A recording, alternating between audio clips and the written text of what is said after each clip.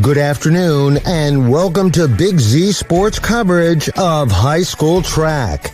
Today, we will showcase boys and girls track teams competing at the IVC Championships at Newcomerstown High School. Our coverage today is made possible thanks to the Kime Company, Tuscarawas Insurance Agency, Right Mark Roofing, and Altman Health. Now, let's head to the action with Big Z Sports.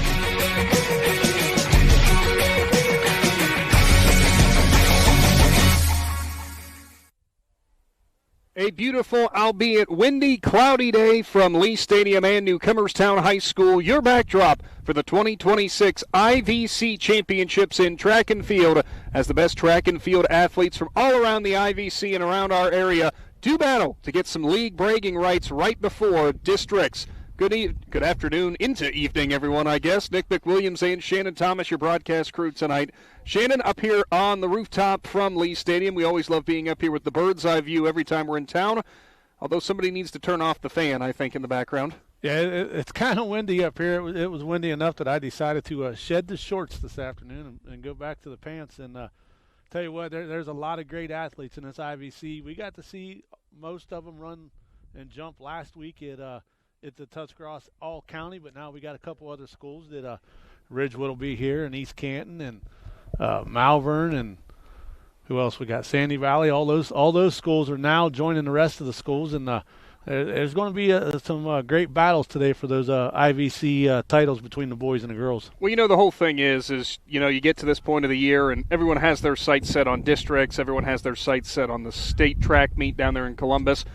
But you know how much it matters. You know how much it means to these athletes for some league bragging rights. I mean, just think, you can carry that badge of honor with you for a long, long time, IVC champion, whether that's individual or as a team. Yeah, also as you see on your screen, the high jump is going on right now for the girls. But, and a lot of people, sometimes the very first things they want to know is, man, I set that IVC record back in 2016. Wonder if it still stands. Or my team won that IVC championship all together as the boys, and those are things that you don't forget. Those league titles and those league records, they mean a lot to these athletes. And like I said, we got a lot of young men and young women today who are going to step up and do some great things. What's funny is I just received a text before we started here asking about one of those records for the IVC championships, if that record still stood, which it didn't. But that's the whole purpose of these records, right? And it's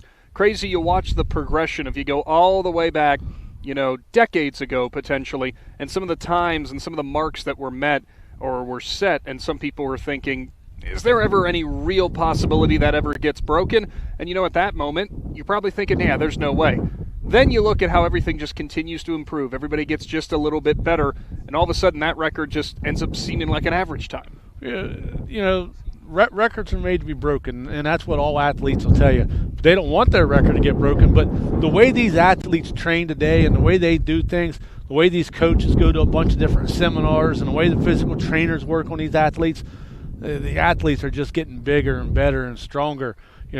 I get impressed when we go to a track meet and we see a record that's been standing since the 1990s, because, listen, that was a special athlete in the 90s, because, back then we didn't do as much as these athletes are doing now, and it's just outstanding performances all the way around when it comes to the how great these athletes are. Yeah, you see on your screen now, we don't have the list, or I could find the list, though, for the long jump for the boys as they are getting some distances down, as it looks like participant from Garaway about ready to go. I have to laugh. You said, you weren't doing that many things in the 90s, or as many things comparatively.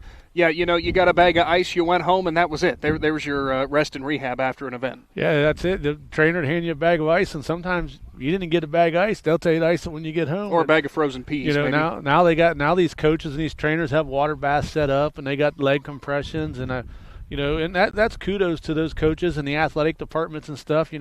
They take good care of these kids. They see a kid struggling, the first thing they do is sit them down.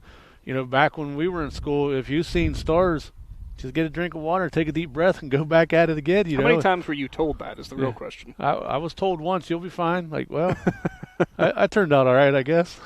Sure, we'll go with that. Field events already getting underway. As you see there on your screen now, the discus and the shot put pit is off to the other side there, back off to the left side. We'll get you updates from that as soon as we can. Of course, we have to wait until those actually go final, and then they bring that list up here. But coming into these field events, there's a lot of intrigue with a lot of these different ones. You saw earlier on with the high jump with the girls, the top seed is Taliana Tosi from Sandy Valley at 5 feet 5 inches. Would have to call her the favorite in terms of seeding, 5 inches higher than the next closest jumper. So I feel like Taliana, it's probably hers right now. She's got to be your front runner. Yeah, but today, a lot of people don't think about it, but this wind makes a big difference in track and field, especially going to do, if you get that headwind coming right at you, it can slow you down on your approach to jump. If you get that backwind, it can help you get a little bit more lift. Some people think, oh, you're exaggerating, but it does help. So maybe the athletes will get a little bit of advantage going against her. Whatever you're talking about, what wind? I'm sure nobody can hear that. Maybe it's just picking it up for us. I'm not really sure. For the boys, high jump as they're getting the pit back ready to go once again for the next competitor. Going to be interesting in that as well, because coming in as your top seed for this event, 21 feet 3.5 inches. Micah Yoder from Garraway has about 2 feet on the next closest, or about 1 foot and 8 inches on the next closest competitor. What a jump for Mr. Yoder. We're going to see if he can best that mark here today. Yeah, and I can remember, I believe it was back in middle school, I watched him jump at the Old Classic, and I was like, he was beating high school kids back when he was in middle school, so very, very good jumper. And other events that are going on with the boys discus as they are officially underway. Your leader in that regard, I do have it. It's listed as 2 different flights, so I think they just have that many competitors or that many throwers. This isn't going to surprise anybody who's been keeping up to date when it comes to IVC track and field, and specifically boys discus. Parker Bowe from Malvern, your top seed, 173 feet 3 inches. Parker could do some pretty incredible things. Yeah, he's just outstanding. Clear back to, don't want to reference to middle school, because middle school and high school is different. But when in middle school, when he won those state championships, he was so much further ahead. I think his throw in the discus in middle school would have placed him probably in the top 10 at state in high school. That's just how special he is at throwing. And also we'll have the boys shot put upcoming here in a little while as I think, they are throwing, it's the girls' shot put that is underway right now out in the far distance away from us here at Lee Stadium.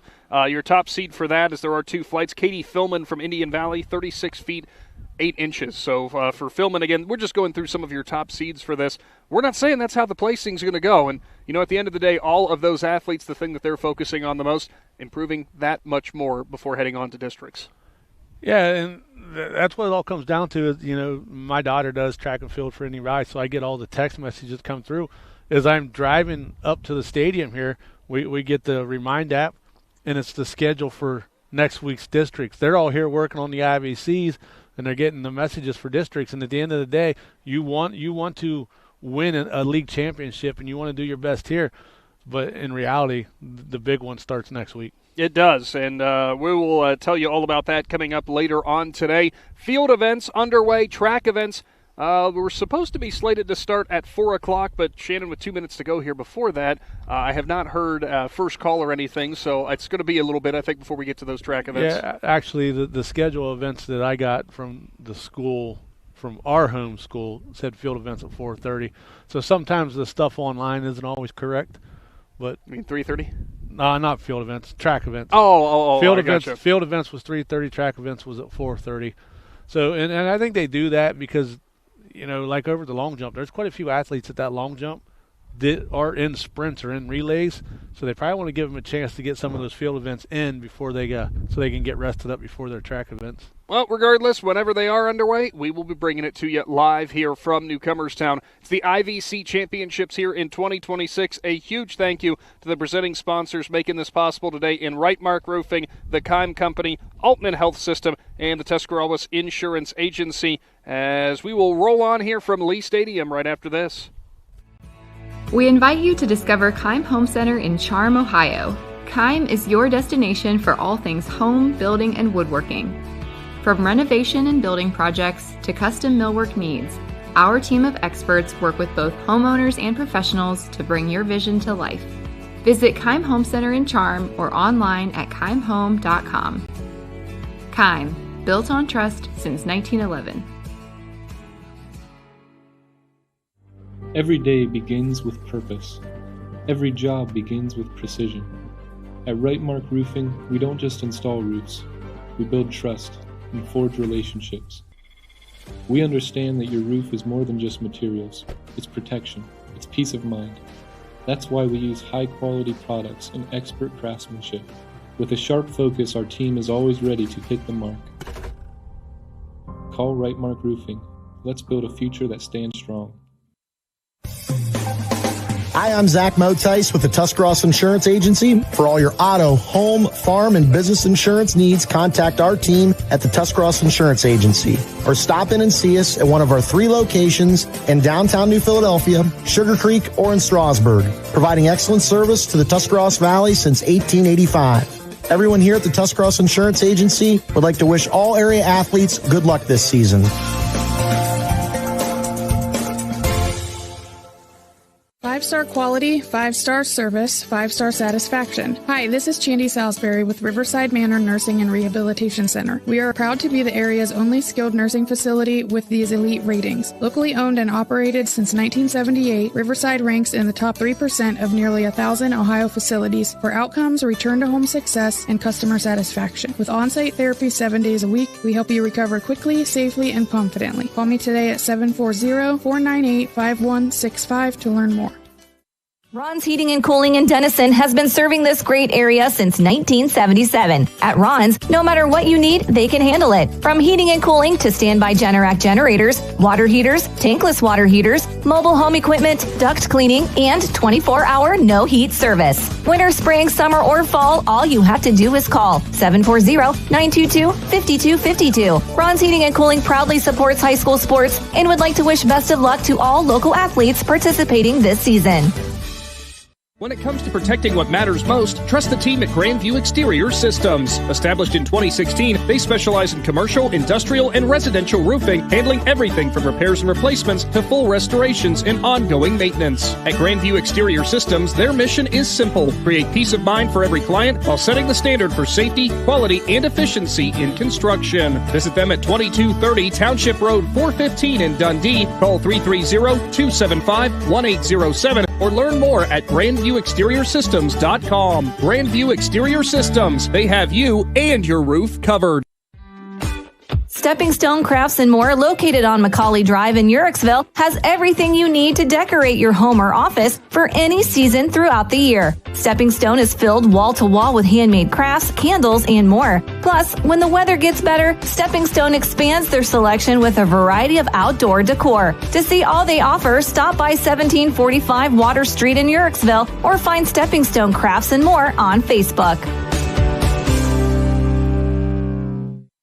Simona Bolteron is a global leader in plastics technology, manufacturing thermoplastic products for industries such as aircraft interior parts, medical device housings, wall coverings, general thermoforming, and many more. Simona Bolteron, a company like a friend, is proud to be a part of the community and wishes all local athletes good luck and have a great year. For more information, visit them online at bolteron.com. Simona Bolteron, 1 General Street, Newcomerstown. Willendale Golf Cart Sales is conveniently located right in the heart of Strasburg on North Worcester Avenue. They are your one-stop shop for easy-go vehicles, Textron off-road vehicles, and Cushman vehicles. Once you choose your cart, then the fun begins at Willendale as they have all the accessories to deck it out. Willendale Golf Cart Sales pride themselves in providing great customer service in their sales, parts, and service departments. To see all the great reviews and to learn more, find Willendale Golf Cart Sales on Facebook. Welcome back to the IVC Championships here in 2026 from Lee Stadium in Newcomerstown. Girls high jump as they are getting some of their heights logged right now. And Shannon, I'm going to strongly advocate for them down here to get one of those like flipboard things that we had at the County Classic so we can tell you where the height is. I'm going to go for an elevator for the press box because I got a feeling the way Adam Sawecki's looking over there, he might have to use Altman Health Systems if this thing goes south in a hurry. Well, don't worry. Adam is, maybe he'll call Zach Motice with Tusk Insurance. But Adam, the bright side is for him because of where the ladder is and everything, and he's tall enough. It's not really a far fall for him. It's just like 3 steps down, basically. He's going to be having a long night himself as he'll be walking around and he'll be posting all of the various different individual champions on the Big Z Sports Facebook page. And we'll also get you the overall team champions. And, if you remember last year, Shannon, I was trying to remember this, who was the one who was taking home the team titles last year? Do you remember? Because I couldn't. Indian Valley Boys, I believe, took home the team title last year.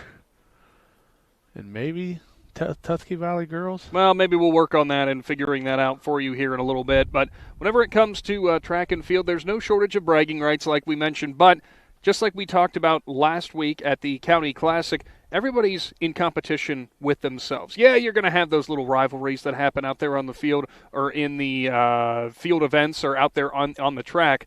But at the end of the day, all you're trying to do is go up against yourself. Yeah, and that's it. It's a team sport. You want to do your part and get as many points as you can for your team. But at the end of the day, it's you against that stopwatch, or it's you against that tape measure. And if you can go out today and PR, then the points will take care of themselves. Well, I do have the team scores from last year. Well, never mind. It's teams attending, so who really knows? We'll get you that update whenever we can. I'm sure somebody who was there last year remembers it for sure. There it is. All right, so for the boys, you were right. It was the Indian Valley boys team as the team champion. For the girls, it was the Tusky Valley Lady Trojans, and they won by a rather large margin. I think they're going to have a great event here today, as they almost always seem to do. Might be getting pushed a little bit, though, because we saw them in competition earlier on this year with some of the other teams out of the IVC, whether that was the Bell Legacy Invitational or the County Classic. They had some stiff competition in a lot of different events. Yeah, they've been in some different ones. Indian Valley's rose up and won a couple different track meets this year, and Ridgewood girls are very strong in the running events. So if you're either one, if you're any of those schools, I think where you got to try to take advantage of is going to be in the field events if you can, because right now in the track events, it's anybody's game, especially when it comes to those relays, because you got Newcomerstown in the relays, who is very good on the girls' side, and then you got Ridgewood. Indian Valley's got a couple good relays, and then the Tusky Valley girls, we just know how strong they are in the relays. So those relays are going to be dog fights. So all those other events is where you're going to have to capitalize on points. Well, and speaking of the relays, yes, we've got very fast teams here tonight. You know what everybody's preaching, though. Hold on to that baton, please. Yeah, and I'm really looking forward. It's going to be the last one of the night, but it's going to be the 4x400 because Ridgewood and Tusky Valley, we thought we were going to get to see them head-to-head up at the Thrilla and Zorvilla, but, an injury kept Ridgewood from having a full team. And we've seen what Tusky Valley was able to do in the finals and a come-behind win in that one. So it's going to be exciting in this 4x4. Well, we're looking forward to all the events upcoming, and we will be getting you those track events when they do officially get underway. As Shannon mentioned, might be a little bit closer to 4:30 when those are supposed to begin. Field events going on out there right now. As you take a look at the discus in the background from us, I always make this comment every single time we're here and every single time we have a live stream, but imagine having that house right there. Just sit on your front porch and you get to enjoy everying. Yeah, and you sit over there and make sure. I'd probably take cones out there to make sure nobody can park right in front of my house. That way you can see it all. Or $5 a piece. Yeah, there you go. Come over for $5. You can sit here and watch. Oh, I was going to say for the parking aspect, but yeah, if you want to. No, you should be coming in here to spend your money to get in. Yeah, I'm not letting somebody park in my grass. Oh, are you one of those ones when it comes to your grass? Well, speaking of which, with grass, Newcomerstown here at Lee Stadium, one of the last or the final few natural grass stadiums for high school football. And man, oh man, am I always surprised year in and year. I shouldn't be surprised at this point, though, just how well it always looks around here. Well, I mean, they got to keep the grass top-notch down here. They got to keep it seeded good. They're probably already getting ready to thatch it for the spring and get it fertilized and water. They got to keep it rooted strong down here with that running game. They can't have grass that just flies out of the dirt. I thought they ran the air raid. Isn't that what we just heard from Coach Dirk Gadden? Yeah, him and Coach John Slesser out there talking about the 5 wide. If that happens, We're gonna say that, yeah, we definitely knew some insider information. Plenty of time to stop on down here today if you want to enjoy the IVC championships. Plenty of events going on tonight. Even when the sun goes down, they'll kick the lights on here at the stadium. Always a fun event. Now, whenever we go into these, though, how much do you think these athletes have in the back of their mind? Some of these events they've already taken on other opponents, earlier on this year. Maybe it's somebody you haven't seen for quite a while. We started off our track and field coverage with the Bell Legacy Invitational. That seems like it's almost been forever ago by now, and I guess by the way that the season goes, it has been forever ago. Yeah, it's been a while ago, but you got to go back to think, like some of these athletes, They faced each other earlier in the season, but now some athletes have come in. For instance, Grady Kinsey from Indian Valley, he didn't start until the Bell Legacy. So some of these schools haven't ran relays against him. So Indian Valley's relay team got a little bit stronger with Grady coming on board. And so you know what everybody can do. Like, we know everybody's going to be chasing certain athletes in certain events, and you know how strong they are. And you got to keep that in the back of your mind, like, you just got to go out and perform without making a mistake. If you can perform without making a mistake, you have a shot. But when you're going against, somebody that's just as good at you as maybe a little bit better, you can't give them advantage by being late in the blocks or, bobbling a handoff. So the mental side of it sometimes can get to you if you start thinking about another athlete. Those track events will be coming up, and, Logan made a great point. We started here for our track and field season. It was the Millburn Relays. Oh, yeah. See, that's why. See, this is why he's the young kid who remembers things. I don't remember stuff. And that's why we brought him on board with Big Z Sports. He's done a great job doing a little bit of broadcasting for us, and looking forward to seeing what he does next year. Coming up, it will be for the track events. No surprise, starting off with the girls 4x800, and this shouldn't be a surprise either. Your top seed coming in here is that Tusky Valley girls team, which we got to see in the County Classic last week. Set another blistering pace. They're at a 9:53.3 is their seeded time. Next closest is Strasburg at a 10:28. So going to take quite the effort from another team to really push that Tusky Valley team. But I have a feeling they're going to be pushing themselves here today because they always find a way to get that little extra edge. Yeah, they just, every broadcast that we have Tusky Valley on, we talk about how strong their girls running program is. They take pride in how well they run. And there isn't too many teams in our area that can go out and run the 800 the way they do. They just they train hard, and how they always say that summer miles bring. I can't remember what it is. Summer miles bring fall smiles for cross country. Something like that. So yeah. It's the same for track season. When you do all that work in the fall for cross country and everything else, it helps you in track season, and they just love to do it. It will be the boys 4x800 after that, and something I'm certainly looking forward to is actually two teams in this top three that we haven't actually gotten to see yet this year, as East Canton will be your top seed at 825-8-7 with Garraway and Malvern very close behind, as is Tusky Valley. That could be a four-team race at the top there. But we'll just have to wait and see. Yeah, four teams race makes it a lot more interesting to watch, and it's always great when you got a couple teams that are very competitive there, and they can put on a good show. As you can see, we have the pole vault action going on the TV screen there, and not sure where the bar's set at, but from right here, I don't think I could clear that. I don't think either of us could do that for sure. Well, stay tuned. We're going to pay some more bills. When we return, we'll bring you more here from Lee Stadium as we get set for the afternoon's track events to get underway, field events. Everybody working hard out there from Lee Stadium. And get subscribed to the Big Z Sports YouTube channel today. Never miss out on a broadcast. We'll be back right after this. We invite you to discover Keim Home Center in Charm, Ohio. Keim is your destination for all things home, building, and woodworking. From renovation and building projects to custom millwork needs, our team of experts work with both homeowners and professionals to bring your vision to life. Visit Keim Home Center in Charm or online at keimhome.com. Keim, built on trust since 1911. Every day begins with purpose. Every job begins with precision. At Right Mark Roofing, we don't just install roofs, we build trust and forge relationships. We understand that your roof is more than just materials. It's protection. It's peace of mind. That's why we use high-quality products and expert craftsmanship With a sharp focus, our team is always ready to hit the mark. Call Right Mark Roofing. Let's build a future that stands strong.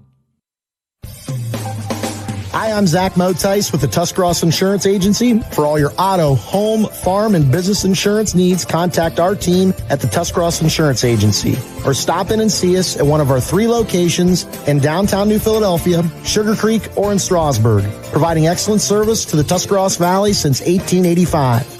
Everyone here at the Tuscarawas Insurance Agency would like to wish all area athletes good luck this season.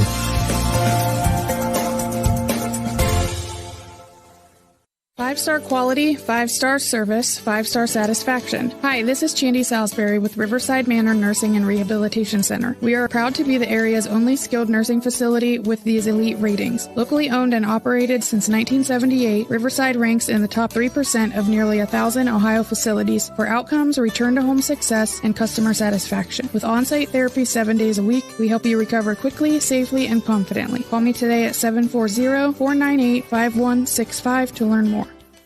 Ron's Heating and Cooling in Denison has been serving this great area since 1977. At Ron's, no matter what you need, they can handle it. From heating and cooling to standby Generac generators, water heaters, tankless water heaters, mobile home equipment, duct cleaning, and 24-hour no-heat service. Winter, spring, summer, or fall, all you have to do is call 740-922-5252. Ron's Heating and Cooling proudly supports high school sports and would like to wish best of luck to all local athletes participating this season.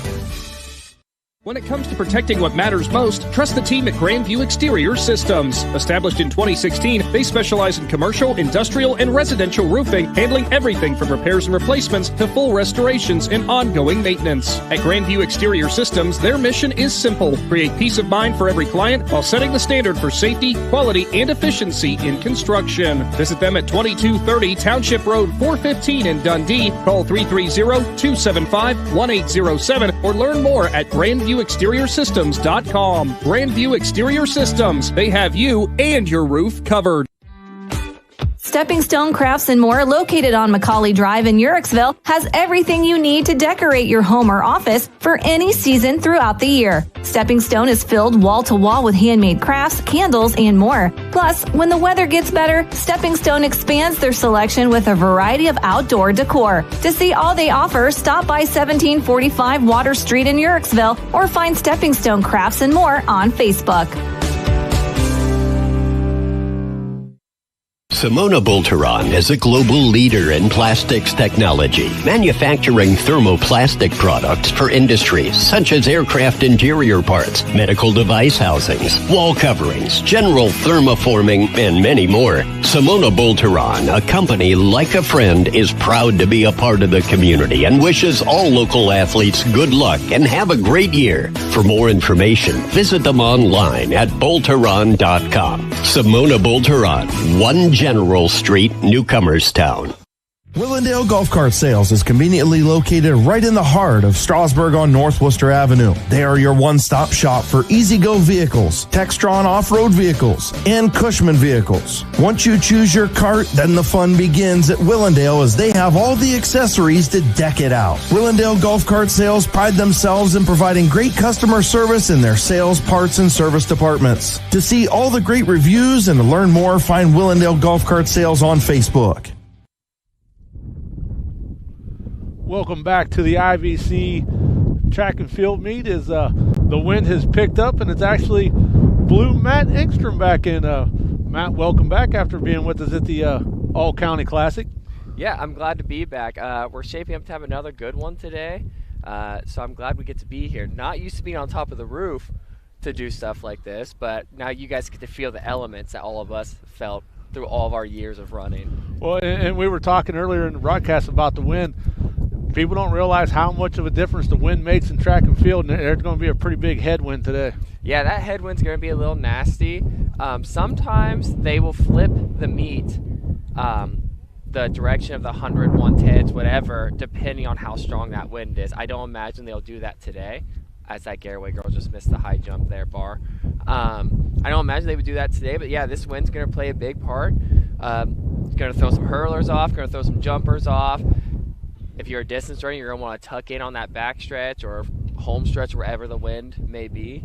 So, yeah, it's going to play a part in it. I think we'll still have some fast times, just maybe not as fast as we would expect across the board. Well, the events that I think of, like we're mentioning with the times, it can help you or certainly hurt you depending on the way the wind's blowing. Pole vault has to be kind of an interesting endeavor whenever the wind's doing this. Yeah, the pole vault would be hard for this just because you're shooting yourself in the air and then you're trying to flip around the bar while trying to read the wind. So the wind's going to be a big part over there at the pole vault. I can't see a flag to see which way the wind's going, but I imagine they're going to be going into a headwind, judging where the pole vault runway is positioned and how the wind feels on my back. I was going to say, certainly feels like it's coming from I'm trying to think what direction that's coming from. I'm just looking at these young ladies' hair, and it looks like it's blow. There's our reference, all the flags that they have when you enter. Oh, yeah, so it looks like there'll be like a head crosswind for the pole vaulters today, which isn't... Super simple to deal with. Yeah, which is not. No, yeah, it's very hard. Like, I feel bad for them. I was riding my bike yesterday, and I had to deal with one of those winds not making up its mind, so I can't imagine how those guys and girls will feel down there today. Well, we were talking about some of the records and such, some of, maybe you could say, the favorites coming in here just for the times that they have logged this season. Specifically, we're talking, with the 4x800, the events that are going to be kicking things off. The hurdles events that will be coming up after that for the girls' 100-meter hurdles. Your top-seeded runner, according to times coming in here, Gianna Miles of Indian Valley, but there's almost nothing in it between her and Sydney Hollenstein from Sadie Valley at a 16:43, then Natalia Wallach with a 16:7. So that should be a very, very fun matchup starting things off in the third event. Yeah, it's going to be fun. I was looking through the heat sheets earlier today, and not to skip the hurdles, but that 4x on the boys' side is going to be a barn burner. You have East Canton, who's ranked in the top 25. I believe I wrote down they are 13th for Division 5. And you have the Garaway boys who are putting together an A team, which they did not do at the county meet that we covered. So they'll have an A team in there. You have Malvern and Tusky Valley all in the running there. So that'll make for a good three-way matchup there. And then, like you said, the hurdles. The hurdles are going to be fun, especially in weather like this. I know they may not think it's fun, but as fans, you like to see the races going on there. Well, I don't want to take nothing away from anybody else here, but I'm going to, if I get to pick first, I'm going with Carson Hostetler on the boys' side. Why ever would you do that? Why do you get to pick first? Wait a second. I'm the oldest. Yeah, Carson on the boys' side for the hurdlers. He is by far the favorite. For both those events. I think I wrote down here, I got to flip my page and protect myself from the wind. He is ranked second in the 110 hurdles and first in the 300 for Division 3, especially with that nasty 110 time he threw down last week. So that, I believe both those times also put him top 5 in the state as a whole through all 5 divisions too. Yeah, that race at the County Classic was just outstanding. He got out of the blocks good, and that's what it comes down to. If you're racing against Carson today, you got to get out hard with him and maybe force him into a mistake. I mean, he sometimes it's a mental game, and if you can make him lose his focus, which last week at the Classic, Hughes was beside him and Hughes was running through every hurdle and it didn't distract him. So.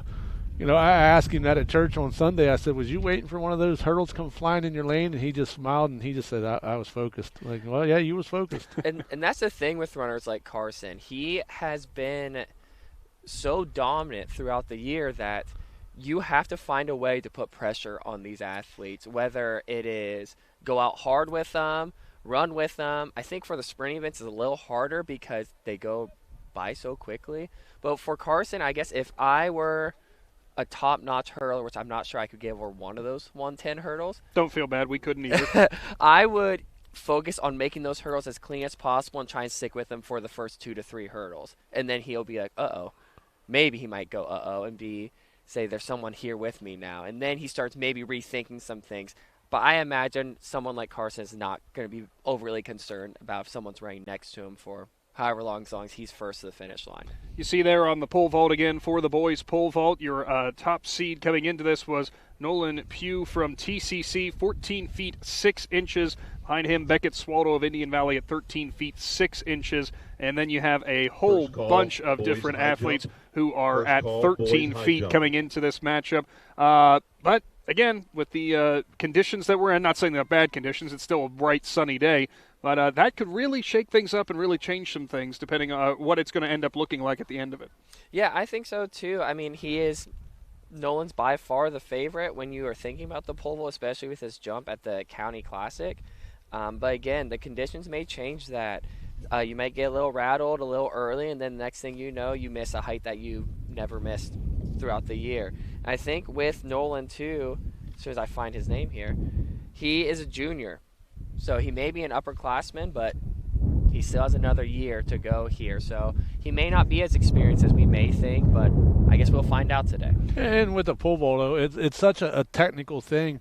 You know, if you don't get your hand twisted the right way or you get your body twisted the right way, then all of a sudden you come up short and you knock the bar down. So, you know, the pole vault sometimes, even though there's a big difference sometimes in PRs, all it takes is one little slip up and the field is closed. Yeah, you just need to make sure you don't have that slip up with the pole vault, because it is a game of inches, as a lot of people would say. But for pole vault and high jump and long jump here on the track and field world, it is centimeters. Now, we want to remind everybody that, yes, this is actually May 14th. And no, it does not deceive you what you're seeing on the screen. Everybody, heavy jackets, pants, sweatpants, all that kind of stuff. We are layered up to be up here today because it's shocking how this wind blowing is actually making it feel out here. But, boy, I don't know if you guys agree with me on this, but thankfully this event's not going on, I think it's supposed to be Monday. We crossed the 90-degree mark already. That would be way worse than this. Especially if we're sitting up here on top of a flat roof with a black top. Yeah, we may have it bad, but the athletes down there on the track would have it worse because of the track and the heat coming off it. Track temperature is always a little different than field and stand temperature. On Monday, I believe, starts Division 5 district prelims, so there will be kids running in that. No, thank you. But, you know, it takes a special kind of athlete to compete in track and field, and you get to see some of those special athletes coming up here as we'll have those track events starting off in just a little while, as we'll get you the initial results from the field events as those continue to keep going on here. And, Shannon, coming up this week, you know, we see in the background the baseball team out there for Newcomerstown practicing. Outside of this event with track and field, we've got a whole bunch of stuff coming up next week. Adam, of course, will have that released on the Big Z Sports Facebook page coming up on Monday.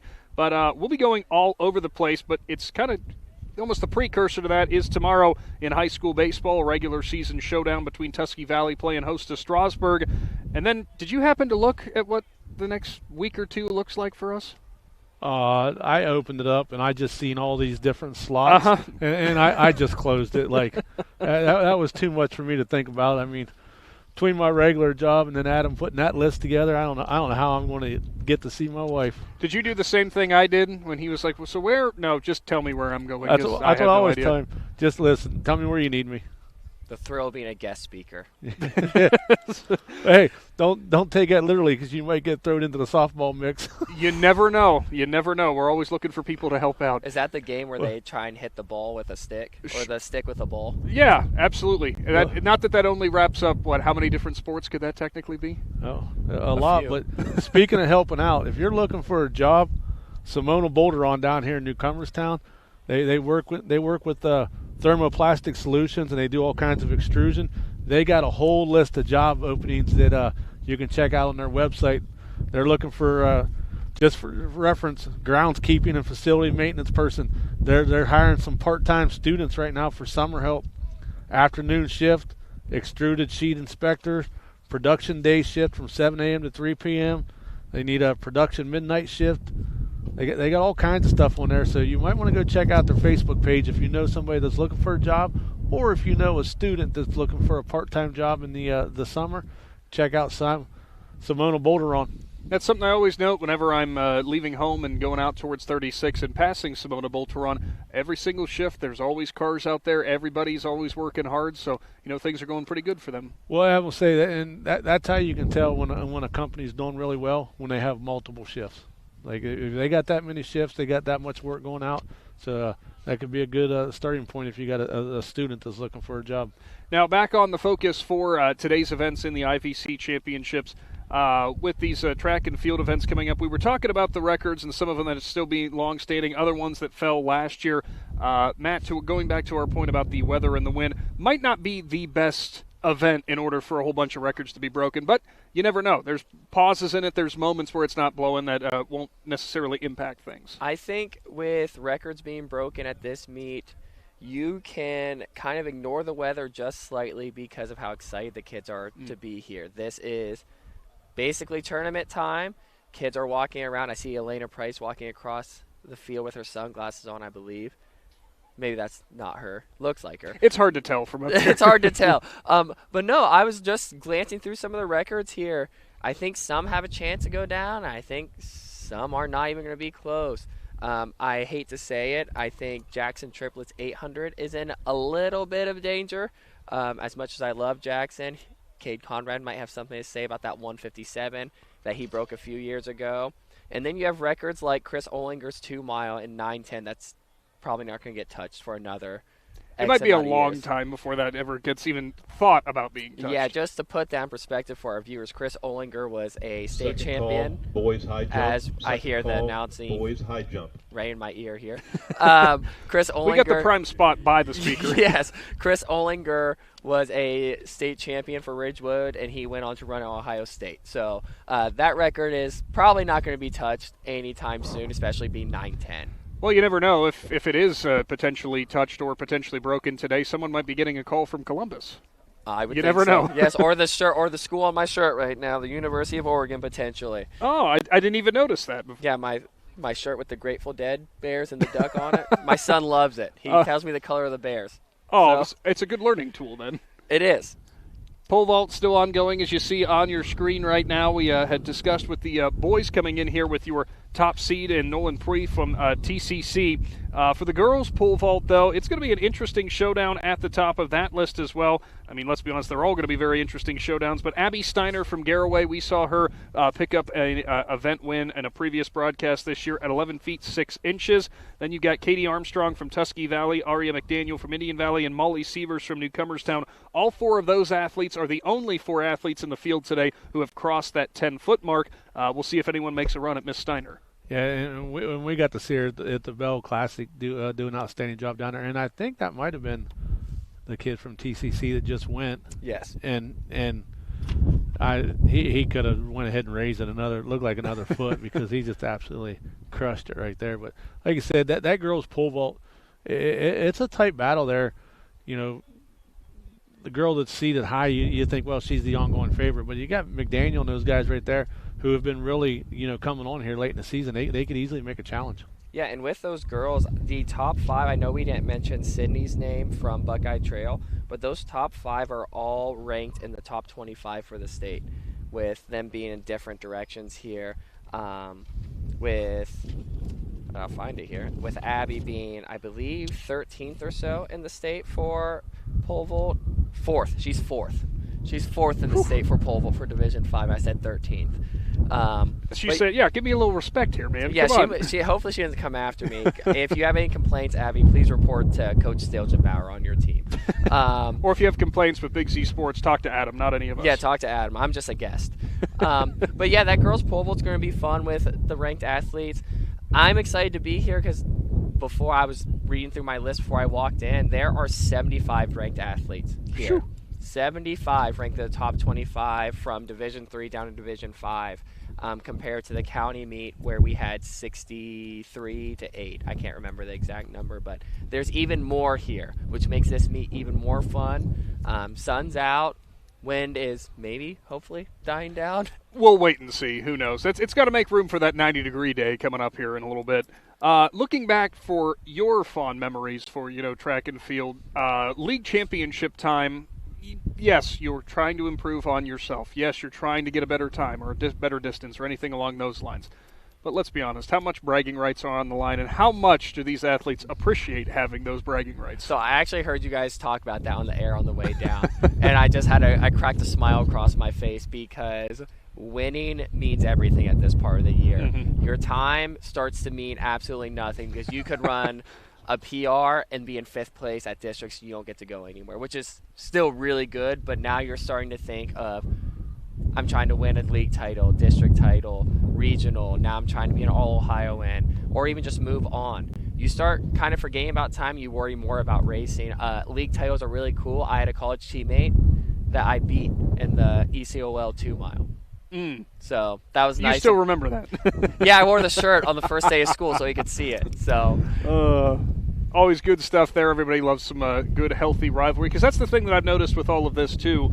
It all seems to be very good, healthy rivalries. Everybody, they might be fierce competitors out there whenever the events are ongoing, but they're the first ones to, give each other a hug or a high five or something once they cross the finish line. Yeah, especially if you watch some of the young men out there. They will congratulate each other the moment they finish the race, or you'll see them walking around with each other pre-race where, you think about that, like football or basketball games, you're not really seeing these guys and gals warming up or shooting some free throws together. They are not talking to each other. And that's the beauty about track and field. You can race someone competitively and fiercely and still talk to them before and after the race. Some athletes may not. That just might be their demeanor, but track and field is a great sport for that.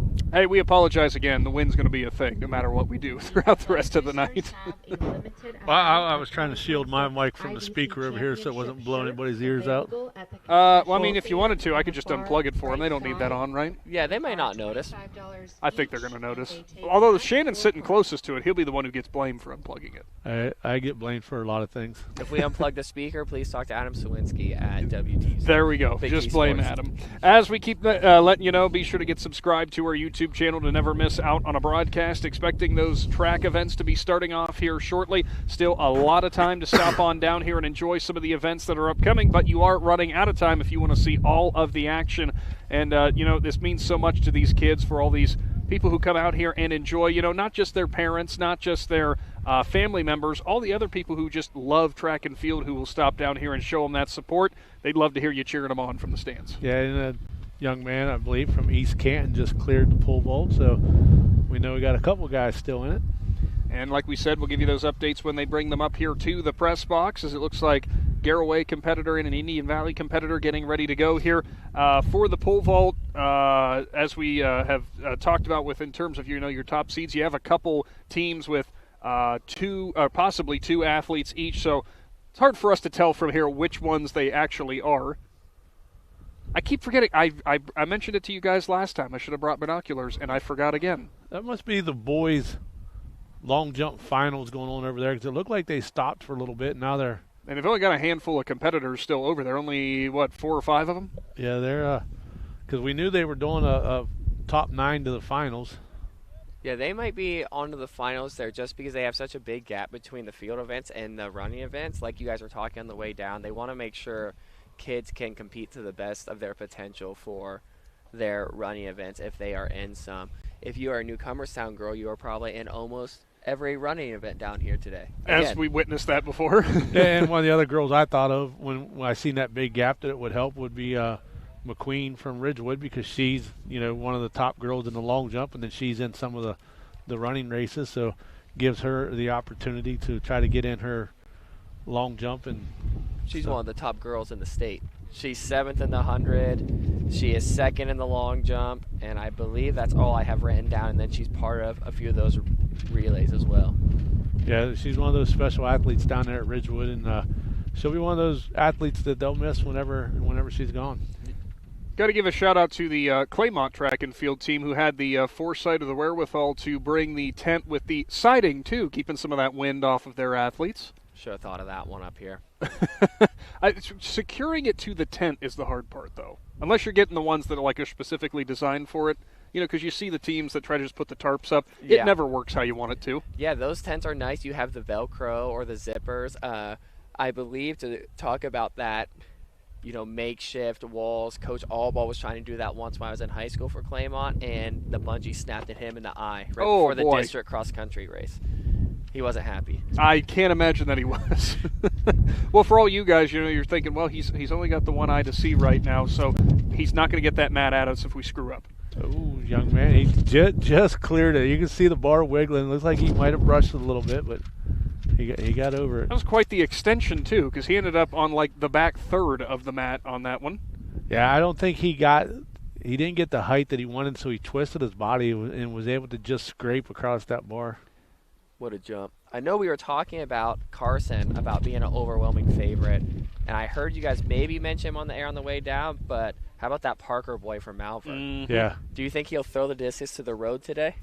You know, I've often wondered if there was ever going to be a competitor to be able to do it, and part of me thinks that Parker Bowe could be the one to do that. Well, and all the guys out there that's going against him, they're probably hoping they get a big headwind right when he gets ready to throw, and then the wind die when they're up. They might need a tornado for him to blow that the wrong way. I was going to say, even with the headwind, he might still be at the top mark.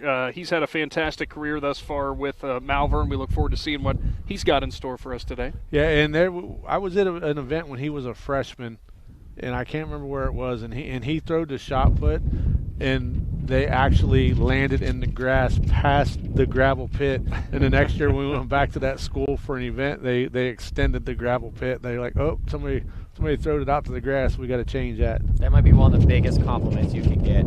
You had to change an entire venue just because of how good you was doing. They had to do that with Joey Farthing over at Dover at the long jump because he landed on the cement, and they go, we got to do something about this. So the very next week, I believe it was already extended. When you think about that, too, because, I mean, we can see from up here where the starting point is or where their launch point is for the long jump, and you see how far away the end of that pit is. And I know it's not necessarily a uniform distance as far, but you just want ample room for a good landing. But I would imagine at Dover, it was probably a similar distance to what we've got here. Very similar. I actually think from my days of coaching for TCC that long jump board down there for Newcomerstown is back a little farther than what normal board is. Not that it makes that big of a difference. If you jump 17 feet, it's still 17 feet. You just land farther back in the sand. And sometimes that messes with some athletes, which is interesting for Newcomerstown because a lot of these athletes on the girls' side, Division 5 girls will be back here next week for districts, and Division 5 boys will be going down to Nelsonville. Ooh, I think we could ask them, which one do you prefer? Coming to Newcomerstown, going down to Nelsonville? I think we're going to know the answer. Yeah, I think they'd say Newcomerstown just for the drive here. It's been a little while since we've made that trip. Wasn't that a football game or something we went down there, and we never thought we were going to get there? Hey, we've hit Athens. You're still not close yet. No. We've taken some interesting road trips. Well, coming up, we've got the track events that are going to be underway. We'll give you some more details on what you can expect in today's IVC championships. And we all appreciate you for tuning in here with Big Z Sports. And thanks to all of our great presenting sponsors. As always, updates are also going to be available on the Big Z Sports Facebook page. Stay tuned. We'll return right after this. We invite you to discover Keim Home Center in Charm, Ohio. Keim is your destination for all things home, building, and woodworking. From renovation and building projects to custom millwork needs, our team of experts work with both homeowners and professionals to bring your vision to life. Visit Keim Home Center in Charm or online at keimhome.com. Keim, built on trust since 1911. Every day begins with purpose. Every job begins with precision. At Rightmark Roofing, we don't just install roofs. We build trust and forge relationships. We understand that your roof is more than just materials. It's protection. It's peace of mind. That's why we use high-quality products and expert craftsmanship. With a sharp focus, our team is always ready to hit the mark. Call Rightmark Roofing. Let's build a future that stands strong. Hi, I'm Zach Motice with the Tuscarawas Insurance Agency. For all your auto, home, farm, and business insurance needs, contact our team at the Tuscarawas Insurance Agency or stop in and see us at one of our 3 locations in downtown New Philadelphia, Sugar Creek, or in Strasburg, providing excellent service to the Tuscarawas Valley since 1885. Everyone here at the Tuscarawas Insurance Agency would like to wish all area athletes good luck this season. 5-star quality, 5-star service, 5-star satisfaction. Hi, this is Chandy Salisbury with Riverside Manor Nursing and Rehabilitation Center. We are proud to be the area's only skilled nursing facility with these elite ratings. Locally owned and operated since 1978, Riverside ranks in the top 3% of nearly 1,000 Ohio facilities for outcomes, return-to-home success, and customer satisfaction. With on-site therapy 7 days a week, we help you recover quickly, safely, and confidently. Call me today at 740-498-5165 to learn more. Ron's Heating and Cooling in Denison has been serving this great area since 1977. At Ron's, no matter what you need, they can handle it. From heating and cooling to standby Generac generators, water heaters, tankless water heaters, mobile home equipment, duct cleaning, and 24-hour no-heat service. Winter, spring, summer, or fall, all you have to do is call 740-922-5252. Ron's Heating and Cooling proudly supports high school sports and would like to wish best of luck to all local athletes participating this season. When it comes to protecting what matters most, trust the team at Grandview Exterior Systems. Established in 2016, they specialize in commercial, industrial, and residential roofing, handling everything from repairs and replacements to full restorations and ongoing maintenance. At Grandview Exterior Systems, their mission is simple: create peace of mind for every client while setting the standard for safety, quality, and efficiency in construction. Visit them at 2230 Township Road 415 in Dundee. Call 330-275-1807 or learn more at GrandviewExteriorSystems.com. Grandview Exterior Systems. They have you and your roof covered.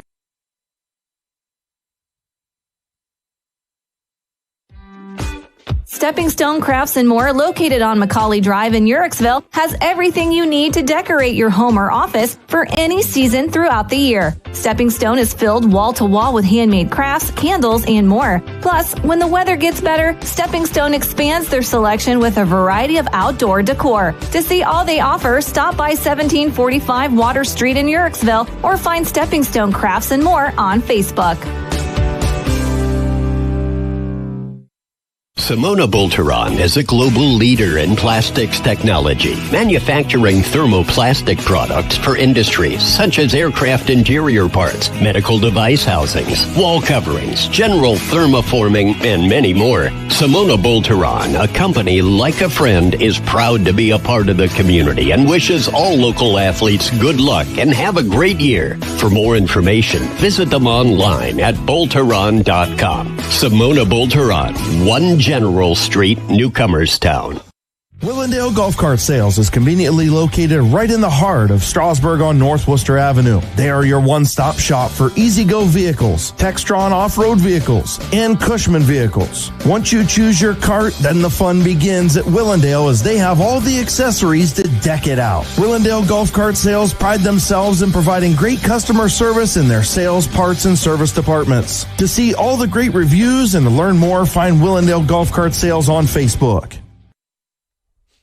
Welcome back to Newcomerstown High School. Still awaiting the start of our track events for the day. More athletes shifting around and getting ready as they continue to warm up. Of course, as we keep reminding you, get subscribed to the Big Z Sports YouTube channel. Follow along with all the action on our Facebook page as well. Discus for the boys. Looks like only a handful of competitors still standing out there, continuing to get their distances. Shot put ongoing as well. Pole vault, high jump, long jump, all the field events still ongoing. They are dwindling down the field in the boys' long jump. I'm not sure who the competitor was for East Canton who just went a moment ago, but you know, normally when I'm thinking high jump, I'm thinking usually an athlete who's got a little bit more height, usually has a little bit more height for more length, for more of a launch. That East Canton boy, he's not exactly the tallest, but boy, what a distance did he get. We'll have to get you that update whenever we find out what he was able to log. Yeah, for the long jump, it's just about speed down the runway. It doesn't really matter how tall or short you are. You just get down the runway and you get in the air and flying as far as you can with the speed there. I had a girl that I coached at TCC she said she was 5 foot, but I didn't believe her. But she had some pretty good jumps in practice, outside of practice, and she was 4'11" at best. I mean, you guys, you didn't bring out the tape measure to figure that out? I don't think she wanted me to. I wouldn't be surprised by that at all. I always like how over at the long jump pit, how they can mark off their steps, and then they'll jump, and then their coach will be like, move it back a quarter. And they'll move, and then they'll be perfect right on that board at the launch. Is just, and that's just one of those things where you got to be consistent every time, because if you're not consistent every time and your coach tells you to make an adjustment, well, now you completely messed up because you shorted yourself the run before. Yeah, the biggest thing with adjusting the steps with the long jump is to make sure the speed is consistent, and obviously you want to be as close to the front of the board as you can without crossing it. And that's kind of like where the adjustment comes up. You can be as little as a quarter inch, and a coach might tell you take a whole step. forward or a whole step back because you look slow down the runway. And that's just trying to get the athlete to maximize it from our point of view. Now, in today's world, you might have some people taking some videos to kind of see, and the athletes can kind of see themselves. Even just looking a different direction with the long jump kind of like affects those steps. You want to keep everything the same when you're doing that. All about that repetition. Speaking of fields that are dwindling down for the boys pole vault, only a handful of competitors, it looks like, still out there as well. And bar has been raised quite a distance higher. Yeah, looks like that might be Beckett Swallow that might be getting ready to go now for Indian Valley. Yes, that would be him. It looks like it's him, the East Canton boy. Look, there's a Tusky Valley boy. Nolan is standing there behind the goalpost. And the Garaway boy is also standing there. So it looks like we have about 5 competitors left there, if I counted that correctly. If I didn't, I'm a gym teacher to our audience. Please give me some slack here. But let's see if Beckett can get over this height here. Oh, what a great jump. That was perfect all the way around. He had plenty of hip clearance over the top of that, so he'll look good for the next few heights here. Not quite sure what the height's on over there. Do they have a sign? They do not have the flip cards like they had at the County Classic. Yeah, so you know what we need to do? We need to buy our own and bring them with us and be like, hey, you got to use this when we're here. We could talk Adam into doing that. I bet you there's an app on our phones that we could measure the distance from here. It wouldn't surprise me. The only problem is, do you know? Okay, wait. Now we have to clue Matt in on the fun story about pole vault that happened when we were at Indian Valley a couple years back. And it still gets brought up every time we're there. Do you know? So Adam was standing down by the pole vault that would count as a miss for Nolan there because he crossed the plane. When we were at Indian Valley, I believe it was the initial Bell Legacy Invitational that we were down there. Longtime pole vault coach for Indian Valley, Coach Buzz Bell, was standing down by the pole vault area, and Adam was trying to give us an update as to what the bar was set at. He was standing down there and was going to – actually, we had the wireless mic that he was calling it up to us. And they were moving the extensions back and forth. Yeah, and Coach Bell said 36 feet, as in, I believe – to add to your point. The extensions. Yeah, and Adam heard 36 feet and told us on air, he goes, well, yeah, they're set at 36 feet. Coach Bell whipped around and said, whoa, no. So according to Adam, they were attempting a 36-foot vault. Do you hear my silence there? Give him some grace. Adam was a baseball player. He was a baseball player. He was a softball coach. Just give him some grace on that. Oh, yeah, for sure.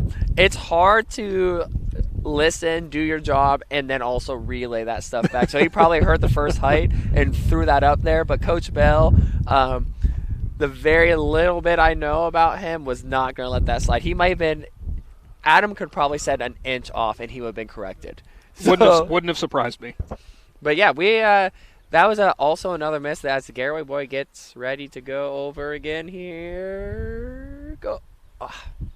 Yeah, another miss there. Now, we've had 3 straight competitors. It's almost that initial launch up in the air, just not really quite getting the same type of speed or, bend on the pole. They're not getting the same type of – if it would be up to me, I would guess that they're not getting the same type of launch right at the end there. It looks like the Garaway coach is going over it with him. And sometimes, an athlete gets up there and they just bail out because they're not sure they're going to hit it. And, it's better to make – if you know you're going to miss, it's probably better to not land on the bar versus just going under and landing on the mat. Because for those who don't know, landing on that bar is not fun. Whether it's a high jump, a pole vault, it's not a comfortable feeling on your back there. Not at all, as Pui from TCC gets ready to go again.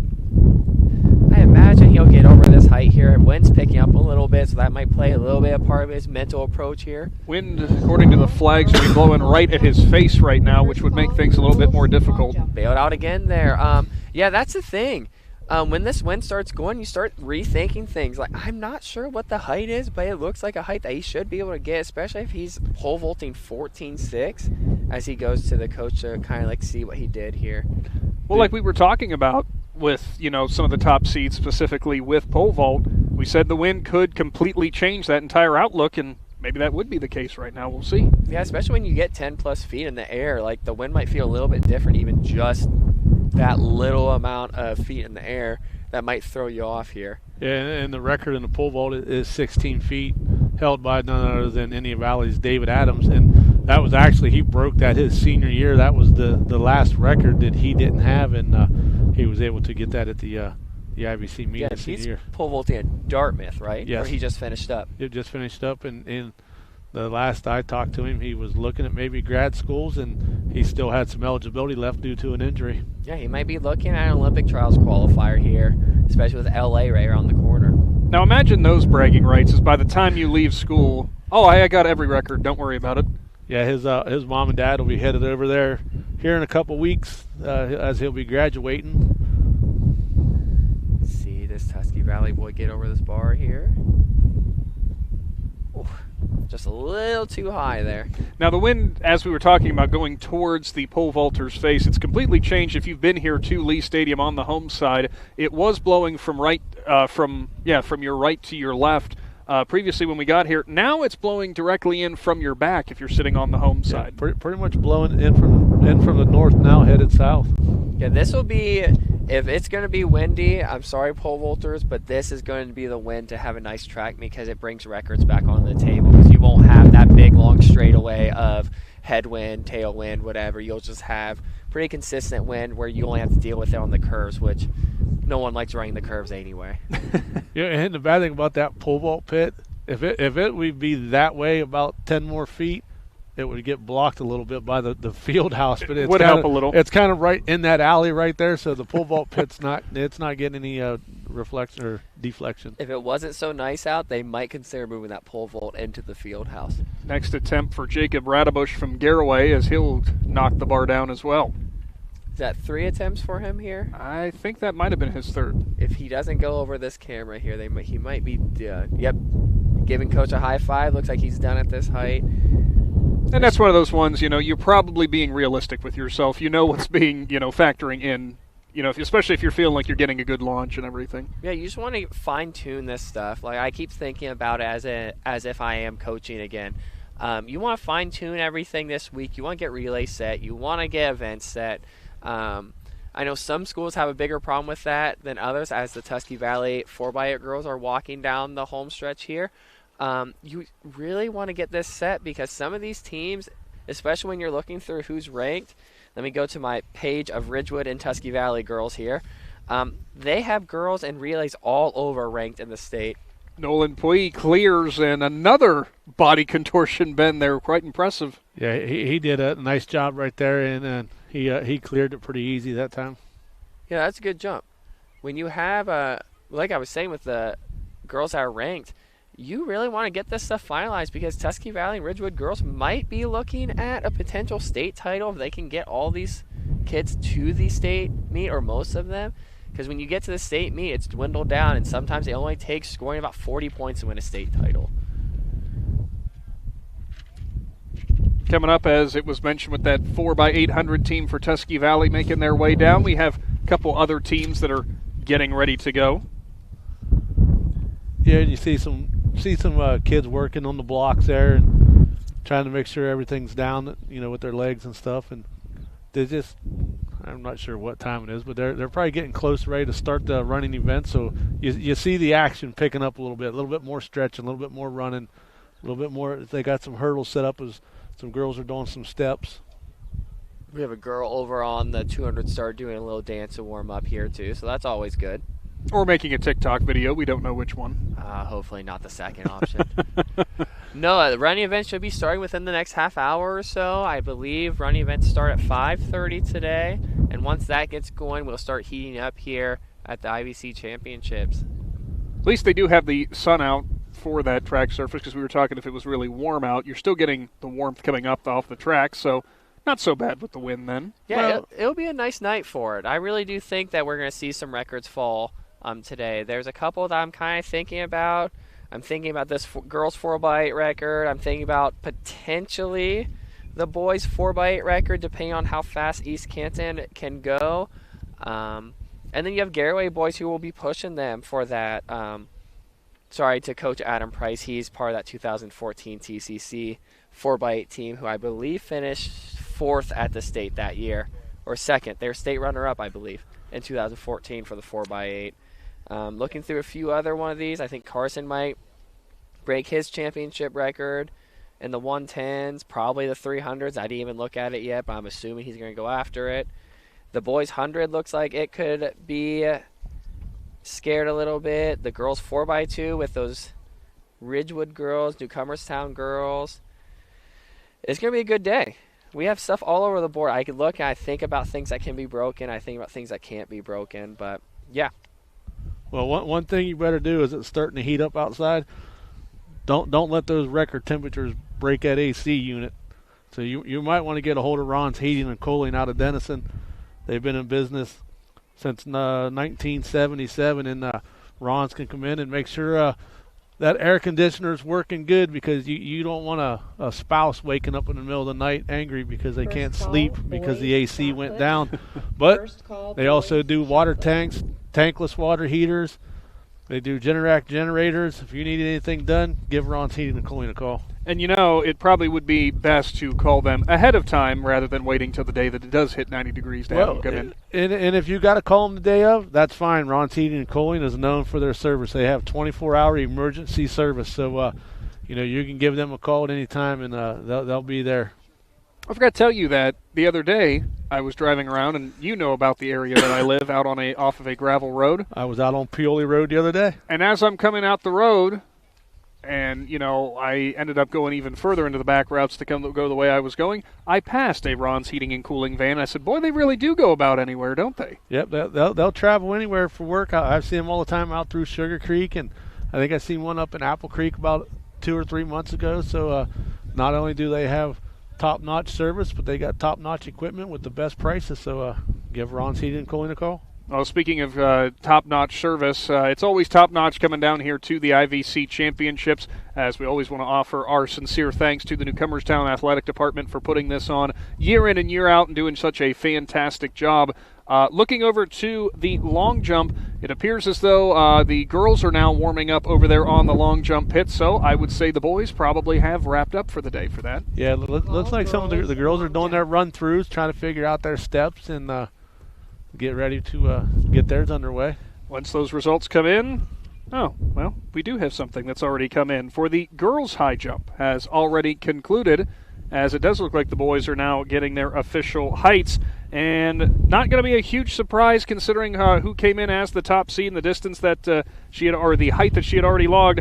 Taliana Tosi, the freshman from Sandy Valley, clears a 5-foot mark. Good enough for the IVC Championship, so we have our first individual champion to crown.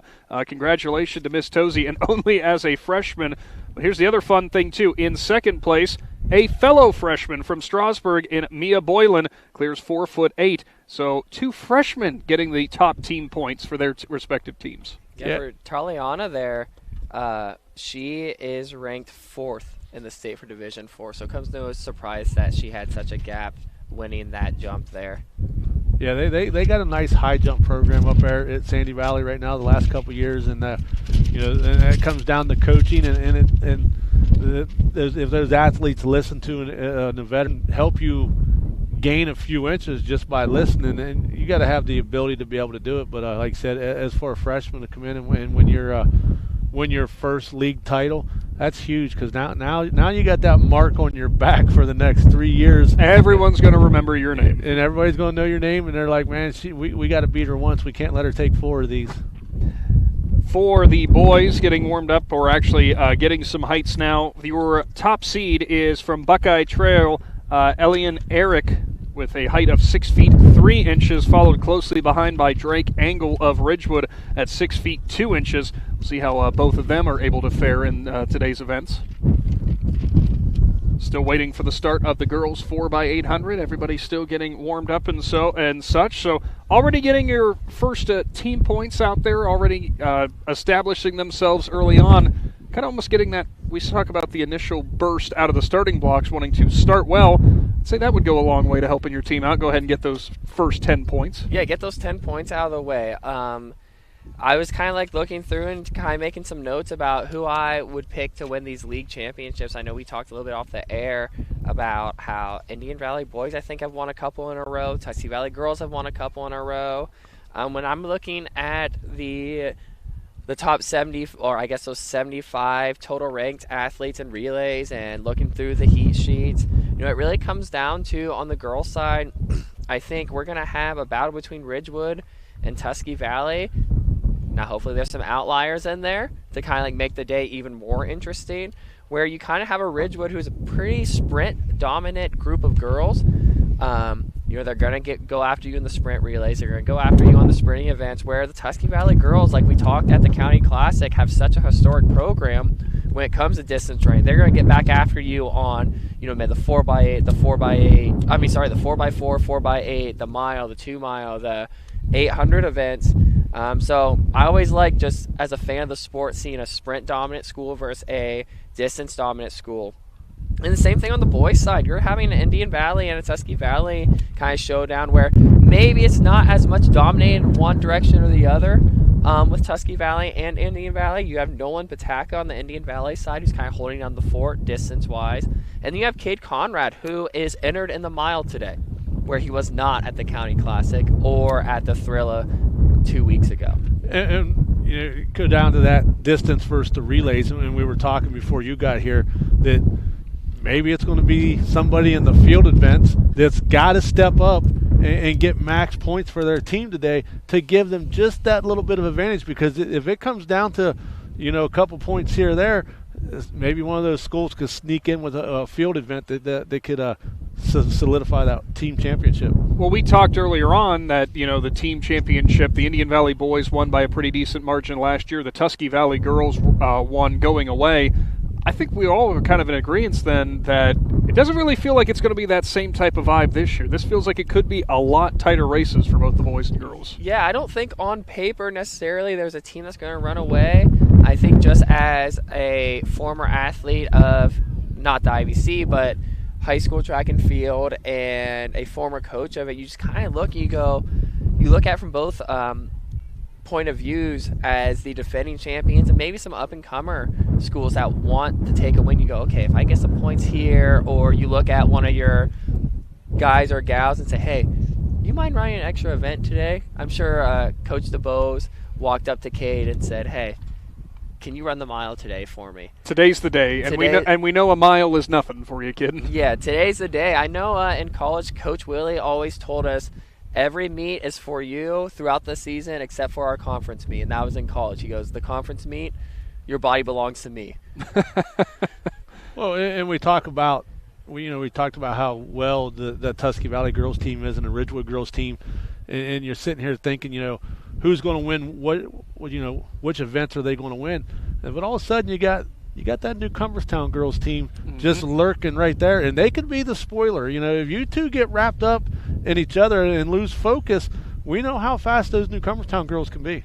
Oh yeah, if they can maximize points, if they can go out here and win the 4x1, the 4x2, they win the long jump, they win some individual or place second, you're taking points away from those Tusky Valley girls or those Ridgewood girls that maybe they were banking on a 10-point in the 10-point performance in the 4x1, and then all of a sudden they get 6.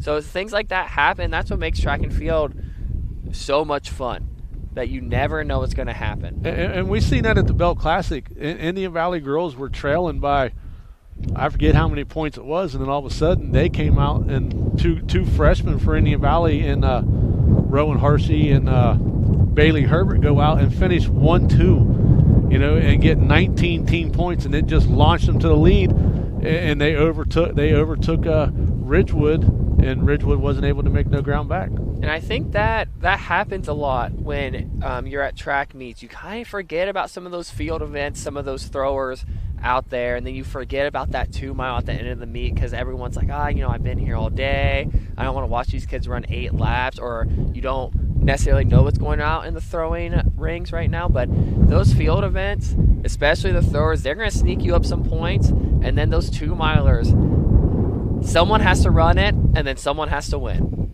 and then someone has to score the point. So all of a sudden, you have, just like Shannon said, you get 18 points with a first and second place finish, and next thing you know, you're in the running again. It's amazing how fast it can change, and we always talk about, I think that is always the assumption is, we see the events that are happening on the track. Everybody in the stadium gets to see what's happening on the track, and it almost allows you to lose track of what's happening in the background in terms of those field events.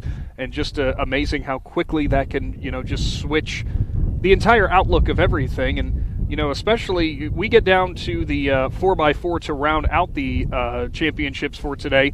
Always such a fun event, but the last couple of meets we've been at, other than, I think, was it the Thrilla, or it was the Thrilla in Zorvilla, where that 4x4 actually could have kind of shook up some things, changed some things, and boy, is it such a different attitude or a different vibe whenever you get down to that final race of the night, and it really can determine that team championship. Yeah, that's always fun, especially when it's down to the 4x4, especially when I'm looking at these entries, and on the Indian Valley boys I see Carson Hostetler on it, where he was not at the county meet. And you're looking at the Tusky Valley boys, they have Cade Conrad again on the anchor leg there, where we saw that the Thrilla, where maybe if Indian Valley's a little closer, that's a really interesting race there. And the meet record's 3:29. It looks like both those teams could go after that today. Yeah, the Indian Valley boys and I won't say boys, the Indian Valley and Newcomerstown held their senior night meet together this week down in Indian Valley, where they honored the seniors from both schools. And I was there in attendance, and there was a lot of athletes not running events that they normally run because they trained for what's about to happen today, so the coaches used them where they needed to be. It's more or less just kind of like a practice, sitting there watching, and like I said, to see how this meet's going to unfold today with, like you said, like your college coach told you, pretty much all year long, these coaches take care of you, do what you got to do. But today we're about team, we're about school, we're about championships, and we're going to go after it. Now is the time to go, so to speak. Yes, now is the time where you sacrifice everything you can for the team. As Sammy Ward's running down this straightaway, she will definitely be one of those athletes doing it. I know she's in the 800, I know she's in the 4x8, and I know she's in the 4x4. She's going to go out here and she's going to represent for the school. She's going to be one of those athletes that's very busy all day again. We were giving her dad, an incoming athletic director and girls basketball coach, Matt Ward, a hard time after the County Classic because here comes Coach Ward. He's on his way to the car, and probably 10 or 15 feet behind him, struggling to get to the car, is Sammy after the event. And I said, Coach, you're not even going to carry her to the car? Come on. Yeah, poor Sammy. He said, no, she can pave her own way. It's fine. I know she actually didn't end up running the Open 800 that night, but she ran the 4x8 and she ran the 4x4, so, another busy day for her. But, yeah, probably should have carried her dad. or at least took her and got her ice cream. There you go. Could have done that. I'm sure she did. Well, stick around. We're going to return here to Lee Stadium in just a little bit as the IVC Track and Field Championships roll on. Upcoming will be those track events. Still, the only event that has been completed is out of the field events in the girls' high jump, as freshman Taliana Tosi from Sandy Valley is your IVC champion in the girls' high jump in 2026. Stay tuned. Big Z Sports is back right after this. We invite you to discover Keim Home Center in Charm, Ohio. Keim is your destination for all things home, building, and woodworking. From renovation and building projects to custom millwork needs, our team of experts work with both homeowners and professionals to bring your vision to life. Visit Keim Home Center in Charm or online at keimhome.com. Keim, built on trust since 1911. Every day begins with purpose. Every job begins with precision. At Right Mark Roofing, we don't just install roofs. We build trust and forge relationships. We understand that your roof is more than just materials. It's protection. It's peace of mind. That's why we use high-quality products and expert craftsmanship. With a sharp focus, our team is always ready to hit the mark. Call Right Mark Roofing. Let's build a future that stands strong.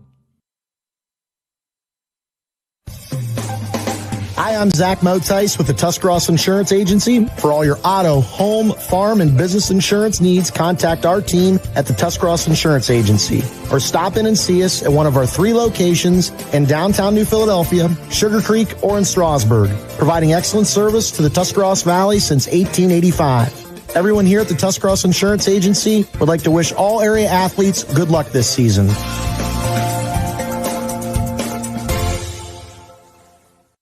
5-star quality, 5-star service, 5-star satisfaction. Hi, this is Chandy Salisbury with Riverside Manor Nursing and Rehabilitation Center. We are proud to be the area's only skilled nursing facility with these elite ratings. Locally owned and operated since 1978, Riverside ranks in the top 3% of nearly 1,000 Ohio facilities for outcomes, return to home success, and customer satisfaction. With on-site therapy 7 days a week, we help you recover quickly, safely, and confidently. Call me today at 740-498-5165 to learn more. Ron's Heating and Cooling in Denison has been serving this great area since 1977. At Ron's, no matter what you need, they can handle it. From heating and cooling to standby Generac generators, water heaters, tankless water heaters, mobile home equipment, duct cleaning, and 24-hour no-heat service. Winter, spring, summer, or fall, all you have to do is call 740-922-5252. Ron's Heating and Cooling proudly supports high school sports and would like to wish best of luck to all local athletes participating this season. When it comes to protecting what matters most, trust the team at Grandview Exterior Systems. Established in 2016, they specialize in commercial, industrial, and residential roofing, handling everything from repairs and replacements to full restorations and ongoing maintenance. At Grandview Exterior Systems, their mission is simple: create peace of mind for every client while setting the standard for safety, quality, and efficiency in construction. Visit them at 2230 Township Road 415 in Dundee. Call 330-275-1807 or learn more at GrandviewExteriorSystems.com. Grandview Exterior Systems. They have you and your roof covered. Stepping Stone Crafts and More, located on Macaulay Drive in Uricksville, has everything you need to decorate your home or office for any season throughout the year. Stepping Stone is filled wall to wall with handmade crafts, candles, and more. Plus, when the weather gets better, Stepping Stone expands their selection with a variety of outdoor decor. To see all they offer, stop by 1745 Water Street in Uricksville or find Stepping Stone Crafts and More on Facebook. Simona Bolteron is a global leader in plastics technology, manufacturing thermoplastic products for industries such as aircraft interior parts, medical device housings, wall coverings, general thermoforming, and many more. Simona Bolteron, a company like a friend, is proud to be a part of the community and wishes all local athletes good luck and have a great year. For more information, visit them online at bolteron.com. Simona Bolteron, 1 General Street, Newcomerstown. Willendale Golf Cart Sales is conveniently located right in the heart of Strasburg on North Worcester Avenue. They are your one-stop shop for easy-go vehicles, Textron off-road vehicles, and Cushman vehicles. Once you choose your cart, then the fun begins at Willendale as they have all the accessories to deck it out. Willendale Golf Cart Sales pride themselves in providing great customer service in their sales, parts, and service departments. To see all the great reviews and to learn more, find Willendale Golf Cart Sales on Facebook. We invite you to discover Keim Home Center in Charm, Ohio. Keim is your destination for all things home, building, and woodworking. From renovation and building projects to custom millwork needs, our team of experts work with both homeowners and professionals to bring your vision to life. Visit Keim Home Center in Charm or online at keimhome.com. Keim, built on trust since 1911. Every day begins with purpose. Every job begins with precision. At Rightmark Roofing, we don't just install roofs. We build trust and forge relationships. We understand that your roof is more than just materials. It's protection. It's peace of mind. That's why we use high-quality products and expert craftsmanship.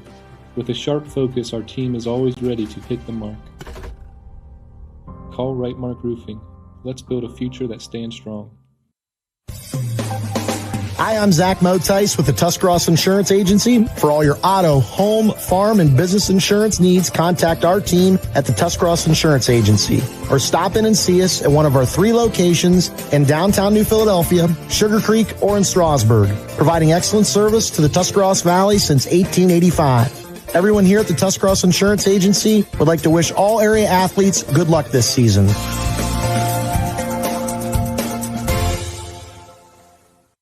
5-star quality, 5-star service, 5-star satisfaction. Hi, this is Chandy Salisbury with Riverside Manor Nursing and Rehabilitation Center. We are proud to be the area's only skilled nursing facility with these elite ratings. Locally owned and operated since 1978, Riverside ranks in the top 3% of nearly 1,000 Ohio facilities for outcomes, return-to-home success, and customer satisfaction. With on-site therapy 7 days a week, we help you recover quickly, safely, and confidently. Call me today at 740-498-5165 to learn more.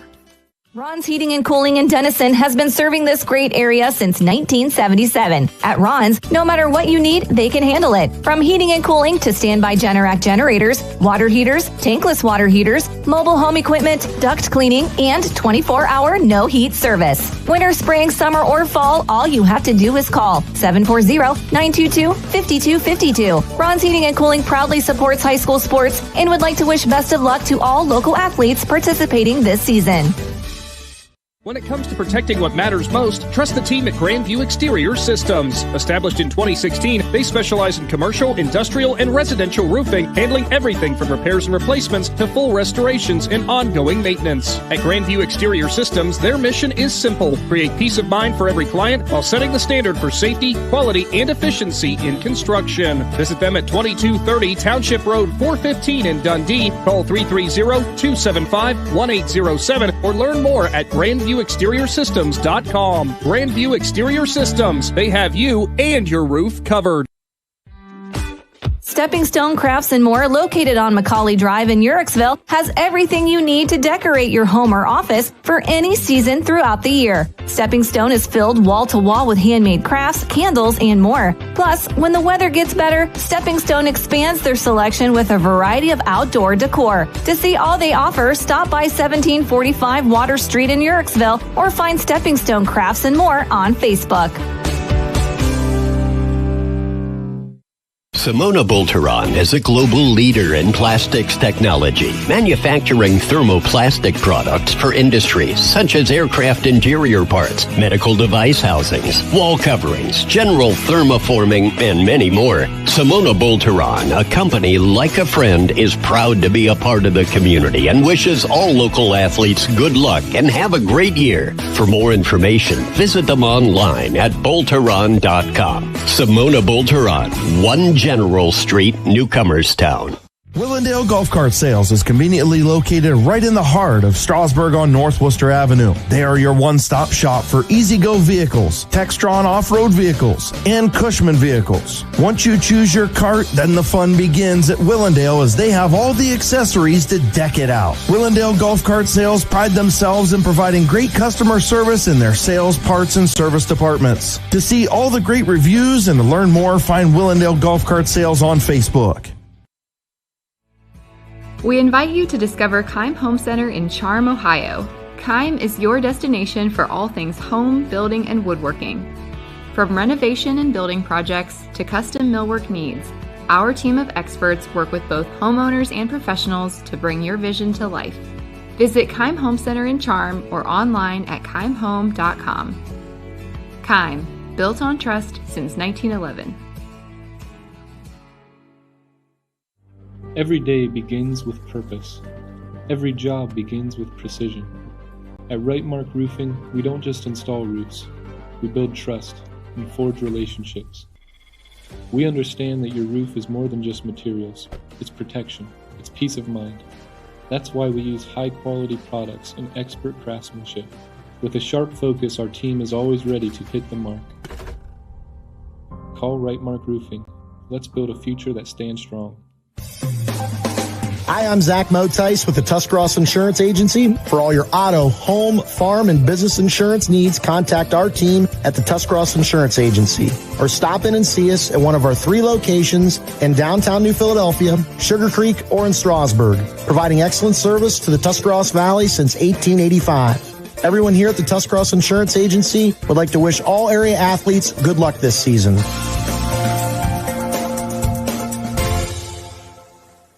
5-star quality, 5-star service, 5-star satisfaction. Hi, this is Chandy Salisbury with Riverside Manor Nursing and Rehabilitation Center. We are proud to be the area's only skilled nursing facility with these elite ratings. Locally owned and operated since 1978, Riverside ranks in the top 3% of nearly 1,000 Ohio facilities for outcomes, return-to-home success, and customer satisfaction. With on-site therapy 7 days a week, we help you recover quickly, safely, and confidently. Call me today at 740-498-5165 to learn more.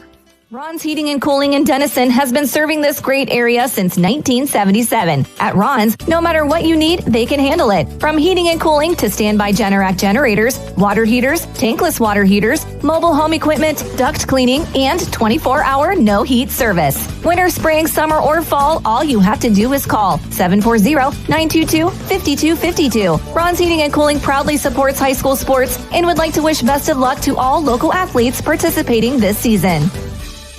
When it comes to protecting what matters most, trust the team at Grandview Exterior Systems. Established in 2016, they specialize in commercial, industrial, and residential roofing, handling everything from repairs and replacements to full restorations and ongoing maintenance. At Grandview Exterior Systems, their mission is simple: create peace of mind for every client while setting the standard for safety, quality, and efficiency in construction. Visit them at 2230 Township Road 415 in Dundee. Call 330-275-1807 or learn more at GrandviewExteriorSystems.com.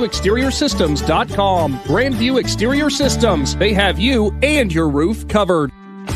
Stepping Stone Crafts and More, located on McCauley Drive in Uhrichsville, has everything you need to decorate your home or office for any season throughout the year. Stepping Stone is filled wall to wall with handmade crafts, candles, and more. Plus, when the weather gets better, Stepping Stone expands their selection with a variety of outdoor decor. To see all they offer, stop by 1745 Water Street in Uhrichsville or find Stepping Stone Crafts and More on Facebook. Simona Bolteron is a global leader in plastics technology, manufacturing thermoplastic products for industries such as aircraft interior parts, medical device housings, wall coverings, general thermoforming, and many more. Simona Bolteron, a company like a friend, is proud to be a part of the community and wishes all local athletes good luck and have a great year. For more information, visit them online at bolteron.com. Simona Bolteron, 1 General Street, Newcomerstown.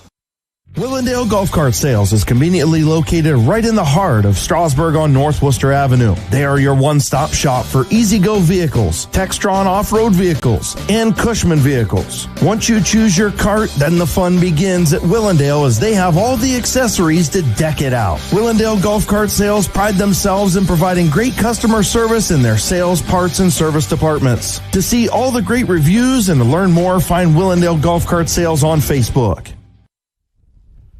Welcome back to Lee Stadium and the Big Z Sports YouTube channel. As you see on your screen, the girls' discus are now out there, so boys' discus getting wrapped up. We'll have you those final results coming up here in just a little while. And as we always like to tell you, is we want you to stay tuned and hear all the different results, but if you can't wait that long, check out Mile Split, and you can find the IVC championships to get those updated totals. Yeah, Adam's already working. He's going to try to post all the champions tonight like we always do for the IVC, but sometimes they kind of sneak away, but we'll try to do our best to get all those pictures uploaded to Big Z Sports Facebook page. Well, for all you track fans, if you couldn't hear it in the background, they are clearing the track, so the girls 4x800 is upcoming. We'll officially get started with the girls' side of those track events here shortly. Also over on shot put, looks like we still have a handful of boys competitors over there. Should be an interesting showdown there, and anyone who's been following along with track and field, specifically with boys discus and shot put, I bet you guys are going to be stunned as to who your top seed for the boys shot put is after we went through those discus totals already. I would guess Parker. It's Parker Bowe of Malvern. Yeah, but you got what's his name from Buckeye Trail. Ethan Reeser. Reeser, he does a nice job and stuff, and sometimes when you get throwers like that around each other, they can kind of watch to see the technique, and a lot of people think that shot and disc has got a lot to do with strength. Well, I'm here to tell you that it's got a lot to do with technique too, because I was at a track meet last year where I seen a girl, and I want to think that she went to school at down at Union local, and she must have weighed about 95 pounds. And when she spun around and threw that disc, my wife's exact words was, "She looked like a Disney princess," and she won the event with a throw of like 121 feet. Well, that's the thing with discus. Like you said, it's such a technical event. You get the right spin, you get the right technique, and you're gonna have those 90-pound girls out throwing, some of the people that may be a little bit larger, a little bit stronger. But to talk about those boys shot put, I know we have Parker, who's way out in front by 6 to 8 feet, but then you have the Buckeye Trail boy, Ethan, Jake from Tusky Valley, Braxton from Garaway, Gage from Strasburg, all at 50 feet. And Gage threw that throw at the County Classic, which jumped him up to 12th in the shot put as the national anthem's getting ready to play here, guys. We'll take a timeout and return on the Big Z Sports YouTube channel right after this. We invite you to discover Keim Home Center in Charm, Ohio. Keim is your destination for all things home, building, and woodworking. From renovation and building projects to custom millwork needs, our team of experts work with both homeowners and professionals to bring your vision to life. Visit Keim Home Center in Charm or online at keimhome.com. Keim, built on trust since 1911. Every day begins with purpose. Every job begins with precision. At Rightmark Roofing, we don't just install roofs. We build trust and forge relationships. We understand that your roof is more than just materials. It's protection. It's peace of mind. That's why we use high-quality products and expert craftsmanship. With a sharp focus, our team is always ready to hit the mark. Call Rightmark Roofing. Let's build a future that stands strong. Hi, I'm Zach Motice with the Tuscarawas Insurance Agency. For all your auto, home, farm, and business insurance needs, contact our team at the Tuscarawas Insurance Agency or stop in and see us at one of our 3 locations in downtown New Philadelphia, Sugar Creek, or in Strasburg, providing excellent service to the Tuscarawas Valley since 1885. Everyone here at the Tuscarawas Insurance Agency would like to wish all area athletes good luck this season.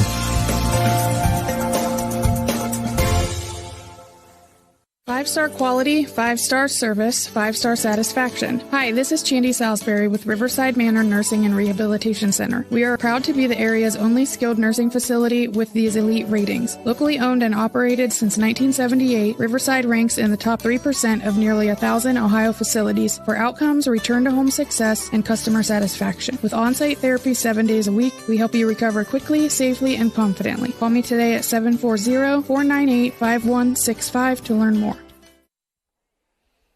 Track events about getting ready to start here for the IVC Championships after our national anthem. I don't know if you guys noticed, but baseball team practicing in the background, they stopped their practice for the national anthem as well. Always good to see. Yeah, that's one thing that coaches, a lot of our area schools do. I know down in Indian Valley, we've been down there before to talk to Coach Matt Lancaster, and the band will be out on the baseball field practicing, and they'll practice their national anthem, and as soon as they do, the whole football team just stops and they turn. and Coach Lancaster was joking around with me, and he's like, we love our country and we respect it, and anytime the national anthem plays, we stop for it. He said one time I had to go talk to the band director. They played it like 4 times in a row. We were trying to get football practice in. And on top of that, as coming down the front stretch now, you see the girls 4x800 teams that are going to be kicking things off today. Over there on the back where they start, where the 100-meter hurdles coming up for the girls, all the teams gathered together in a little circle, I think said a little prayer before the start, which was very nice to see as well. Yeah, that's one thing that you see a lot these days with young kids. It doesn't matter what school they go to or where they're from. When they all get together and they like to pray together, and that's a beautiful thing to see. I think a lot of the kids are in groups together, like an FCA, whether it's through a church or through the school. But yeah, so they all get to see each other, so they're all very familiar. As the girls 4x8 get started here, I don't see a clock down there, so I'm going to take it upon myself to try and run a clock myself. We're going to test how good your skills are with your stopwatch. Yeah, we'll see. We'll see. Usually I'm down on the field doing stuff like this, so I'm a little bit more focused. But as you can see, there's no coaches out in the field. That is on purpose because when the district meet comes around, the regional meet comes around, coaches are not allowed on the infield. So Newcomerstown kind of practices it a little bit earlier to get coaches in the swing of that. We do have an updated result as for the seated shot put. Cody Croy from Ridgewood, a throw of 20 feet 4 inches, so a great job for Cody. And, hey, we look forward to seeing what he can do in the districts and towards the state tournament as well.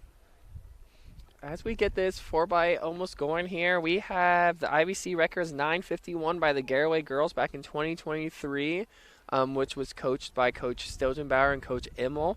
Tusky Valley girls are going to probably try and give that a little scare here with their SIA time at 9:53, which they either ran at the Thrilla or the county meet. I can't remember which one they did it at. Lane 1 will be Tusky Valley, Strasburg Lane 2, Claymont in Lane 3, Indian Valley Lane 4, Ridgewood Lane 5, Sandy Valley Lane 6, East Canton Lane 7, and Lane 8 will be Malvern. And 1 through 8 from inner lane to outer lane. Those are all in order by their seeded times.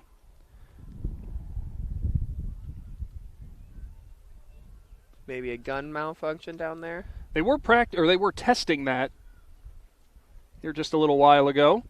And again, we talked about this at the County Classic, but for some athletes, some prefer that electronic buzzer, some prefer the old-fashioned pistol start. Runners come set. And we are underway, the opening track event for the IVC Championships in 2026. Tusky Valley girls will be the heavy favorite in this one in terms of their seeded time, and running the initial leg will be Sammy Ward for Tusky Valley.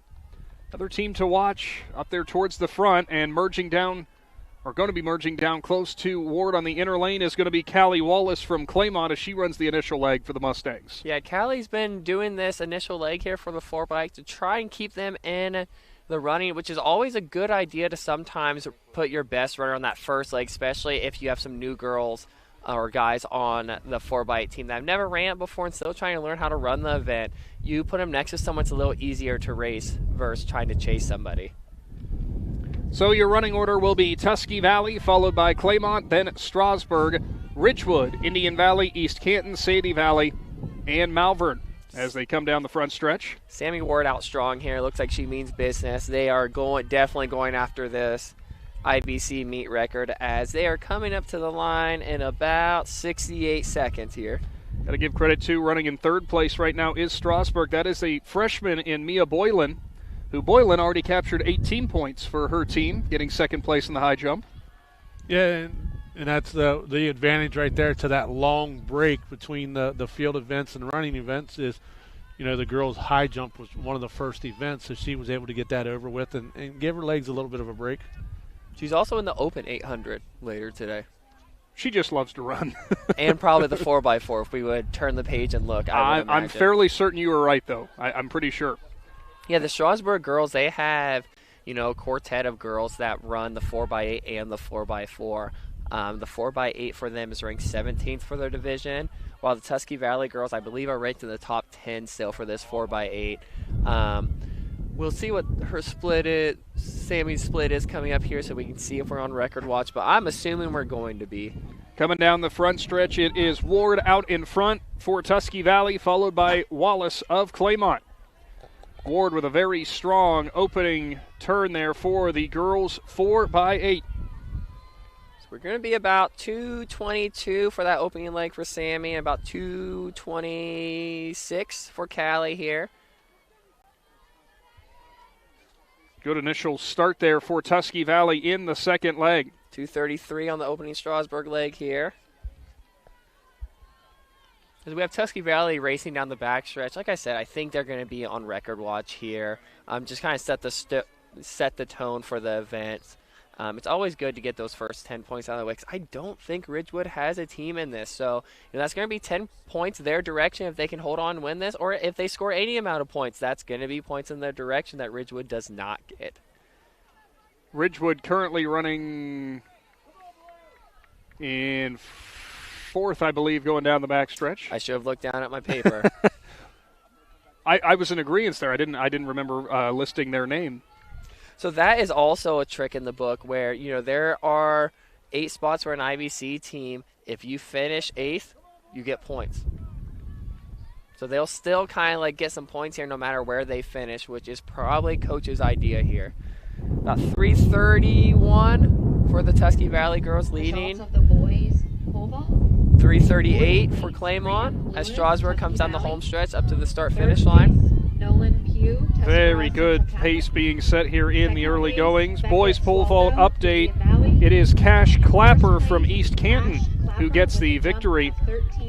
13 feet 6 inches and was able to clear that before both Beckett Swaldo of Indian Valley and Nolan Pui of TCC. So Pui came in as your high seed but places third here. And again, that wind and stuff, and also it being a league championship event.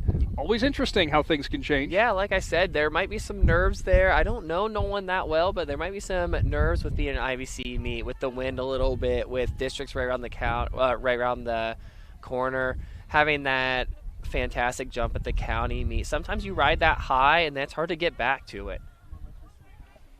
See what this opening leg is for Tusky Valley.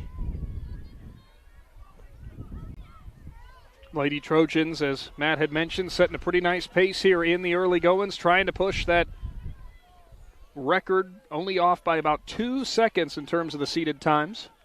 They're about 4:50 right now, which puts them about 10 seconds under. So this handoff will be 4:55. So they'll be about second ahead of schedule here. Claymont girls come in about 5:03. Strasburg girls coming down the stretch here. Now Claymont came in as your third seed, but right now really putting a nice gap on Strasburg, who was your second seed. Yeah, I mean, that's fairly common, can happen depending. Indian Valley's right there as well, actually, who was supposed to be 10 seconds behind. But I believe this is Lydia Thomas starting us off for Strasburg, and she'll hand off to Kylie McKenzie for that anchor leg, which both those should make up some times with those two runners being ranked in the top 25 for their respective events as well. Coming into turn number 4 and now heading towards the front stretch. Tusky Valley still well out in front. This should be Trista running down the stretch here. Sure enough, it is. Pretty strong runner as well. I believe she's in the 2 mile. I don't know if she's in the mile later, but I would assume Coach DeVoe's probably consider it if she's not. They've had 6 different runners this year have the Lady Trojans for the 4x800. But kind of getting to the time of year where you're getting that a little bit more solidified, I'd imagine, as to who your 4 are going to be. Yeah, those 6 girls are going to be probably in the running to be on the team from now until the state meet if the Lady Trojans continue to advance. Because you always want to have those 2 alternates to be ready, especially if you have some girls get an individual event or you have a mishap where maybe they might be a little bit more injured than what they were at the beginning of the year. Yeah, and I seen that, I believe it was 2 or 3 years ago out at the district at West Holmes, an Indian Valley relay team. They made it to the finals, and one of the boys running the finals, or it was actually the heat race on like Thursday night. They finished to make it to the finals, but they had to swap him out for Saturday. So it's always nice to have those extra athletes ready to go, and it worked out to their advantage. Yeah, and you always want to keep it that way so you have that opportunity to maximize the placing as individuals, as team. As Trista comes up to this handoff here, she's about just under 720. You want to be, probably with Josie Ike on there, you have a little bit more space to give. 725 on the handoff here. So if Josie can turn in about 215, 216, they'll break that record. 215, 216, it's attainable, but it's a pretty good pace. And I believe that's what her seed time is at the Open 800. As Lydia Thomas is finishing strong, close the gap on Claymont here to get that stick to Kylie McKenzie for this anchor leg here. Yeah, Thomas with a heck of a push there at the end to tighten this one up.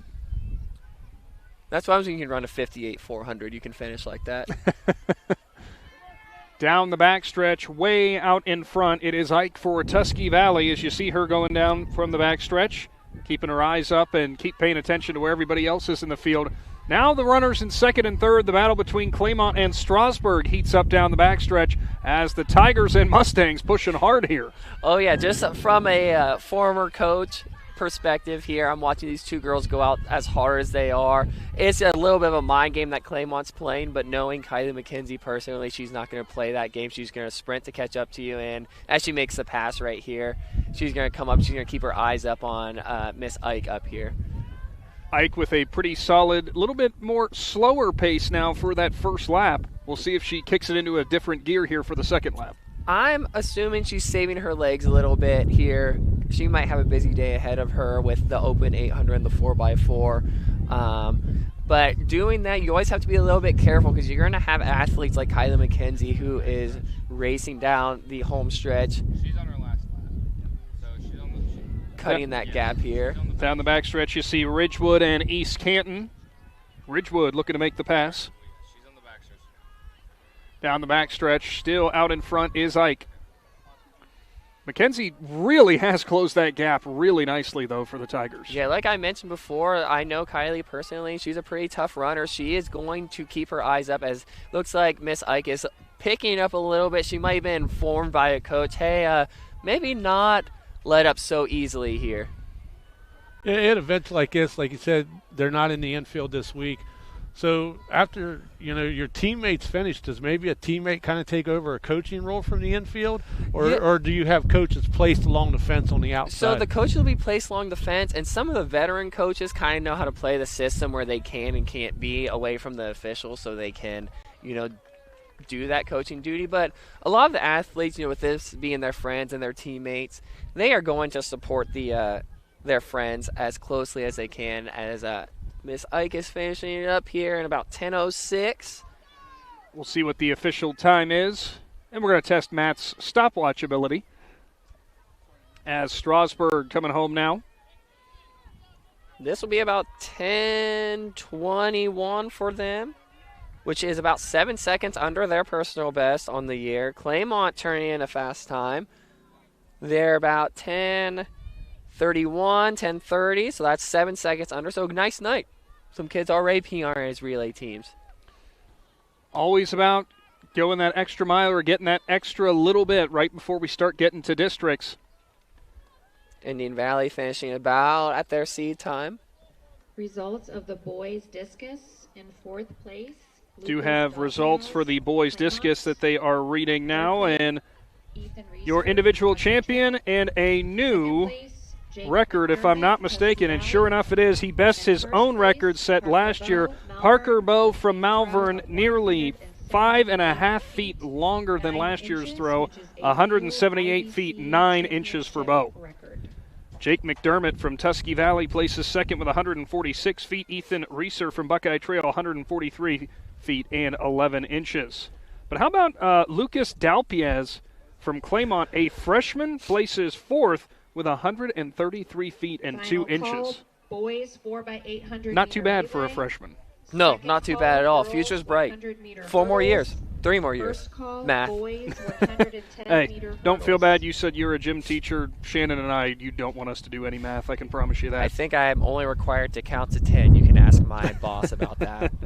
So the boys 4x800 will be upcoming. This is going to be a real fun one because this is the first time, if I'm not mistaken, that we will get to see this East Canton team that sits at an 825-87, which I think you said is in the top 25 in the state. Yeah, for the East Canton boys, they are 13th for Division 5 boys.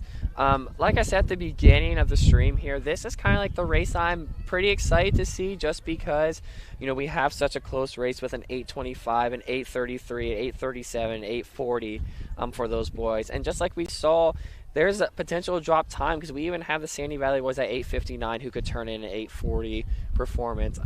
I know talking to one of my friends down there, Coach Silgenbauer from Garaway, he's hoping his boys can drop some time on this 4x8 relay because this is an event that they really want to hold near and dear to them. Garaway always has a good history with those distance boys as well.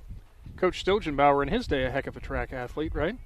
Yes, he is a former Run for Home champion. Mm-hmm.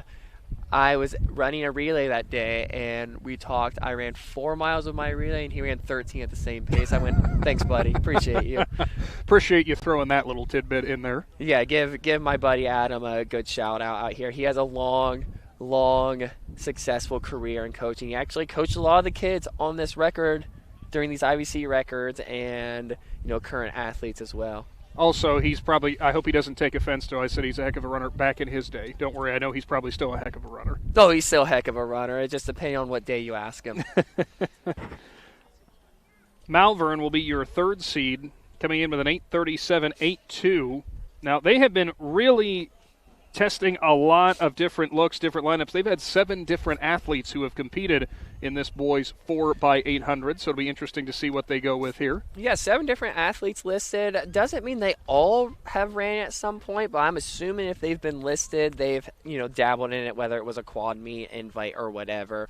Coach Jeremy over there is probably just making sure he has his kids set where he wants to have them set. It looks like they have a fairly young team with sophomore, freshman, junior, freshman, and only 1 senior listed for the Malvern boys. See discus ongoing. Also for the boys high jump that is going on right now, already the field has dwindled down quite a bit for that event. Ellie and Eric from Buckeye Trail. He's standing over there right now by the high jump, by the mat. And, some athletes certainly look the part, and I'd say Mr. Eric from Buckeye Trail certainly looks the part of a high jumper. Yeah, he sure does. He is also, I believe, if I remember correctly, ranked in the top 25. He is ranked 14th for high jump for Division IV boys. Drake Engel not far behind at a 6'2" mark. He is ranked 24th for Division IV boys. Like I said, the IVC is ranked very, very, very high across the top 25 state-wise for Division 3 through 5. Boys 4x800 upcoming. It's also for the high jump. Looks like Trenton Wright from Newcomerstown giving it a go and just clips the bar. A County Classic 400 champion over there. Looking to try to double down on that in towards the IVC championships. Official times for the girls 4x800. Tusky Valley's A team with a 10-minute, 7-second run for 10 team points. Strasburg with a strong 10-minute, 21.27. Claymont at a 10:31.3 for your top 3.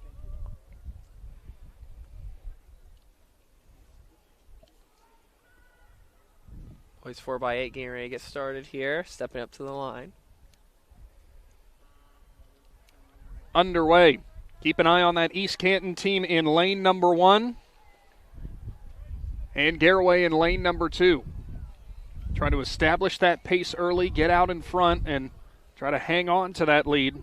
East Canton won a few back-to-back state track championships, and mainly it was due to their distant runners. Also state cross-country champions. Yes, state cross-country. They've had a pretty long, storied career in the distance running events as well. A couple of state champions, couple athletes that go on to run, college cross-country and track. Just a good program out there. Out of turn number 4, your running order as they hit the front stretch on this initial lap. It is Garraway, East Canton, and Tusky Valley about shoulder and shoulder with Malvern in tow. I like to see this from the Garraway boys, getting out aggressive here, knowing that this 4x8 is kind of an event they cherish, they hold dear, and they take very seriously out there in Sugar Creek. They're at about 58, 59 that first lap.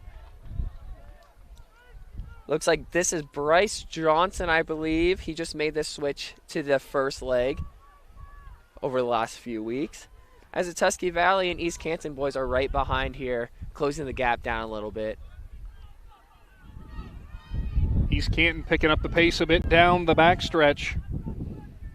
Trying to reel in and chew off a few more meters before this final turn, and they are certainly doing a great job of it as they hit turn 3. Yeah, that's the thing with this 800. Like I mentioned last week, the 800 and the 400, you get out hard and you go, and that last 100, you're just fighting for your life a little bit sometimes. Watch how clean these handoffs are here. I know it's a distance event, but these handoffs matter. Here comes East Canton as they will make the pass going down the front stretch. He set him up perfect, got in the draft, slingshot engaged. Magic Man. El Diablo and the Magic Man, huh? East 202 and 204 opening legs here. Let's see these boys kind of crank it down. All 3 of your top teams with clean handoffs. Sandy Valley now slots into 4th with Malvern now in 5th. See, I like what Garraway is doing right here. It looks like this is Carter Travis. He's trying to reconnect up here with East Canton to make it a race so they can work together and trying to go after this IVC record. At this time, the hurdle Now, if you're able to push a little bit harder in your initial parts, yes, your second lap might suffer, but if you're pushing and you know you're maybe making the person in front of you push a little bit more, get them off of their pace, can that potentially pay better dividends down the road? Yeah, I call that putting pressure on an athlete, especially when East Canton's out there. They think they have a giant gap, and then all of a sudden you have Garraway catching up to them. And it also just helps the athlete as a whole. It's easier to race than to chase. So when you're racing someone, it's a little easier to push yourself versus trying to hammer down a 50-meter gap, 25-meter gap. But it looks like Carter's doing a good job to catch back up to him. Travis looks like he might have chewed a few feet away or a few meters away on that lead for East Canton as they hit the back stretch. Yeah, the Garraway boys also a state qualifying cross-country team, so they have a good group of guys over there. They just need to put it together on the right day all at the same time. Looks like we have some laboring for the East Canton boy. Carter looks pretty good coming down the stretch. Running order, East Canton, Garraway, Tusky Valley, now Malvern and Sandy Valley battling for fourth position. Yeah, can't count out Tusky Valley today because if you guys check that anchor leg, they have a 156-800 runner on there. So tends to help. It tends to help. The job of these, if I'm their coach, which I think Sandy DeBose told them, they're telling, as Garraway's making the pass here, that's exciting. Down the front stretch, the Pirates will now take the lead for this next handoff. The Tusky Valley boys, like I said, those first three boys, their job is to stay in it and give Cade Conrad a chance as they hand off. Garraway hands off at 4:11, East Canton handed off about 4:12, and Tusky Valley hands off about 4:16. Now mentally, for Garraway right there, you got the lead coming in, and you're giving it to your third runner right there. Mentally, how prepared does he have to be that he don't fire out and outrun himself right at the beginning because you're all jacked up just watching what your teammate did? Yeah, that's kind of like the double-edged sword of what I talked about with the runner sprinting to catch up so they can race instead of chase. With having a lead, you don't want to, I guess, open up too much at the beginning. You don't want to give up the lead, but you also don't want to put yourself in a position where you start dying later in the later stages of the race here. As East Canton makes the pass. Now, when you make a pass here, you want to be really definitive. You want to make sure that the runner you pass does not have any hope left, as hard as that sounds and as hardcore as that sounds. You want to make sure they don't have anything left. Well, you're reading the body language of what they're doing in front of you because, you know, if you can get that little extra edge, if they're already kind of gassed out, you're already off to a good pace then. And we watched that at the Thrill in Zorvilla when the girls for Tusky Valley was so far behind. And Savannah Ashton, she passed that girl so fast, it pretty much just deflated her because, you thought you had a chance at winning this, and she went by you so fast, and it's kind of what you do. But, Garraway, he did a nice job. He lost the lead, but he's like, He's still keeping the pressure on. I'm gonna get right here on your hip, and I'm gonna make you work for it. Yeah, and there it is going into turn number 3. Garraway making the pass. Yeah, Dominic, from talking to Coach Silgenbauer, is fairly new to this, if I remember correctly. He's a pretty tough kid as well as he makes this pass. He's opening up a little bit of a gap here, which you want to do going into this home stretch, as he gets ready to hand off to Nick Palmer. Tusky Valley still within striking distance as they hit the front stretch. Yeah, as a coach, I'm telling the East Canton boy and Garraway boys that you need to get out and go. We cannot let Cade Conrad have a chance here. As we hand off about 6:18 for the Garraway boys and 6:19. Cade Conrad gets a stick. Watch this here. About 6:25. He's going to get out hard. He's going to go right up to him. As Nick Palmer looked like he's taking this out pretty aggressively, as well as the East Canton boy, Rocco, I believe. We saw back at the Bell Legacy, it was actually here at the Milburn Relays, Conrad had one heck of a chase down in an early on event. We'll see if he has a little bit more magic in the tank. Garraway spreading the gap now between 3 and 4. Yeah, Nick Palmer's out pretty aggressively. You have to do it, though, with a 156 kid behind. You are kind of running for your life at this point. Now, just a little bit, you can't completely get rid of strategy, obviously, in your pace, but just a little bit of that kind of go out the window because you're just going to have to push. Yeah, I mean, for sure, because Cade's already kind of making up this gap here. I believe I said he got the handoff about 6:28, and he's at 7:20 right now. Yeah, so he went out very hard, which can also it can also shoot you in the foot a little bit, even being a very fast runner like Cade is, as he's running down these two boys right here. So he had a big turn right there. Down the backstretch, Garraway, East Canton, Tusky Valley, but the Trojans with Conrad are clawing it back in. Pirates still out in front, losing a little bit of steam, though, heading into 3. Yeah, Nick needs to hold on here. When these two boys pass him, if they pass him, he needs to go with them. That's a whole point of racing here. As he's fighting a little bit on this backstretch here. And look at the gap that Conrad has closed heading into turn 4. Yeah, I got to stand up for this one because Conrad's coming. Down the front stretch, it's a 3-horse race. Here comes East Canton. Here comes Tusky Valley. Boys, 4x800. Conrad takes the lead in the final 50. Yeah, what an outstanding run by Conrad. I mean, there's all kinds of people standing up cheering for him from all different schools.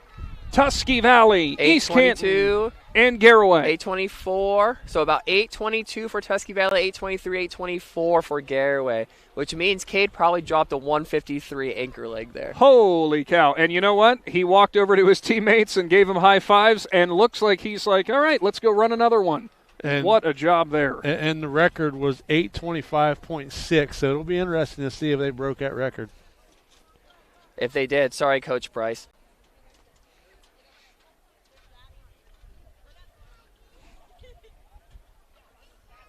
Clock's at about 9 minutes now for any of these remaining teams finishing here. Sorry, I got distracted. Can't imagine by what. Exactly. It was a tractor, huh? Yeah. Here we go, Indian Valley finishing out here. We'll get started with these hurdles. What's quickly becoming some of my favorite events when it comes to our track and field coverage. The 110 and 100-meter hurdles upcoming, as it will be the girls' turn first in the 100 meters. Your top seed,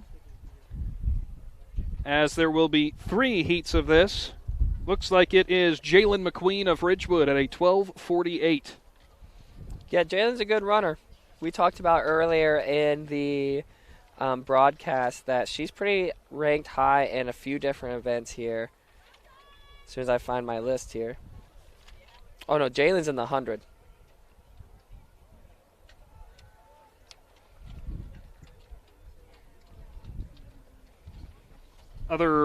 Yep, we are on the 100 hurdle. So the top seed for this will be McQueen at a 12:48. 110-meter hurdles.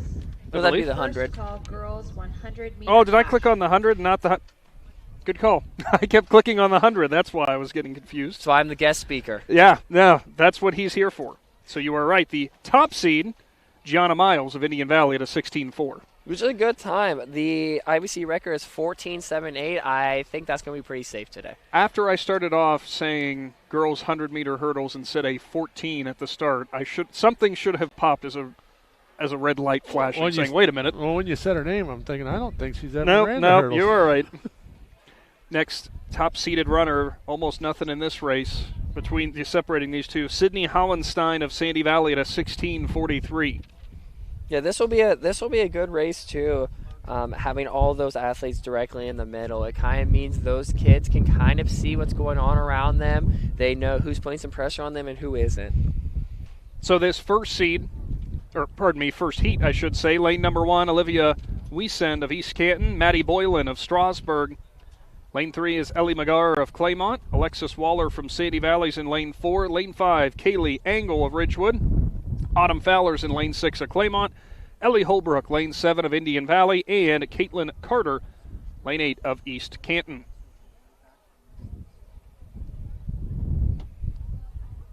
It's waving down as my wife and son got here because we have a family member who's going to be running today. And I should have taken a page out of my son's book because he brought the right headwear. And he has 2 coats. And a pretzel. And that's, well, I'll be stunned if he eats any of that pretzel. The McKenzie family sitting right in front of there. Getting ready for the girls' first heat of the 100-meter hurdles.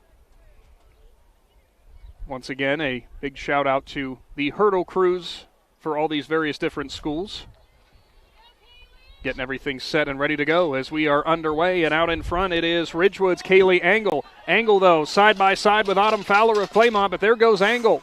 Now Engel out in front, last hurdle to clear, and she will do so and pick up the win at the line. Yeah, we have an Indian Valley girl fall over this next hurdle. It's hard to get back up and catch your momentum and keep going here. I don't blame her for walking off. Yeah, she landed pretty hard on her elbow, and that was a new meet record for Tusky Valley in the 4x800 with a time of 8:22.9. Previous record was 8:25.6. Boy, you got to give credit to all the athletes who competed there for Tusky Valley, but that last leg from Conrad, I would love to know. I know, Matt, you had mentioned kind of what you had on the hand time. I would love to know what the split was. I believe I had him around 153, 154. When I eventually make another journey down to the track, if I see Coach DeBose, I'm sure she has the split on that. But my guess is around 153, 154, which would be a PR for him. And if you're East Canton, absolutely nothing to hang your head about, because your time with the 8:24.94 would have also set a new record here for the IVC Championships. Very strong second place finish, but I know heading into districts they're going to be remembering that finish to this one.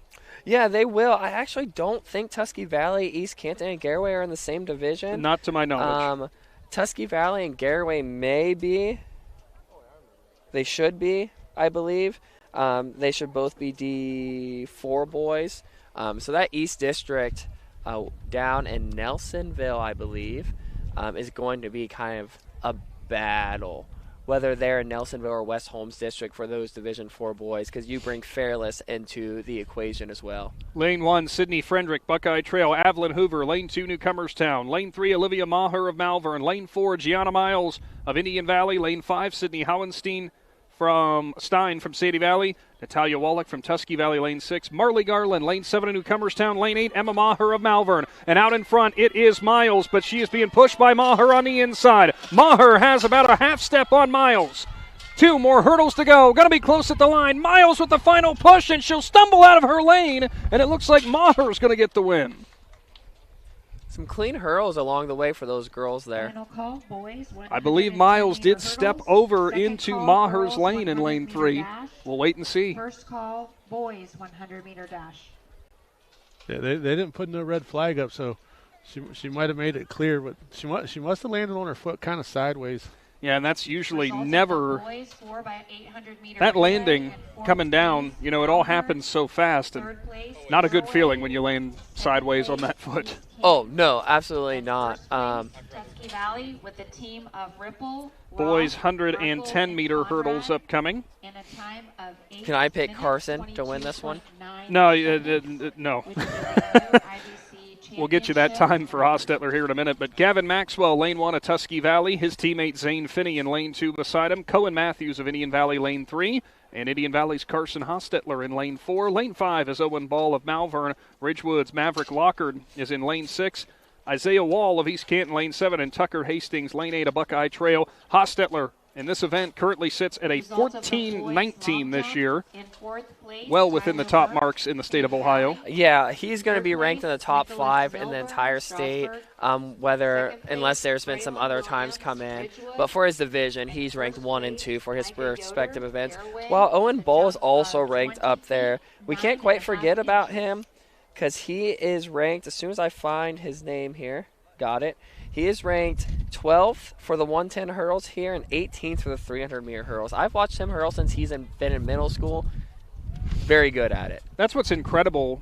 You consider Ball's time of a 15.33 being in the top 12 in the state of Ohio, over a second off from Hostetler. But, you know, if you take him to any other event, if you take Hostetler out of this for Ball, he's running one of the fastest times you're going to see out there, if not the fastest time. Yeah, he is. And he's kind of, like I said, he's been hurdling for 6 years of his life now. He, if he wants to, is going to go hurdle at a university next year.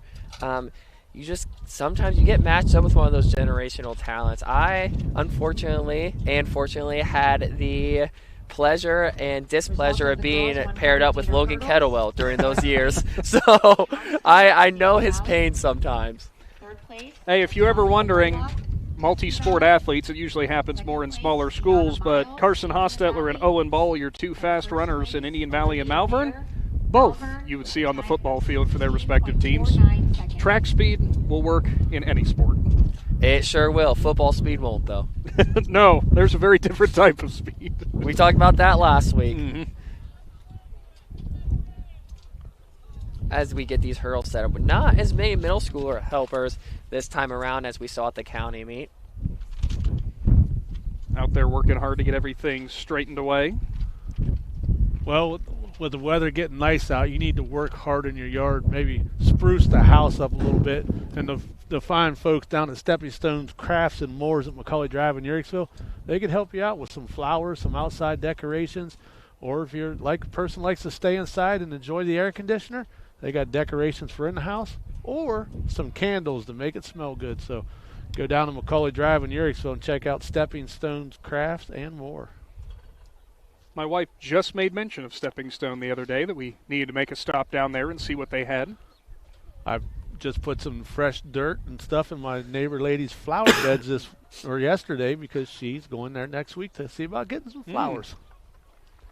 Athletes getting ready for the boys' 110-meter hurdles. This will be a good race. We'll see if Owen can put a little bit of pressure on Carson. Like we talked earlier in the broadcast, how do you throw athletes like Carson off his game? Well, you put some pressure on him. Don't hit the hurdles. With Justice Hughes, he just runs angry like we talked. Hopefully Owen is a little bit smoother over the hurdles and compared, and kind of put some pressure on Carson. And if he can put some pressure on Carson, he's going to run himself to a good time, and he might push Carson to an even better time. That's where football speed does translate over, though, in hurdles. For what running them over like they're tacklers, right? Should we put Grady out there? That would be interesting.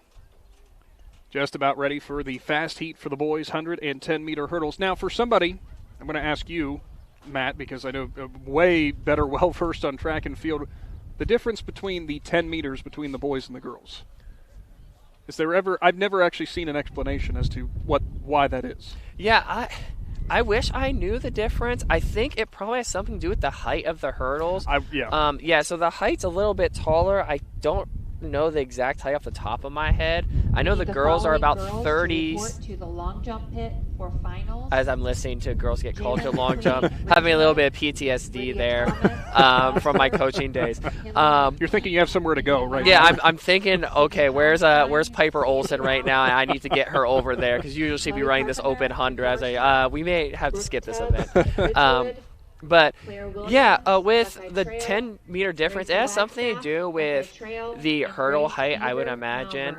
Just it being 36 for the girls and 42, I believe, for the boys. As we get underway here, see how clean these hurdles get. Carson good, Owen good, Carson, Owen. Hostetler out of a cannon in lane 4, and he is way out in front of Ball. 3 more hurdles to go. Hostetler clean on the second to last, and the final.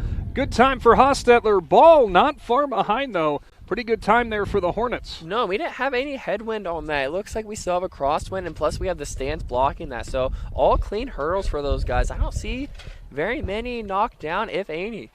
Only think I heard 1 or 2 maybe even make contact with that. Very clean race there. We'll get you Hostetler and Ball's official time as they run 1-2 in the 110 hurdles.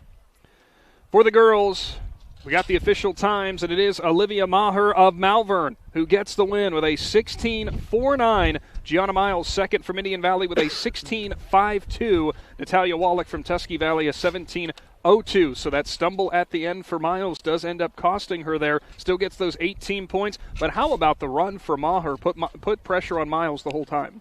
Yeah, absolutely. And again, that's all it takes. You put a little bit of pressure on it, and you can make big things happen, especially at this time in the year. Girls 4x200. And Shannon, I'll bring this up, so I'll throw it over to you for this. Maher, a freshman. Yeah, I was actually just getting ready to bring it up, but only a freshman right there.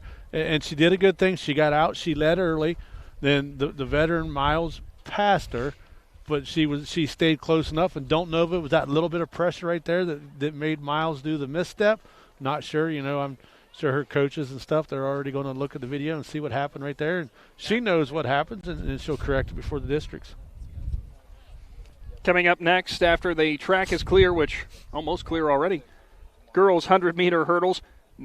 girls 100-meter dash. Now we'll say Jalen McQueen, your top seed. Yes, Jalen, looking at my cheat sheet here that I made earlier today, she is ranked 7th for this Open 100. We have a Tusky Valley girl, Savannah, ranked 13th for this Open 100. We have Kenzie Bryce, ranked 22nd in this Open 100. Trying to make sure I don't miss any other names as I'm reading through it. Well, I'm saying it's a stacked race. There's going to be some pretty good matchups is what he's saying. Yeah, so we're going to have a pretty good matchup across the board here. And this is kind of like where as we get started on this third heat here. 100-meter dash underway, and out in front, very close side by side, it's Zoe Miller and Lydia Miller. Zoe Miller of Highland, Lydia Miller of Tusky Valley, and at the line, it looks like it might be Lydia Miller of Tusky Valley, but we will wait and see with your official times. And the boys' times are in for the hurdles as Carson Hostetler sets a new IVC meet record with a time of 14:46. Owen Ball was second at a 15:12. Third was Maverick Lockard. Fourth was Cohen Matthews.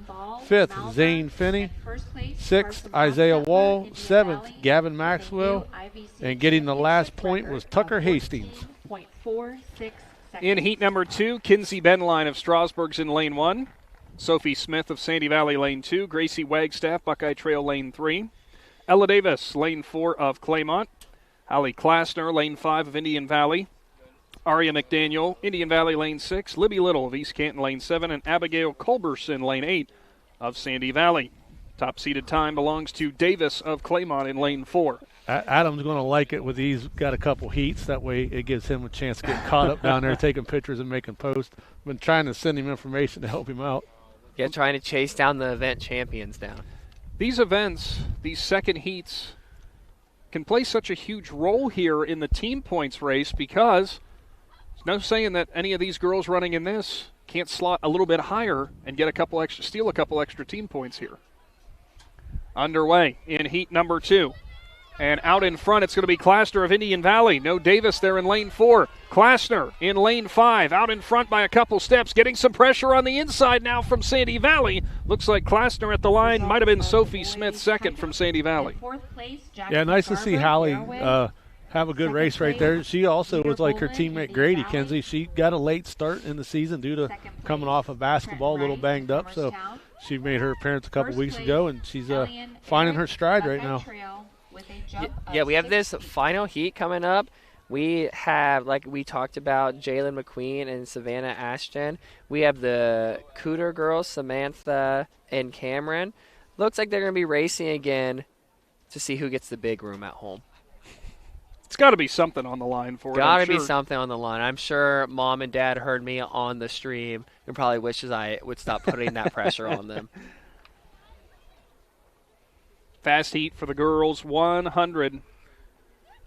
Rolling right along here for the IVC Championships. We appreciate you tuning in on the Big Z Sports YouTube channel. But we'll go ahead and let you know the wind has died down quite a bit. The sun is out. Stop on down here to Lee Stadium and enjoy. Got a pretty nice crowd on hand all across the board. Yeah, great crowd. We have a good crowd over at the throwing events. We had one earlier as well as the girls are getting set here to get going.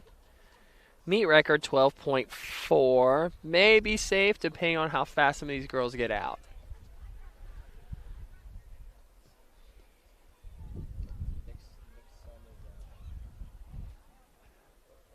Runners in their lanes.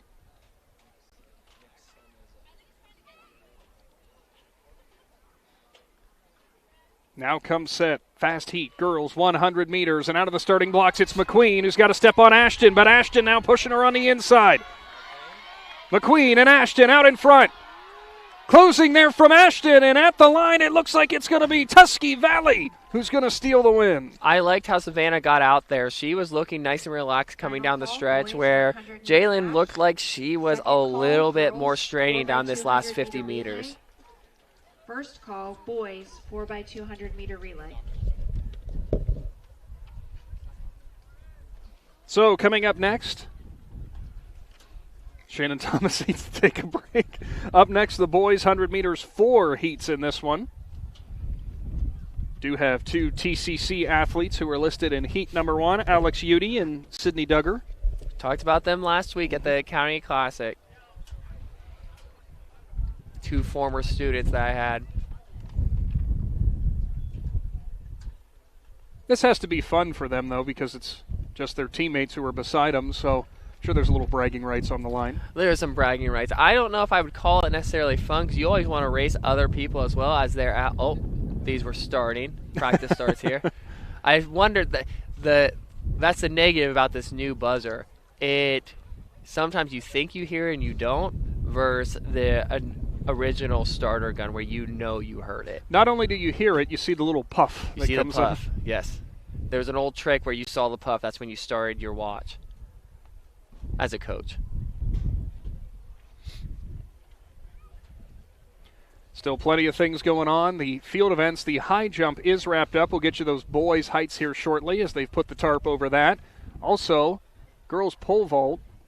They do have the bar up underway for the initial 100-meter dash for the boys as it is Duggar out in front for TCC. And it looks like it'll be Duggar at the line. Only a handful of competitors left, it looks like, out there for the discus. Still a decent amount out there for shot put. And we still have 6 or so, maybe 7 competitors for, nope, don't do it, competitors for the long jump. He said it again for my young. He said 6'7" again.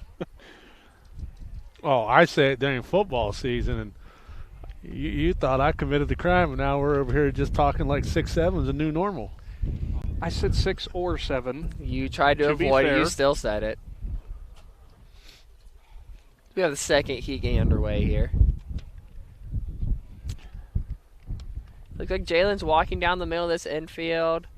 She looks ready to be. She has a long day ahead of her, so if she finished second there, she needs to start refocusing on trying to get some more points for the team, especially when we are going to have a close battle between them and Ridgewood. Ridgewood and Tusky Valley. And competitors like that, you know for sure because you've been alongside them, they're not going to let it rattle them too much if they didn't get a win where they were the highest seed, but it's not leaving their mind anytime soon. No, it's not going to leave her mind. I think she's a tough competitor. I've seen her run over the years. She takes this pretty serious. You might see her catching a smile and dancing around, but the moment she's between those lines, it means a lot to her. She's talking to her teammates here. She's stretching out something, so hopefully she didn't tweak anything, but she'll be good to go the rest of the meet, I assume. Field events, boys high jump. Ellie and Eric of Buckeye Trail is your champion out of the IVC as the senior gets that win. We'll get you the official heights here momentarily. In heat number 2 for the boys, 100-meter dash, and out in front by a long shot, it's Bodie Gertz from Highland, and it will be Gertz at the line, followed up by Asher Mumba of Strasburg. For the boys high jump, Eric getting your 10 points. Trenton Wright of Newcomerstown places second, actually ties for second with Jeter Bolin of Indian Valley at 5 feet 10 inches, followed by Jackson Garber in fourth, getting 5 team points from Garraway. Yeah, it might be a tough day to jump out there with the crosswind and not a lot of coverage out there, versus where you might get a little coverage over at the pole vault with the field house and the home stands, where the high jump looks a little bit more exposed over there. For the boys long jump, and no surprise considering what he would come in terms of his seated distance, and he got it on his first attempt and only attempt with 20 feet 9.5 inches. Freshman Micah Yoder from Garraway gets the 10 team points. Yeah, that's a good jump. I know he had a great jump at the County Classic, but if you can get in there and get a really good one out of the way and you stay in first place, there's no reason to do any more jumps, especially if you have more events on the docket. Braylon Williams, the senior from Ridgewood, in second with 18 feet 10.5 inches. Nicholas Milburn from Strasburg third, 18.8.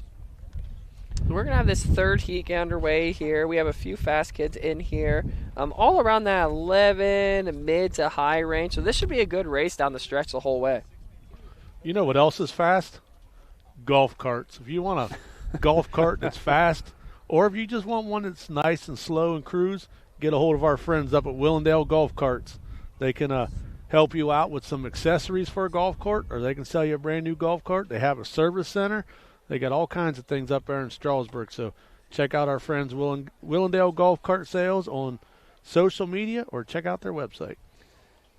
Fast seated time here is Grady Kinsey of Indian Valley in lane number 4 with an 11.61. And Kinsey is out in front. He's being pushed on the inside, though, by Julius Gore of Malvern.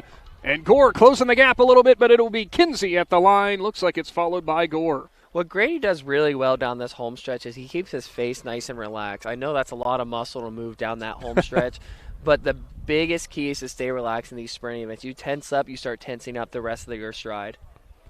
Yeah, and I had a coach one time come and watch my daughter when she was in middle school running cross country because she was losing time. Well, he showed up. He stood there at practice, filmed her for a couple minutes. He left. Seen him at church on Sunday. You know, he tells us her problem is she's clenching her fist while she's running. As soon as she clenches her fist, her arms come up. She couldn't move.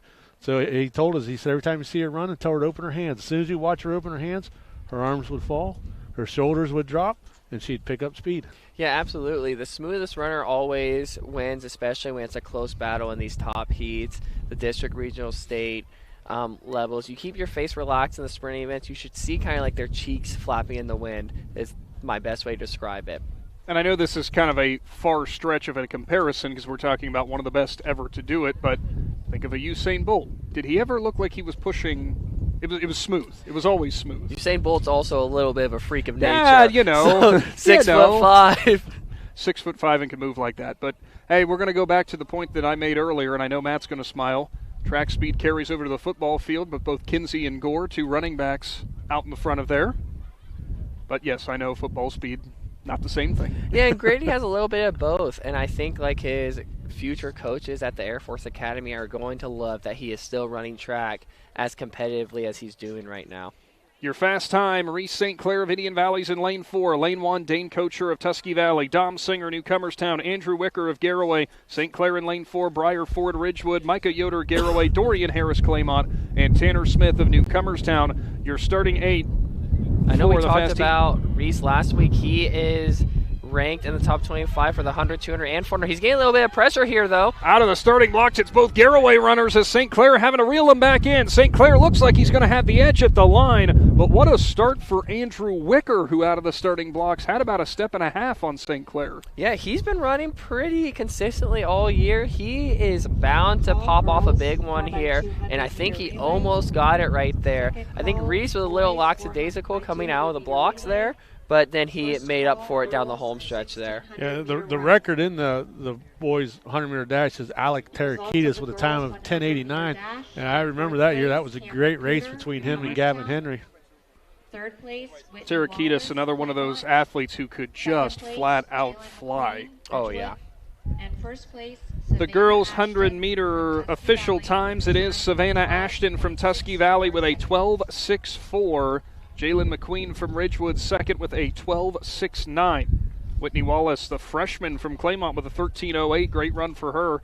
Fourth, Cameron Cooter of Newcomerstown, a 13.13. Samantha Cooter, her sister, right behind with a 13.18. So Cameron gets the bigger room, apparently. Older sister gets the bigger room. Alexa Jones, the freshman from Garraway, a 13.34, followed by Avery Sprague of Malvern with a 13.55. Hallie Klassner, the sophomore from Indian Valley, gets the final team point with a 13.64. And like we said, you might be in a different heat race, but if you can jump your way in and get those points, that's huge. So we have the girls 4x2 coming up where the meet record's 147. We're going to be on a little bit of a record watch here with the Ridgewood girls seated at 146. We have the Newcomerstown girls seated at 147. We have the Indian Valley girls seated at 149. We have the Malvern girls seated at 148. The big thing to notice here is we do not have a Tusky Valley team listed for the team point battle here. For the girls' shot put, as we've got the official distances, Jaden Sproul from Claymont with a 35.875. Chelsea Barnett from East Canton, a 35 feet 2 inches. Quinn Schwartz with a 33 feet 5 inch throw. Magdalene Collins from Newcomerstown, 33 feet 2 3/4 inches. Brianna Wheeler from Sandy Valley, 32 feet 4 inches. Lizzie Hill Strasburg, 30 feet 8.5 inches. Sydney Fry from Newcomerstown, 30 feet 7 inches. And Veda Newhart from Buckeye Trail, 30 feet and 5 inches to round out the team scoring.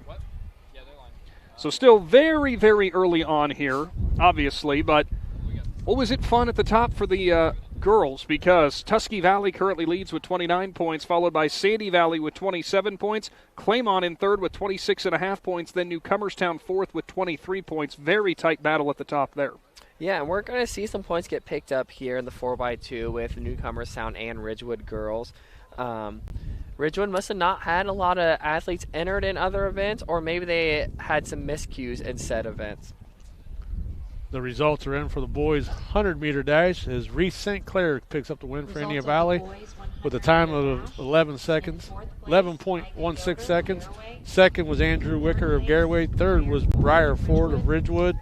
Fourth, Micah Yoder of Garraway. Fifth, Dorian Harris of Claymont. Sixth, Tanner Smith of Newcomerstown. Seventh, Grady Kinsey of Indian Valley. And eighth was Julius Gore of Malvern. So there you go for both Kinsey and Gore, even though running not in the fast heat, but still scoring those team points. Yeah, and that's a big part, too. Again, when you are trying to win a team title or continue to win team titles, no matter what section you are in, especially in the sprinting events, you run as hard as you can all the way through that line and hope you pick up some points based on some time results. And that is just horrifying for guys who are the size of Kinsey and Gore running that kind of time in a 100-meter dash. Yeah, it's really impressive, especially watching Grady come rolling down that track. You think that he is probably even faster in football pads because he probably wants to be on the football field more than the track. Can you imagine what the linebackers thought when they seen him coming? I'd rather not think about it because I know what I'd do. I'd step out of the way. I would ask to not go in the game. I think I might fake an injury that day. Coach, I got some cramping problems. Okay, first tee of the girls 4x2 underway here. Getting ready to be underway here. Lane 3, Sandy Valley. Lane 4, East Canton. Lane 5, Strasburg. East Canton is your top-seeded team, or not the top in this race. They are the top-seeded team at a minute 55.8. Yeah, and the big thing with this team, with these teams, is to run as hard as you can, no matter what. I know we're not in the fast heat, first heat, whatever you'd like to call it, but again, like we saw with Grady, you can score from these slower heats, so it's imperative that you continue to drive. It looks like we only have 2 of the teams running. So that would be East Canton and looks like Strasburg out there. So it's imperative that they keep running hard no matter what. Make sure your handoffs are clean, which both those looked pretty good from up here. Firing out of the blocks, though, there, or firing out after the handoff is East Canton. And coming down towards the front stretch. Fantastic second leg there. Yeah, the big thing, like I said, keep driving. East Canton can pick up some points here. Actually, all these teams are going to pick up points because there are only 6 in the first heat. So both these teams will score. Now, let's see how high they can score. Going to need a clean handoff on the second one. They will get it. I think we were left a little early for the East Canton handoff there. Maybe panicked slightly, but let's see them continue to push on here. And that can really, really mess with that pace. Yeah, I mean, it can mess with the pace, and you can also, you don't have a lot of time in a 200-meter dash to panic, especially with some of these girls that are running 25, 26, 27 seconds. You panic for even half a second, the next thing you know, you just ran 29 or the baton's on the ground. Next handoff clean for East Canton. Also the same for Strasburg, but East Canton way out in front here in heat number 1. We'll see what kind of time they can log, and if they do, well, where they'll fall in that team scoring. Finish all the way through the line here, girls.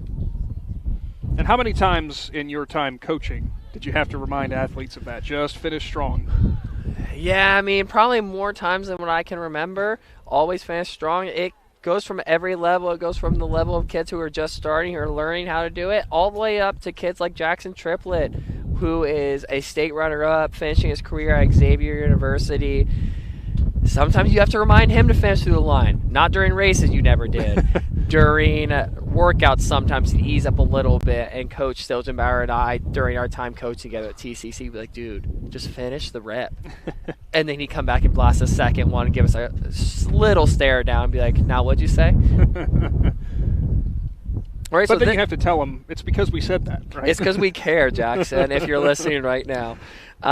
We have the 4x2 here, which is shaping up to be also a really good race. We have Newcomerstown girls who are ranked 5th for Division 5. We have Malvern, who's ranked 7th for Division 5. It looks like we have, let me get to my page of Ridgewood and Tusky Valley girls again. We have Ridgewood girls ranked 5th for Division 4 in the 4x2 here. And it looks like that rounds it out for these events here. So let's see how this shapes up. Like I said, team points matter, especially when we don't have a Tusky Valley team in here. A lot of these teams have a chance to kind of like close the gap on them. So Claymont in lane 2, Malvern lane 3, Ridgewood lane 4, Newcomerstown lane 5, Indian Valley lane 6, and Garraway in lane 7. It'll be interesting to see this Ridgewood and Newcomerstown matchup in the middle of the track. I believe from the Thrilla that Newcomerstown beat them, and I think you're right. I remember not realizing Newcomerstown had, the set of girls that they had. And being a former TCC coach watching Ridgewood lose, I was a little starstruck because I was so used to them winning these relays at the Newcomerstown invites and Tusky Valley invites and districts. But that just goes to show that some teams are just getting better athlete-wise. They have kids coming out again. They have coaching, like you guys mentioned earlier on the broadcast, going to clinics once a month or spending their summers. Okay, how can I get better in the spring now? So that's kind of like what it takes. It takes a coaching athlete and a parenting relationship. If your mom and dad can't get you to practice on time, then runners stand in your lanes. Let's get this 4x2 underway here. It's all about buying in. Buy in.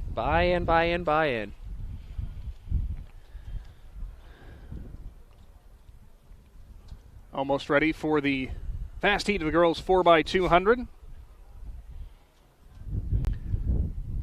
I was getting a smile. He's not doing it now, but I think my son was trying to practice for his own version of the 100 meters. When you're that little, though, it's more like the 10-foot. Underway. Off we go here. Let's catch the middle of this track here. Ridgewood girls out strong. Newcomerstown girls out strong. Looks like we have Jaylen McQueen coming back on this leg. She looks a lot more smoother during this than what she did during that 100, so that's always a good sign that she didn't tweak anything. And I'm sure that's exactly what her coaches were telling her when she came off from that initial run. Correct. As tough as she seems, sometimes even the toughest of athletes need reminded. Looks like Ridgewood and Newcomerstown got to the handoff at the same time. Just about. It will be the Trojans out in front, but here come the Generals pushing the issue down the front stretch. Garraway holding on with a strong third there, though. Yeah, with a race like this, we're going to be on record watch for these two teams here, with Garraway and Indian Valley close behind here still. Let's watch these handoffs. Make sure everything gets away cleanly so we can continue this great race. Off we go. Clean handoffs. Almost even across the board. It's Indian Valley who gets the handoff next for third. Okay, looks like this third leg is Kylie Bryce and Evelyn. I'm sorry if I butchered that. Hoover here. Evelyn Hoover, but here comes Bryce on the inside. She's going to be handing off to what I believe would be her sister on this anchor leg, Kenzie Bryce, who's ranked in the top 25 for her own specific events. Handoff out, Ridgewood gone. Newcomerstown struggled with that handoff a little bit. Definitely lost some pace, and Bryce looking to bring it home free down the front stretch. Looking to avenge that Thrilla loss in the 4x2. Here comes Bryce way out in front. Smooth runners coming down this stretch here. Heck of a race. And here comes Malvern for third, now getting forced on the inside from Claymont. Where did the Hornets come from? It will go Generals, Trojans. Who's going to capture third as Claymont's going to get the edge, possibly at the line? Yeah, and a record for this race was set by Tusky Valley last year with 1:47, so it'll be interesting to see what this time is. Yeah, some big team points for the teams in here with Tusky Valley not having a team part of this. And it is crazy. We talk about it, and it's one thing on the little bit longer relays. You can kind of make up a little bit of that time if there is a little bit of a slow handoff. But an event like the 4x200, there's almost no room for error on that. No, there's no room for error in the 4x2 and the 4x1. You do not want to have like a stall-out type of handoff like Newcomerstown had there. They will be quickly back in the lab to fix that, just to be safe. Yeah, and there's no room for error when it comes to your roof. So if you think you got any types of roofing issues, get a hold of Grandview Exterior Systems, located out of Dundee. They specialize in commercial and residential roofing. They offer free inspections with consultations, long-term maintenance plans, leak detections and repairs, roof restorations, and roof replacement. Schedule an appointment today by calling 330-275-1807.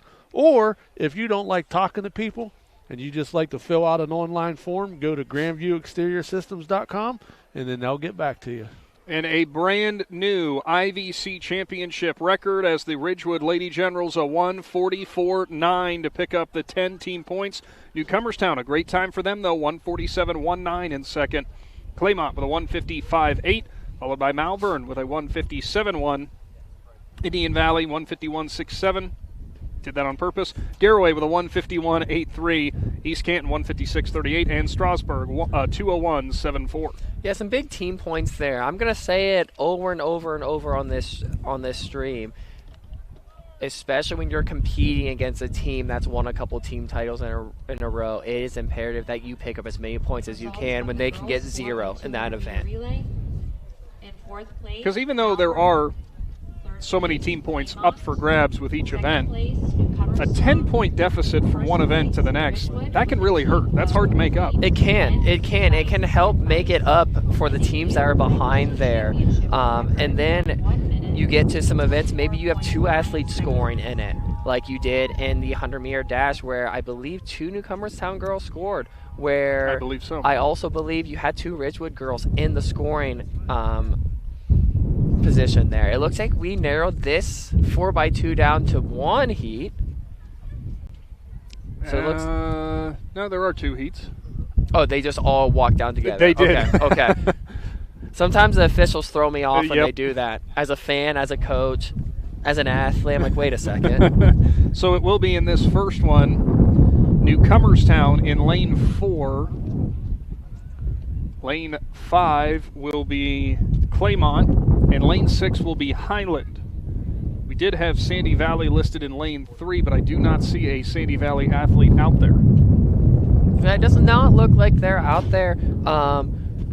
For the Heat 1, I know we're jumping ahead a little bit. We potentially will be on a meet record watch where the Tusky Valley Trojans have a time of 129.53 with our top seed of Indian Valley with a 130.78, which I believe they ran at the County Classic last week. So they're coming fresh off of that with a team of Grady Kinsey, Carson Hostettler, Logan Burrier, and Reese St. Clair. Not far behind, we'll have a few teams listed in the 133, 134 range. So even if the seed times go as planned, you will still have a great race. But how often do they go by plan? They don't. Exactly. They don't. I always brag when I'm running my own workouts when I tell one of my friends, hey, we're going to run 35 for this 200, and it's 34.99 or 35 flat. Mm-hmm. See, yeah. I just knew. I just knew. Looks like the shot put is wrapped up for the day. Runners, stand in your lanes. Girls pole vault ongoing there you see on your screen currently. First heat, boys 4x200 relay.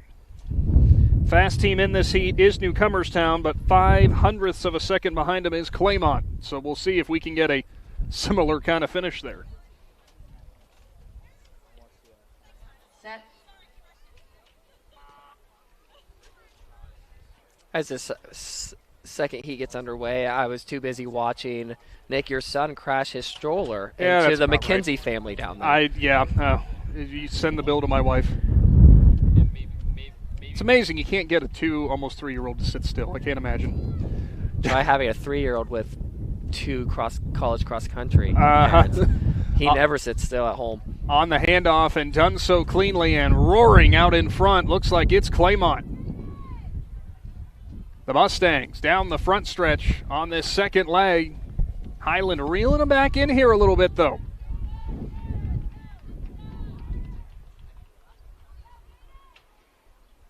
At the line for the next handoff. Claymont little slow on the handoff there. Newcomerstown now closes the gap on Highland. And here come the Trojans.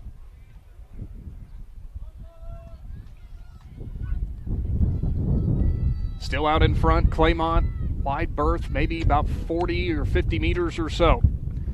Heading into the final exchange zone.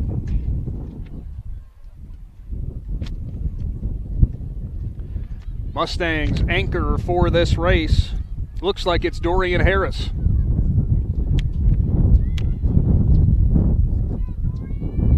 Harris pushing the gap even further. Newcomerstown holding on strong to second. And as soon as a coach sees him look backwards right that, he's going to get in trouble for that because, you know, you might be way out front in your heat race, but you're trying to get further ahead for points, and you kind of turn your body, look back, you lose some time. So, you know, I'm sure the coach isn't going to like that one. So the fast heat coming up in lane 1, the team of East Canton. Lane 2, Buckeye Trail. Malvern will be in lane 3. Indian Valley lane 4, Ridgewood lane 5, Garraway lane 6, lane 7, Tusky Valley, and lane 8 of Strasburg. Thanks for tuning in on the Big Z Sports YouTube channel with track and field coverage. Our spring sponsors all season long, the Tuscarawas Insurance Agency, Altman Health System, Right Mark Roofing, and the Kime Company. Yeah, I just had a buddy calling me yesterday. He was out at the Kime Company in Charm. He's putting a new deck on his house. And well, he went to the right place. He then went out there and got all kinds of lumber, and they got him all hooked up, ready to go.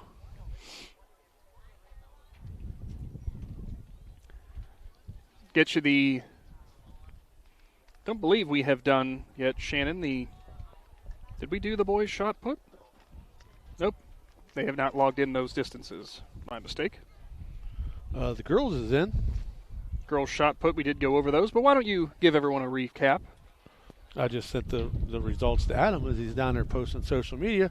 Winning the girls shot put was a junior from Claymont in Jaden Sproul with a throw of 35 feet, 8 3/4 of an inch. Second place was Chelsea Barnett of East Canton. Third was Quinn Schwartz of Garraway. 4 was Magdalene Collins of Newcomerstown. 5th was Brianna Wheeler of Sandy Valley. 6th, Lizzie Hill from Strasburg. 7th was Sydney Fry of Newcomerstown. And getting the last team point was from Buckeye Trail as Vada Newhart. I believe that's how you say her name. I tried. We always like to give the apology up front. I can't say my own kids' names right. Sometimes I'm trying to explain something to one kid and I'm calling the other kid's name or I'm calling them the dog's name. But at the end of the day, they all get the point. Just can't get no way to pick up the water bottles. Fast time. Indian Valley, they 1:37.8. We'll see how that stacks up.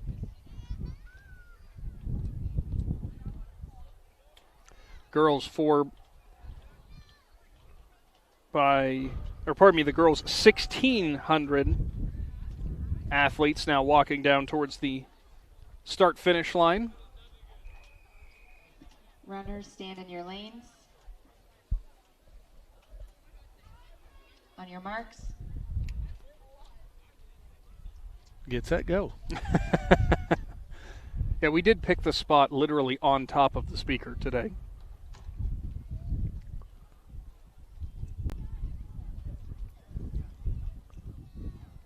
Telling you, looking down there at that grass infield, that makes me want to go home and mow. They got some nice straight lines. They got it looking good. Wonder how they do that.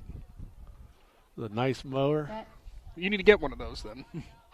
You have a little bit less real estate to work with, though. Yeah, but I mow 3 yards. Oh, well, that's fair. Underway, the boys 4x200. Looks like Garraway closing out that stagger here very quickly on this initial leg. That Garraway team with a 1:34.21 coming in here. On the handoff, looks like Indian Valley might have been the one who got there first, and here comes Hostetler out of turn number 3. Out in front, though, it is Strasburg, and lane number 8. Now here comes Tusky Valley and Garraway and Ridgewood. Heading into the next exchange zone, Hostetler chewed up a bunch of that lead. Burrier took off too soon. He did, as Tusky Valley was out on the initial exchange, but Burrier now will push ahead from Indian Valley. Ridgewood holding on strong to second. Yeah, look, here comes Garraway going to split them right there, trying to close some gap. Down the backstretch for the final 200. All about this next exchange. St. Clair gets it cleanly, and they are out of the starting blocks like a cannon, but here comes Garraway on the outside. Yeah, that's what Indian Valley needed right there. They needed that clean exchange right there. That gave St. Clair that little bit of a cushion. St. Clair in the final 80, out in front. It is Garraway in second, trying to push further. How about Malvern, who's come out of nowhere to take third? St. Clair for Indian Valley at the line. Garraway second, and Malvern third. Very nice looking last leg there from Ball. Final call, girls. Get you those official times here shortly.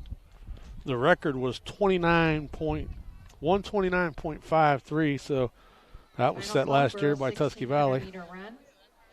Second call, boys, 1,600-meter run. First call. So with the girls, 1,600 upcoming. Your best time is Callie Wallace of Claymont, who logged a 5:16.52 this year. Wallace has already made her name for Claymont on the cross-country side of things and also here with the track and field side of things. Just an outstanding runner from top to bottom. Yeah, she's put in a lot of work going clear back to when she was elementary school coming up, and she's expecting big things throughout her high school career. Josie Ike from Tusky Valley, her second highest seed with a 5:28.8. Kylie McKenzie from Strasburg, a 5:29.48. You might have noticed that Matt has left the broadcast to go do some coaching duties for this one. Yeah, we seen him disappear real quick, and then we realized that the 1 mile was coming up, and he works with some athletes. Appreciate Matt coming on board and giving us the good insights. Hey, next year if he comes back and goes on board with us, we're going to have to set up the microphone for when he goes down there to coach. We can hear him. he can give us a little insight from the coaching side. Underway, the 1,600. Wallace's time coming in here about 12 seconds ahead of the next closest runner, but we'll see if that holds up. Girls pole vault ongoing here in the infield. That field is already fast dwindled down as well. Or athletes on the infield, except for at the pole vault pit. As they have to make the announcement to take all of the athletes out of the infield. Hang out in the infield unless you are at Just to Matt's point, because in the districts, nobody allowed on the infield.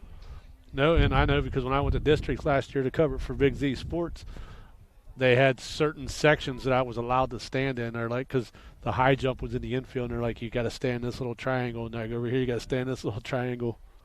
Out in front, on your screen, is Kylie McKenzie from Strasburg, followed by Callie Wallace of Claymont, Josie Ike of Tusky Valley, then Trista Leisher, also of Tusky Valley, and in fifth from Indian Valley's Rowan Hershey. So your top five running pretty much exactly what the seeding came in here, almost across the board. Not quite in order, but those are your top five teams, or top five times, I should say. All about that initial pace and keeping that kick going.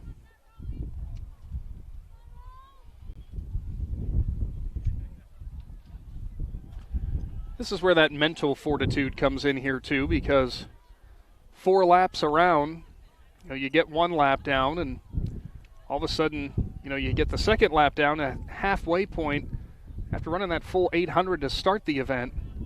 All you can think of to yourself is, oh boy, here we go again. You got the entire race you got to do all over again. Seeing in the crowd looking down there. Not sure if we're going to see him before he heads out, but longtime Malvern basketball head coach and Dennis Tucci. Coach Tucci now heading off to the retirement side of things, and we appreciate all he's done through the years for high school athletics, not just basketball, high school athletics as a whole. Yeah, and he's done a lot for Big Z Sports. As he always welcomed us in, was excited when we came in, and one time during an interview, he even asked me if I wanted to come into the locker room since I pointed out the mistakes in the interview at halftime, and he said, "You're spot on. You need to come in here and tell these guys what they got to change." and I was kind of shocked a little bit. Still out in front is McKenzie of Strasburg, followed by Ike of Tusky Valley and Wallace of Claymont. If you notice, Shannon, Ike and Wallace have reeled her in just a little bit, but McKenzie keeping a very, very good pace here on lap number 3. Down the backstretch, about halfway through that backstretch. And now here comes Wallace making a move to slot into second.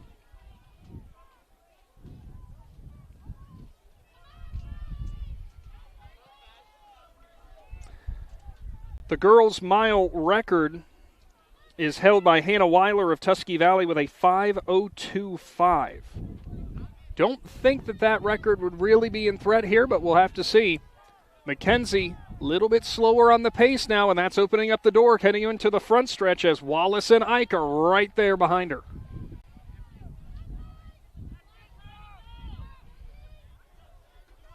Wallace and Ike now pushing up, closing that gap even more on McKenzie. Final 400 coming up.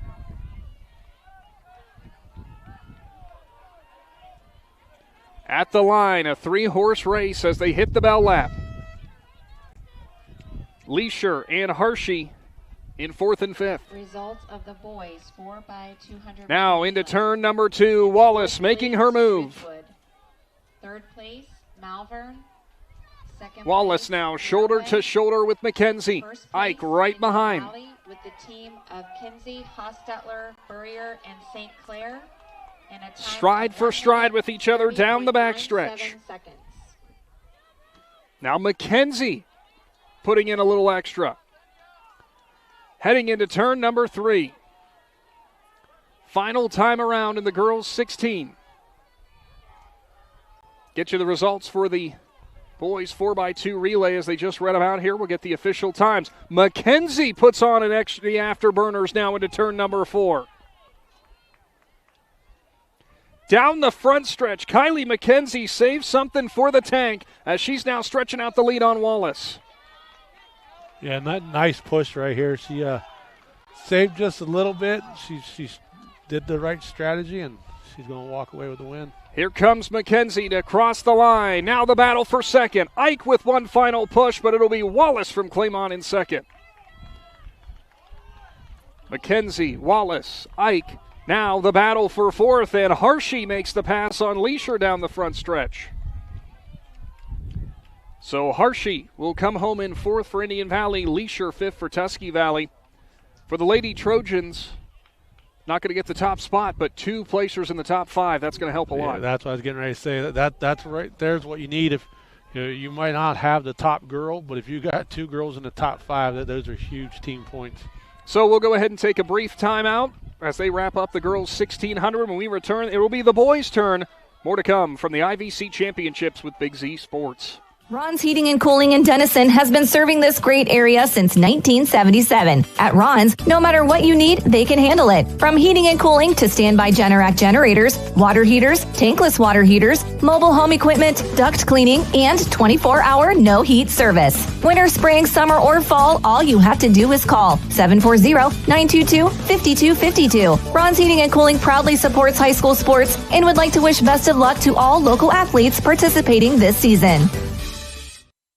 When it comes to protecting what matters most, trust the team at Grandview Exterior Systems. Established in 2016, they specialize in commercial, industrial, and residential roofing, handling everything from repairs and replacements to full restorations and ongoing maintenance. At Grandview Exterior Systems, their mission is simple: create peace of mind for every client while setting the standard for safety, quality, and efficiency in construction. Visit them at 2230 Township Road 415 in Dundee. Call 330-275-1807 or learn more at GrandviewExteriorSystems.com. Grandview Exterior Systems. They have you and your roof covered.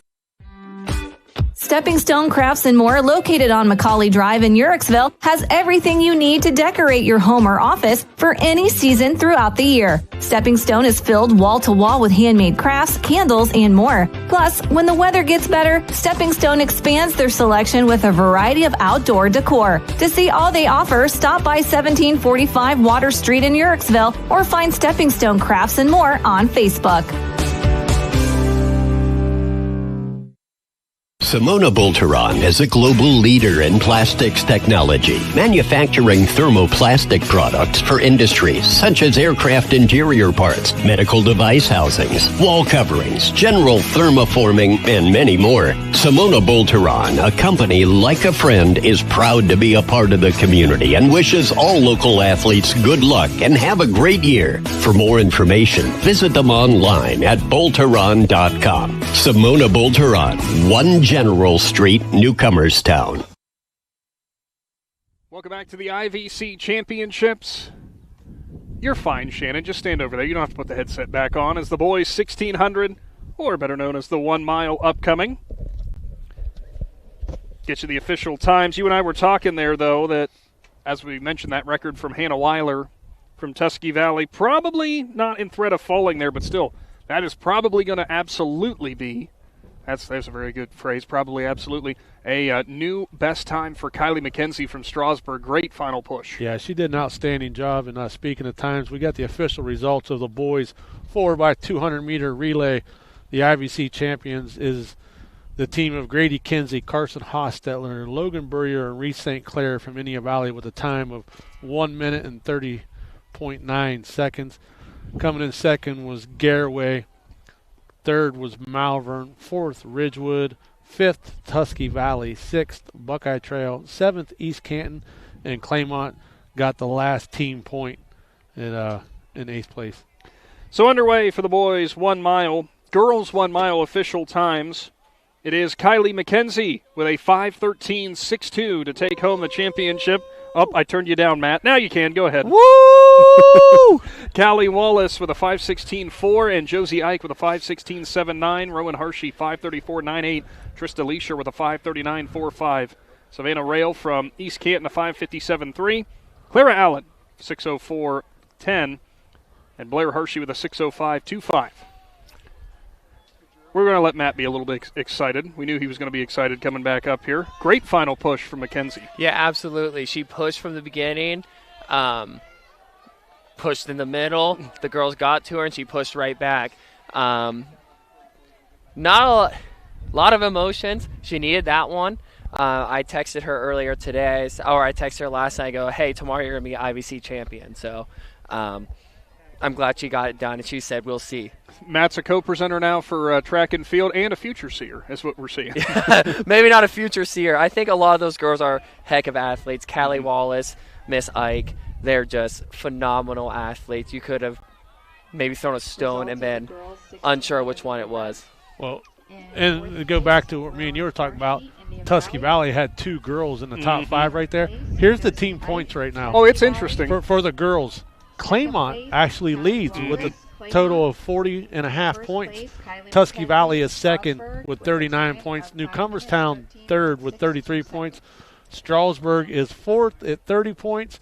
And Sandy Valley is fifth at 27 to round out the top 5. I mean, that top 5 right there could change every couple races right now. It could change. It could. And now we have – this is one of those other key events on the boys' side, having Nick Palmer, Nolan Pataka, and Cade Conrad all leading the way in this mile. All big team points for Indian Valley and Tusky Valley especially. Cade does not run this mile very often, but right now it looks like he is just smooth as butter out there, just kind of waiting. Runners like Nolan and Nick, who may not have as much finishing speed as Cade, not many can run a sub-50 second 400 in a 154 split. They need a push from the beginning here and create some space. And to jump over, the first 3 right there in the race are all 3 of the team scores up front. Is Indian Valley leads with 60 points, Garraway second at 50 points, Tusky Valley third at 45.5, Malvern fourth with 30 points, and Ridgewood in fifth with 28.5 points. So, huge points right here. But if you start to count back, you got a Tusky Valley and a Garraway kid right there on the brink of being able to get up there and get some team points. As Indian Valley's other runner is way in the back. So those 2 there kind of need to push to get up there and get some points if they can to help out that team race. Yeah, we need if I'm a Garraway coach, which I'm sure Coach Stilgenbauer is telling him, you need Carter to get this 8th, 6th, or 7th finish here, especially with Nick leading and looking like he's going to score big here. With 1 lap to go, we have Cade Conrad struggling a little bit. which is good for the competitors ahead of him. Maybe not so good for Cade.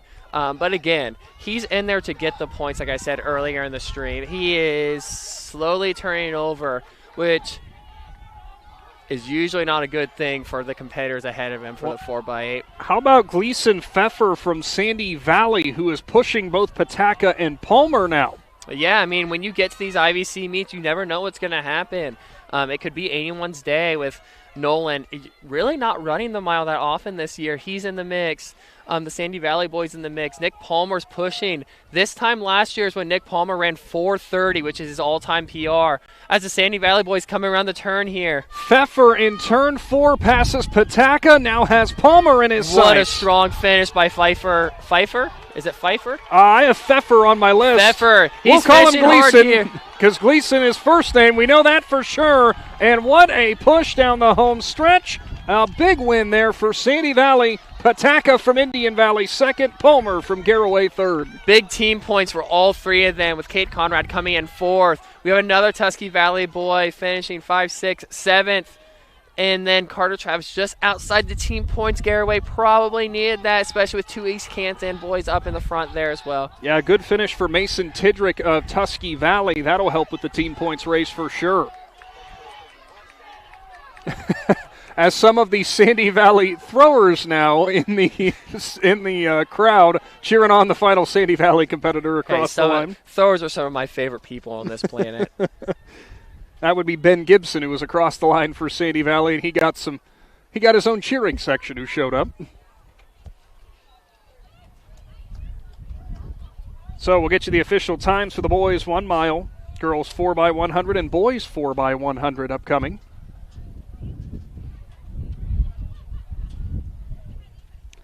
Oh, so my wife disappeared for a little bit, and now I figured out why my son wouldn't sit still, because now he somehow gets cookies out of this deal. Well, if I knew that, I would run around. Yeah, I'm thinking about the same thing. I did run around. I don't have any cookies up here. What a fantastic event. You know, I'm laughing because I'm biased because it's my family in front of me right now, but what a great way to spend an evening as a family together, you know, cheering on, whether it's family members or friends or, you know what, just competitors and just the competitive spirit. A great thing to do at a track and field event. Still time to get down here to enjoy some of the events today. Call, girls, yeah, I love track and field. I'm also very biased, but, you know, there's not a lot of things better than coming out and watching these kids support each other, watching families support each other, watching friends support each other. Just knowing the TCC families down here, just because I work for the schools. I see some alumni out here watching some of their friends that they just ran with over the last few years before they headed off to college. So that's always good to see everyone supporting each other. As we're watching the McKenzie family celebrate her new school record in 5:13. All kinds of smiles for Miss McKenzie as she walked up to the stands. Girls 4x1. We do have 2 heats listed, and it looks like that's what we'll get, as Strasburg will be in lane 3, East Canton lane 4, Sandy Valley lane 5. Team with the fastest time in this event is Newcomerstown with a 50.31, Ridgewood with a 56.8. Between Newcomerstown and Ridgewood, that's been a fun matchup in other events this year. It sure has. And we're going to have another barn burner here with this 4x1. As I flip to my pages, you know, the problem with running down there and cheering on athletes is you are a little bit behind on the paper. Well, it's keeping you in shape too, having to go back and run back up the stands. yeah, absolutely. Climb up the ladder that we have to enter to get on the roof as well. So you as a runner, I've always said this, no matter what, you can be the most in shape person in the world, and nothing is more humbling than one flight of stairs. Yeah, that'd be correct. I mean, I put in about 50, 70 miles biking miles a week, and on top another 20, 30 running, and I'll hit the wrong flight of stairs. I'll be like, oh, did I run and bike this week, or did I smoke a pack of cigarettes? Well, it makes me feel better about myself then when I can't quite get up the stairs easily. No, it happens to all of us. Old age. Pole vault still, no kidding. Pole vault still ongoing, as you see on your screen, as still a handful of girls competitors. We'll get you the official heights and such, as can we get an official only a couple more discus competitors for the girls as well.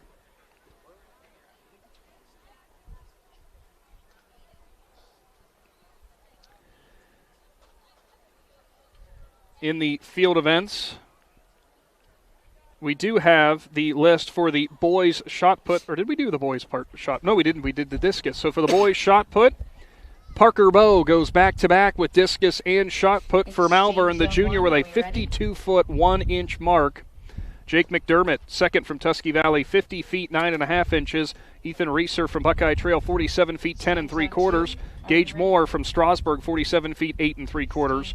And Carter Neff of Indian Valley, 45 feet 9 1/4. Braxton Speed of Garroway, 45 feet 4.5. Asher Hughes from Sandy Valley, 43 feet even. And Brody Cameron from Claymont captures the final team point with 41 feet 1 inch.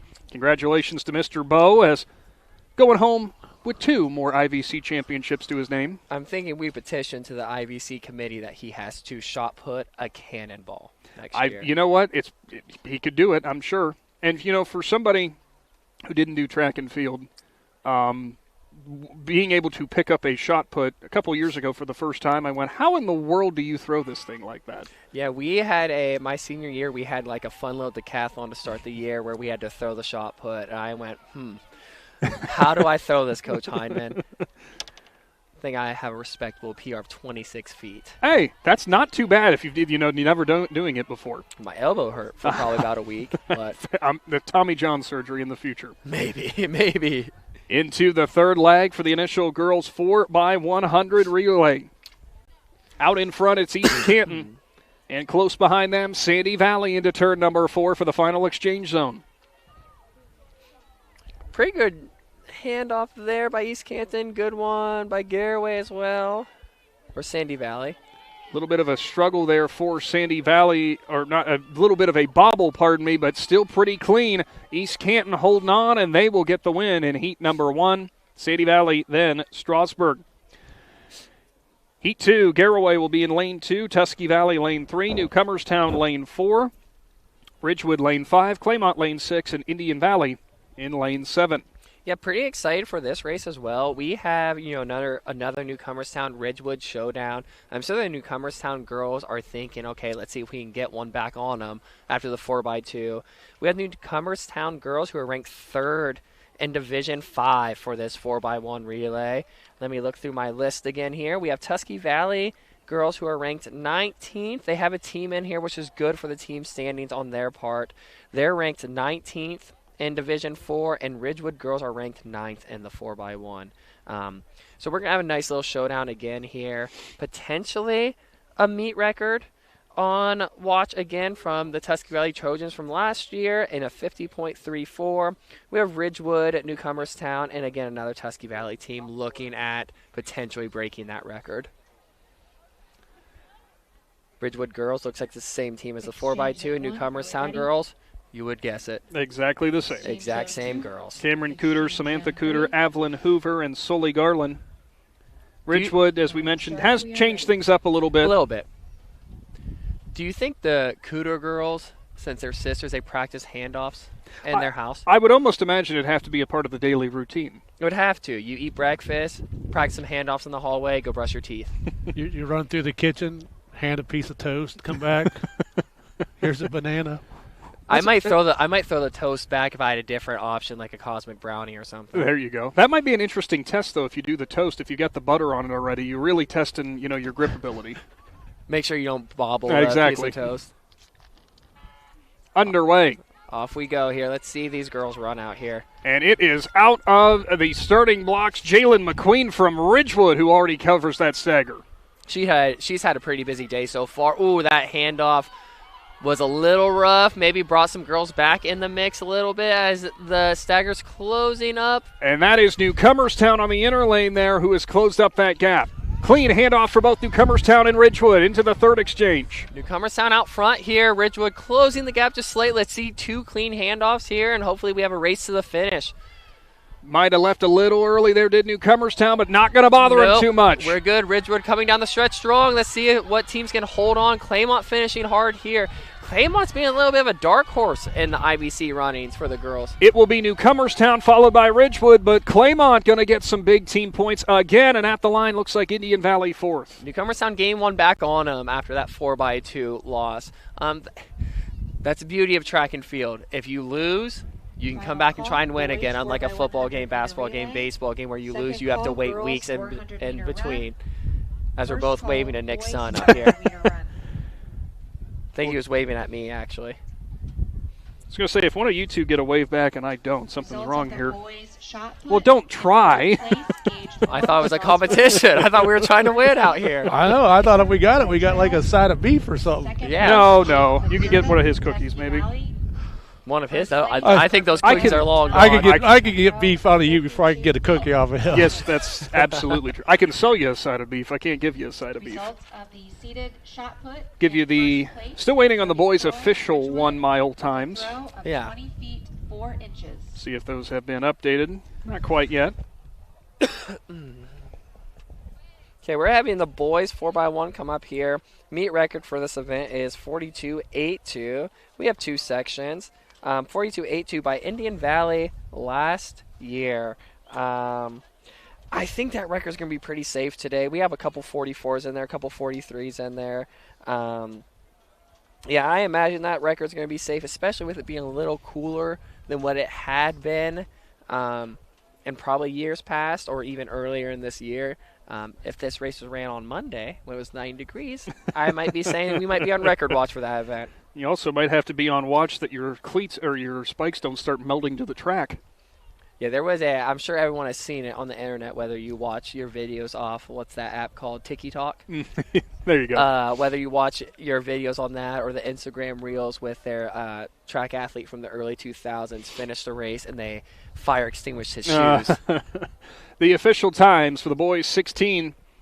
Gleason Pfeffer from Sandy Valley, a sophomore, with a 4:39.55 to pick up the win. Nolan Pataka from Indian Valley, a 4:41.16. Nick Palmer from Garaway, 4:42.38. Cade Conrad from Tusky Valley, a 4:48.25. Michael Chrisman from East Canton, a 4:48.77. Caden Wallace of Claymont, a 4:49.8. Mason Tidrick from Tusky Valley with a 4:52.31. And Tyler Elliott rounds out the scoring with a 4:53.65. For Tusky Valley, they're getting both Conrad and Tidrick in the points positions. Good points for the Tusky Valley boys team. Speaking of that boys race, we had mentioned it's Claymont at the top. Or for the girls' race, it's Claymont at the top. Tusky Valley and Newcomerstown are tied for second now with 43 points.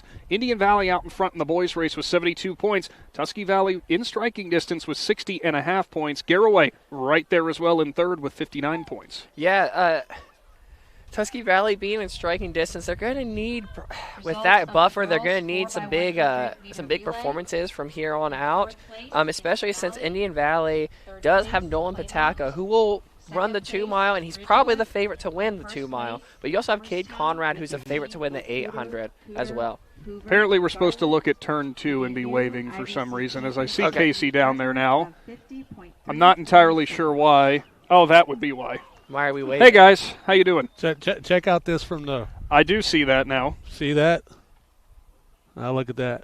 Wow. A new IVC championship record in the girls 4x100 by 100th of a second as Newcomerstown 50.33 to pick up the win. Ridgewood second with a 51.39. Congratulations to those girls, especially to bounce back after that 4x2. I'm sure their families are tired of hearing me talk about that 4x2. Well, now they're saying, hey, he can stop talking about it now because we can talk about the 4x1 meet record. Nice job, girls, especially on your home track. Rounding out the scoring as Newcomerstown and Ridgewood go 1-2. Claymont in third with 16 points with a 52.24. Indian Valley fourth, 15 points with a 52.96. Tusky Valley fifth with a 53.25. Garaway sixth with a 53.33. East Canton seventh with a 53.92. And Sandy Valley with a 54.59 to round out the points from that event. So up next, it's the boys' turn. In the 4x100, 2 sections of this, or 2 heats. It will be Claymont in lane 3, East Canton lane 4, Strasburg lane 5. Team with the top mark is Indian Valley with a 43.82. Will be running in that second heat.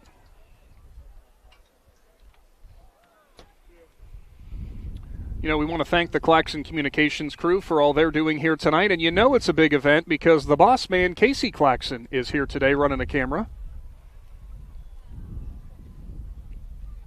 Logan's laughing, though. That's because Logan says I'm the boss. There you go. That was a nervous chuckle you got out of him when you said that.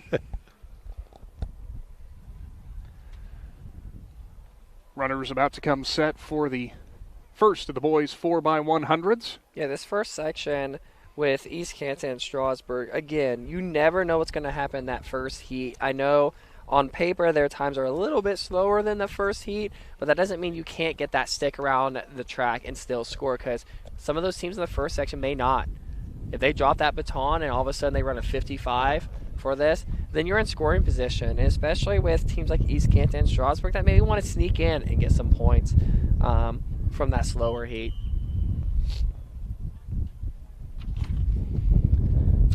Still waiting for the thumbs up from all the exchange zones, and now we've got them. Exchange on 2, 3. Trying to break things, Shannon? I'm getting a little antsy. all these athletes doing these great things. I'm ready to try something. Shannon's about ready to run this relay himself. I'm about ready to see if I can get down that ladder without getting hurt. For some reason, I think the most entertaining event that we could try, obviously having no experience. The 2 mile. 2 mile would be fun, but that do I get an e-bike? No. Honestly, I think long jump would be probably potentially the most entertaining. Well, I don't like know. Entertainment as in for everyone else watching. No one gets hurt, or it's a somewhat soft landing if you do it right. I like the idea because it's a little cushion. I won't jam my back. Everything won't compress. You still need to land the right way. Is the only problem. I might go head first though. I'm wondering which one of us would be the one to eat dirt first. Probably me. No, I have faith in you to do it right. Well, the thing is it just us three or all of Big Z Sports? Let's do all of Big Z Sports. Bill Morgan eats dirt. There you go. This first section's underway here as we talk about who's going to eat the sand down the long jump pit. Looked like on the exchange it was Strasburg who got it, but East Canton right beside him, stride for stride down the backstretch, and now here goes East Canton.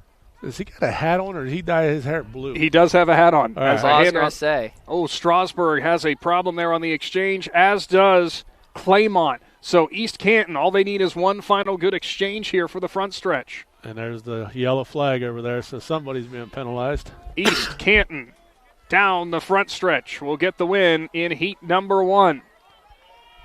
Finish strong here. You might sneak in for some team points here. Thinking about our long jump conversation again, I'm pretty sure Jimmy Buffett has a song about eating sand, I'm sure. Eating sand? I'm sure. Something about being in the sand. I don't know about eating sand, but you know what? You might be right. In the fast heat, Buckeye Trail will be in lane 1, Tusky Valley lane 2, Newcomerstown lane 3, Indian Valley lane 4, Ridgewood lane 5, lane 6 is Garraway, lane 7 Sandy Valley, and Malvern will be in lane 8. Well, I'm telling you what, if you're the Claymont track coaches right now, you're kind of huddled up with that girls team and showing them the team results right now. You're like, listen, they pulled a couple more points, and they can figure out a way to kind of close this out. They could be the dark horse because they got a big win out there in the shot put with Jaden Sproul. She got those 10 points out there. And like we said, it might take a field event that wraps this up for somebody. Well, they could be talking, and they're not saying, yes, individual championships would be awesome, but we're not necessarily asking for individual championships. We're just asking for points right now. Oh, Matt, you got the mean mug. You didn't get the wave. That's all right. Talking about the Claymont girls here, we have some potential for them to play spoiler here. I'm sure Coach Rogers is communicating that with his girls as he sees them. I believe their assistant coach's first name is Kennedy, is what I thought I heard down there. I'm sure they're all communicating that. Kennedy Beckley, I think. Is that her name? I don't know. She might listen back to this. Maybe that's middle school. But I know they're communicating that stuff, especially with this girls 400 coming up, where in the fast heat we have Kinley Preston, who is in a position to where she could score. I know we have the front runners of Strasburg with Lydia Thomas and Kenzie Bice. We said that name a few times today. Just a few. Nick, a few times today. We have those two girls in the sub-60 performance, but 63 is right there, especially as a freshman, to score some points. If she can come out with a third-place finish and maybe get ahead of that Tusky Valley girl, Hayden, then there's an opportunity for Claymont to continue to play spoiler today.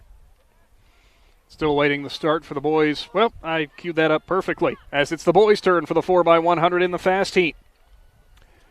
See who covers this stagger first and is able to get that good initial handoff. Looked like Garraway pretty clean there on the inside. Newcomerstown as well. Ridgewood down the middle, and it's almost even across the back. Yeah, flying down this stretch here. Let's see what Indian Valley is struggling on that handoff there. As Ridgewood got a good jump there, as did Garraway on the outermost lane closest to the out part. You're going to need Reese St. Clair to really, really hammer this. Here come the Trojans, though, as Tanner Smith in the final 100. St. Clair making up some time from Indian Valley, but Newcomerstown going to get the win. It's going to be a battle for second. Garraway is going to grab it, then Indian Valley. There we go. Big team points there. Like I said earlier on the stream, anything can happen in these relays, especially when you have 3 opportunities to mess up the handoff. Even if it's a delayed start. We saw what just happened there. The favorites in Indian Valley did not win that race. They finished 3rd, which is big in the team point standings. The Newcomerstown team of Dom Singer, J.J. Justice, Lucas Justice, and Tanner Smith. We'll see how their time stacks up against the records, but a great time for them. Newcomerstown, siblings on every relay, it seems like. Boys and girls. Yeah, there's a fun thing you can ask. Ask JJ and Lucas who's faster, and let the fight begin. Oh boy.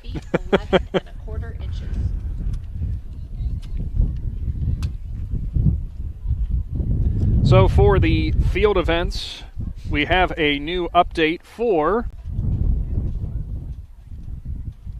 Nope, we already had that for the boys' long jump. There was something else that was updated. Girls' long jump? Girls' long jump, they had announced it. It would have been.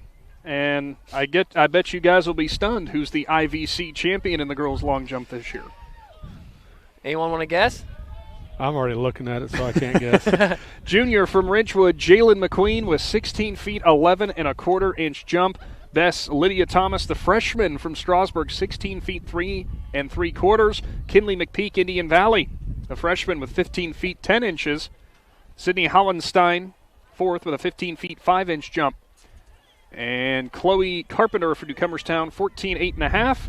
Brooke Tubbs from Ridgewood, 14 4 3/4. Claire Williams, Buckeye Trail, 13 11.5. And Gracie Wagstaff of Buckeye Trail with the last team point of a 13-11. Congratulations to Miss McQueen. Got to tip your cap, though, to Lydia Thomas, a freshman there getting second. Not too bad in your first IVC championship. Yeah, both of them being ranked in the top 25 for that event. Very, very, very, very impressive by both those young ladies to continue to come out here and, have such a busy day with Lydia having to run the 4x8, the long jump, this open 4, and the 4x4. And then we've already talked about Jalen McQueen, how busy she is all day. I watch her for this first half of this track meet. She never stopped moving.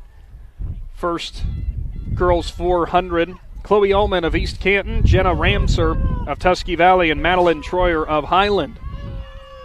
It is Troyer out in front, followed by Ramser. All 3 of these girls pushing really hard. 2 freshmen in this heat.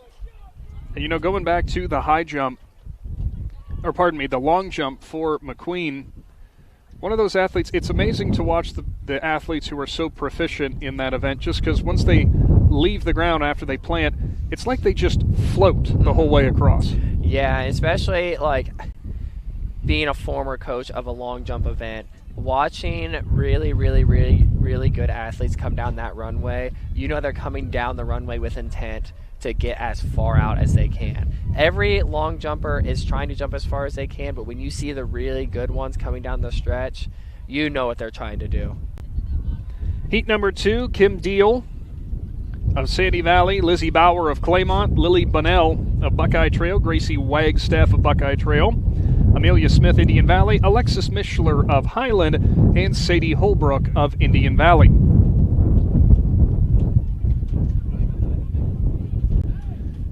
Newcomerstown boys 4x100 relay team walking through the infield, giving a wave to the crowd.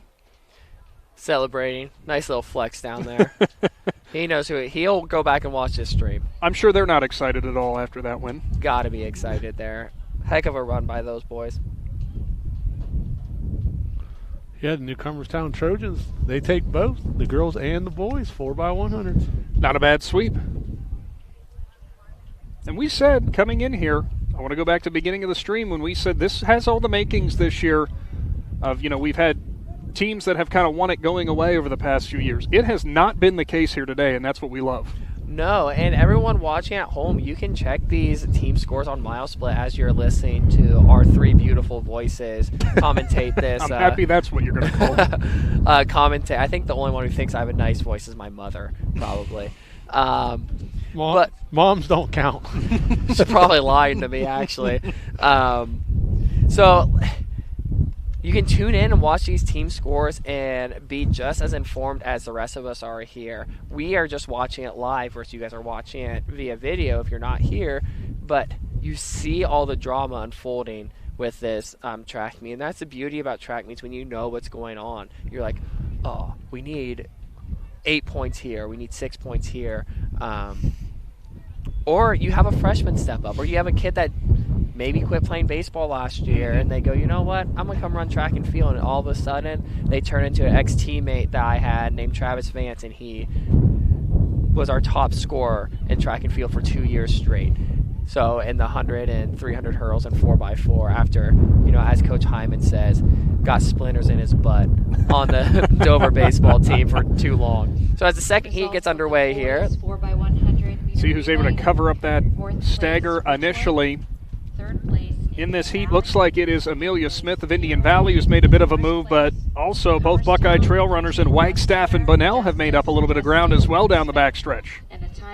Yeah, I was telling one of my favorite coworkers at TCC that when you're running this open 400, this open 800, like I mentioned on the stream last week because you were talking about fishing, when you get down that 100, that last final 100, last 50, it's like carrying 10 pounds of catfish. Like a bag of 10 pounds of catfish on your back there. I had to say that last week because you were talking about fishing. Down the front stretch, final 100-meter sprint to the finish. Smith out in front, but now getting pressure from Wagstaff. Wagstaff is the one who's got the last burst. Gracie Wagstaff from Buckeye Trail takes the lead. And Wagstaff with a great final push will pick up the win in Heat 2. Followed by Smith of Indian Valley. Then it is Highlands Mishler who will cross the line for your top three there. Fast heat for the girls, 400. Hayden Huffman of Tusky Valley in lane 1. Cammie Rayborn of Malvern, lane 2. Mia Daughtry of Malvern, lane 3. Lydia Thomas, lane 4 of Strasburg, who owns the best-seeded time. Kenzie Bice, lane 5 of Ridgewood. Lauren Wentz of Ridgewood, lane 6. Kinley Preston is of Claymont in lane 7. And Abby Stevens in lane 8 from East Canton.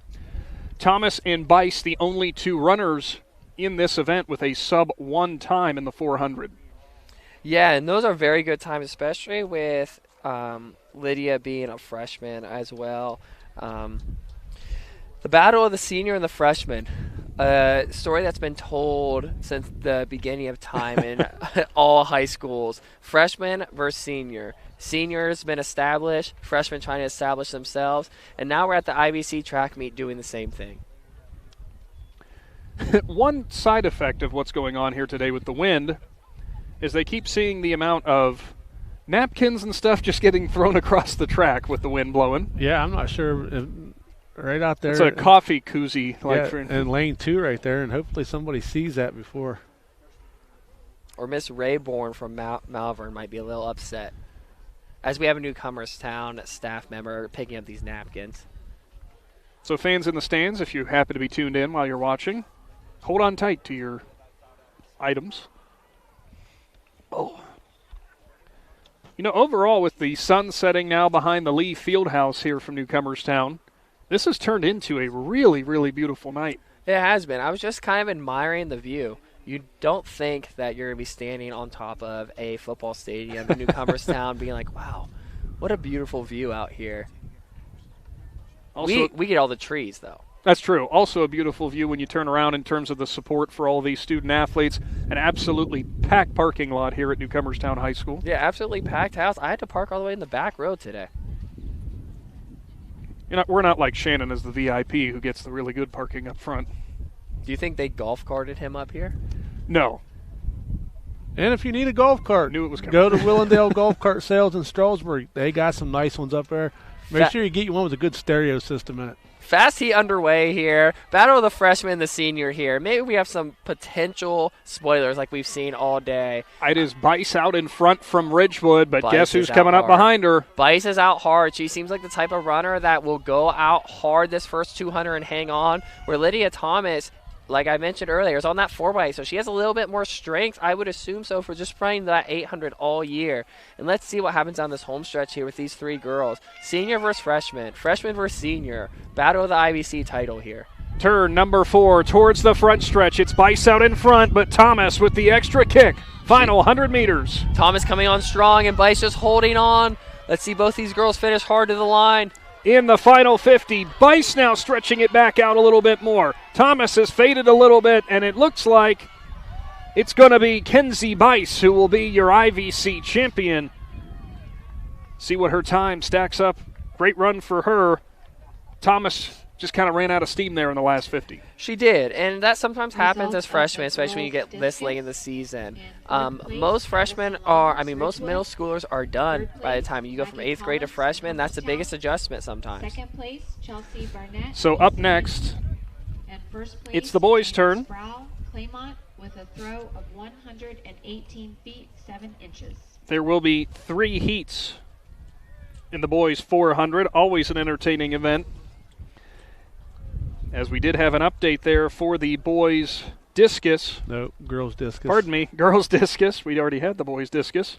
Just a reminder, as we'll go through the and we were just talking about IVC championship shirts. And we were just talking about how somebody had to step up and get team points. And there you go. And Claymont's Jaden Sproul did it again as she won the shot put earlier. She comes back and she wins the discus with a throw of 118 feet and 7 inches. Second place was Chelsea Barnett of East Canton. Third was Magdalene Collins of Newcomerstown.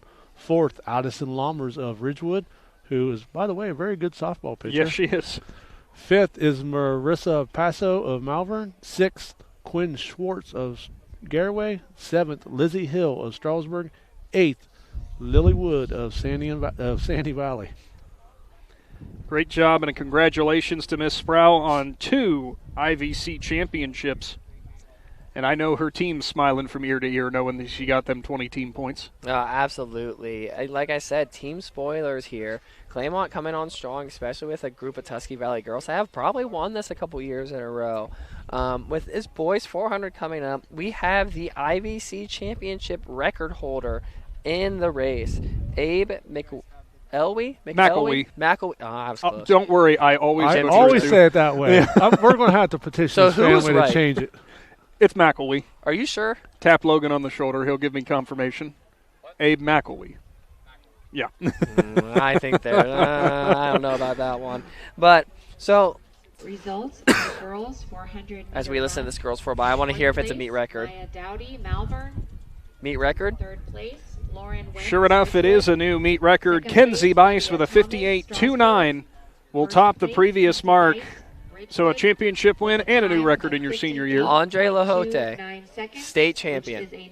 That was the meet record they just broke. That's not too bad then for Miss Bryce. Yep, and then she went on. I believe she was an All-American in college as well. So in this initial boys 400, out in front, down the front stretch, Claymont and Newcomerstown doing battle. It is Waylon Peterson out in front for Claymont. Brody Patterson from Newcomerstown. And it looks like Peterson's going to hold on at the line. By the way, the updated team scores for the ladies. Ridgewood now with 66 points in the lead for the girls. Claymont second with 59.5. Newcomerstown with 53 in third. And Strasburg fourth with 48. Tusky Valley now fifth with 44. For the boys, Indian Valley still leads with 78 points. Garaway in second with 67. Tusky Valley third with 64.5. And they have a wide margin over the next two teams as Ridgewood at 43.5 and Malvern at 42.5. So right now for the boys, kind of a 3-horse race. Realistically, for the girls in that top 5, really, still pretty doggone close. Yeah, it's really going to come down to, like I said, I think the field events are wrapped up.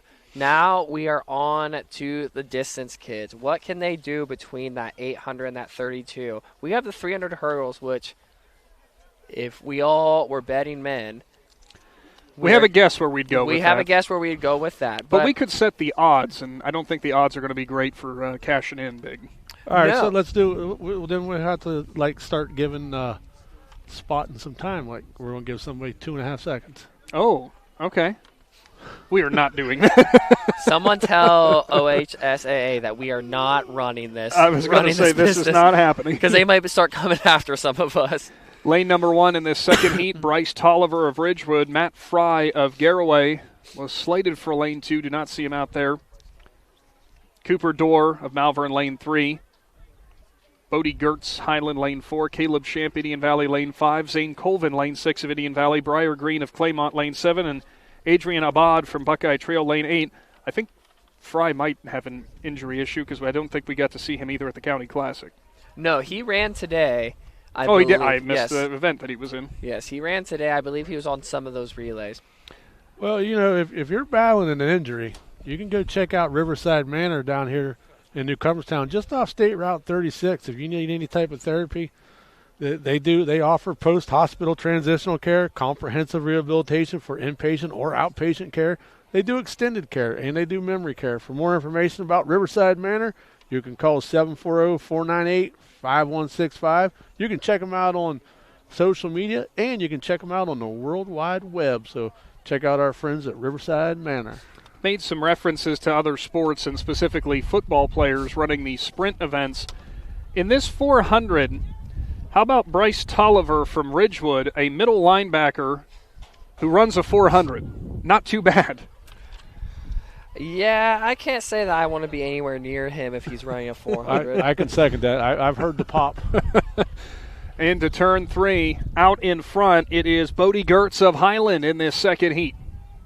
Gertz in the lead, followed by both Indian Valley runners in Colvin and Champ.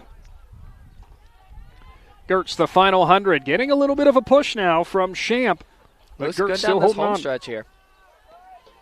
Champ making up a little bit of time now on Gertz. Down the battles for third, as coming up from Malvern is Dorr. So at the line, it's Highland followed by Indian Valley, and we'll see who's in third. The finishing is Gertz and Champ. It was close between Colvin and Dorr. Now we're getting onto this third section here. Like we talked about the team points, we have a Garraway athlete, Strasburg athlete, Buckeye Trail athlete, Tusky Valley athlete, Newcomerstown, Tusky Valley, East Canton, East Canton. Tusky Valley's going to pick up some big points here, having 2 athletes in the running, while Garraway only has 1 in the running. So Matt Fry not running that section 2 could potentially hurt Garraway in the standings because he could have came up with maybe an 8th place, 7th place finish from the second heat. Coming up, Bryce Johnson from Garraway, lane 1. Braxton Goring from Strasburg, lane 2. Elian Eric of Buckeye Trail, lane 3. Abe McElwee of Tusky Valley, lane 4. Trenton Wright, Newcomerstown, lane 5. Braden Miller, Tusky Valley. In lane 6, Kanan Pollard, East Canton, lane 7. And Aiden Stevens, East Canton, in lane 8. So between McElwee and Wright and Eric, and Miller for that matter, all runners at 51.5 or lower, 51 3/4 and lower. Could be a very tight battle between those middle lanes. Yeah, I think Abe's record is pretty safe from this year. I haven't seen him run much this year, but if he's seated at that 50-point area, that 2 seconds is going to be pretty hard to make up, especially since today isn't necessarily perfect. It looks like the wind is still a little bit of a crosswind coming in. So I guess we'll see. He might be more worried about the wind versus the time. We have seen Wright with your second fastest time win back-to-back 400s in the back-to-back events that we have broadcast. Yeah, that's also, some good momentum coming in here. So he might try and play a little bit of a spoiler, maybe sneak in, maybe his fastest time ever. I know he's seated at, 51? 51.02. 51.02, which I believe he ran at the County Classic last week. So again, more momentum coming in. This time of year, you want the momentum coming in. Kylie McKenzie winning that mile, PRing, by a second, but running a season best by 16 seconds. Which is almost a crazy amount to talk about making up. It's it's confidence with these kids. Like, they do something. It's not always, a magic workout. It's about instilling the confidence in these kids to do that. As we get this fast heat underway, talking about momentum, these kids are out fast. McElwee, right. And here comes out in right. front. Here we go. Push from the inner lane there from McElwee. So McElwee, Wright, and Miller. Tusky Valley, Newcomerstown, Tusky Valley. In turn number 3. Look at McElwee's kick into 4. Someone must have told McElwee that said that his meet record may be safe as he's powering down this stretch. McElwee in the final 100, way out in front, right in second, followed by Miller of Tusky Valley. Right, clawing back on McElwee a little bit, but he's still going to get to the line first with the IVC title this year. We'll see what Wright's time is with Miller in third. Tusky Valley with some good team points there. Yeah, big team points for the first and third place finish for Tusky Valley. Got to be excited about that one, especially with the team race being as tight as it is here. Go ahead. Get us a time here so we can see where we're standing. Wait for those updates there. McElwee, I'd say the first 350, just a dead sprint for him. Lost a little steam in that last 50, but still won by a pretty healthy margin. Yeah, and that's just the nature of the 400. You're going to go out hard, and at some point, you are going to feel like crud coming down that final stretch. Whether it's 100 to go, you hope that's not that far because that last 100 feels like a death march the whole way down. Big team points for Tusky Valley, though. We can't stress that enough, like, with having the bodies to put in the events. Like I said at the beginning of the stream, these conference meets, there's a lot, like you guys said, bragging rights. You got to put your body on the line a little bit. You have a week to recover for the district meet. These kids are younger. Their muscles are still developing, but their muscles are also recovering faster than, us old guys would up here. Sometimes I wonder when I do a workout, how many days do I get until I feel good again? Oh, I don't think there's a metric that I can figure out if I'm going that route. Still awaiting the boys' official 400-meter times. Girls' 300-meter hurdles up next. 2 heats for this. There'll be 2 heats for the boys' 300-meter hurdles as well. And it looks like only have a couple... only look like a couple competitors still going for the pole vault. Yeah, the girls' pole vault are probably trying to maximize some points here. Again, team points are so big, so especially if you are in a position you've never been in before, if you're battling for an IVC title, or if you're battling for an 8th place finish, that point matters, especially in races as close as this. Let's see who gets up over this. I think that's McDaniel for Indian Valley right there. Oh, she just didn't get enough vault on that there. Enough, there's a word I'm looking for, Nick. You're the smart one here. Or Shannon's the smart one. It's not me. We're going to go with Shannon, I think, on that one. What word we're looking for? Something to launch her. Launching. Couldn't think of launching. Propel herself? Propel. That's another one. Sorry to everyone listening with headphones in. I just screamed in the mic again. That's all right. The first time you definitely had reason to, being excited. Yeah, they knew it was coming. I often wonder what you guys talk about when I'm down there. Oh, we talked about how you was running down the steps and you tripped and fell and you rolled around. I'm not sure if I would have made it back up. I might have went home in embarrassment. Maybe next year we'll get like a mat cam and you can follow me. We could do that. I said that we're going to hook you up with our sideline mic that we use for football. That way when you go running down there, we get a little coaching insight. Yeah, that's right. Or you guys can hear me huffing and puffing. Well, I tell you what, Abe McElwee, we have the official times, a 48.63 for Abe. So did push his record a little bit, but he still held on to it. How about Trenton Wright? Knocks nearly a second off of his time for the second place finish with a 50.09. He has to feel good about that 50 point. You start getting that 50 point, you start thinking about breaking 50. I know 51 is right there, but when you get to 50 point, especially at an IVC meet, when you have a district meet coming up and a regional meet coming up and a state meet coming up, you're really flirting with that 49-second barrier that everyone really wants to run if you run a 400. And Abe and McElwee family, I apologize. He was close. Third place, Braden Miller with a 51.36. Elliot Eric with a 52.94 for Buckeye Trail. Bodie Gertz from Highland, a 54.46. And Gertz ran that in the second heat, getting that 14 points. Great job there. Again, like I said, it doesn't matter when you're at some of these meets. If you're in the second heat, third heat, first heat, you got to run it like you're racing for the W because you could pick up some team points here. So awaiting the start for the girls' 300 hurdles in this first heat.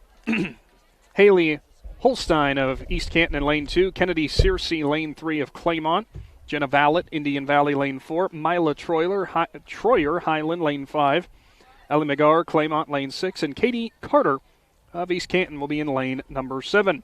Top seeded time, Soley Garland of Newcomerstown in heat number 2 as she has run a 47.89.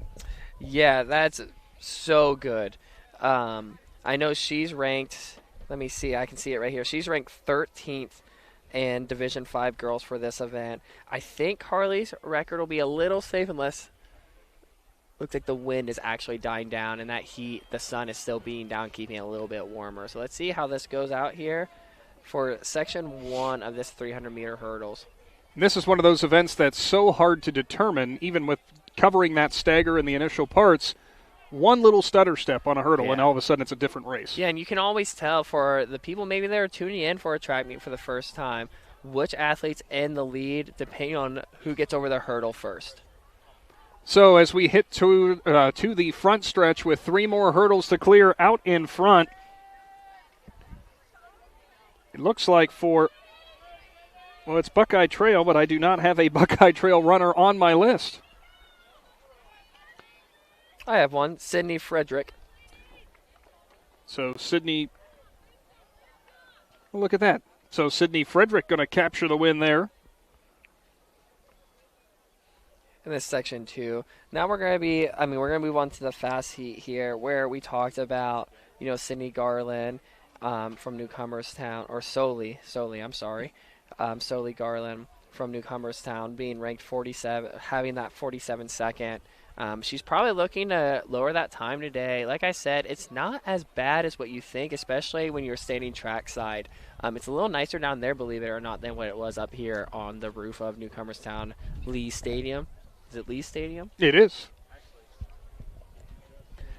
Beautiful, beautiful Lee Stadium with the Lee Fieldhouse in the background, too. The sun's still setting. I think we're going to have one of those beautiful sunsets here tonight. As I did the foolish thing of looking straight over at it. Almost should have brought my sunglasses today. You at least planned ahead. Always planning ahead. You should have told me I had 2 extra pairs in my car. Shannon working hard, helping Adam here with some of the social media posting. I'm guessing. Oh, yeah. Yeah, it's flashing. There's nothing there. Okay. Either that or you're trying to apologize to Kelly for something. He's I'm all apologizing. messed up. Somehow I locked myself out of my phone trying to do social media, and now I got to get it back. Oh, that's always fun. Boy. You know what my wife will say? New phones. Underway. The fast heat for the girls' 300-meter hurdles. Again, big team points here with Newcomerstown and Tusky Valley being up there. And don't forget about Ridgewood being in this race as well. Natalia Wallach out in front for Tusky Valley. Close battle behind her for second. That is between Hoover of Newcomerstown and Angle of Ridgewood. But Wallach way out in front. Getting a little ground, though, on her, though, is Garland of Newcomerstown. 2 more hurdles. Garland's charging strong here as long as we're clean over these hurdles.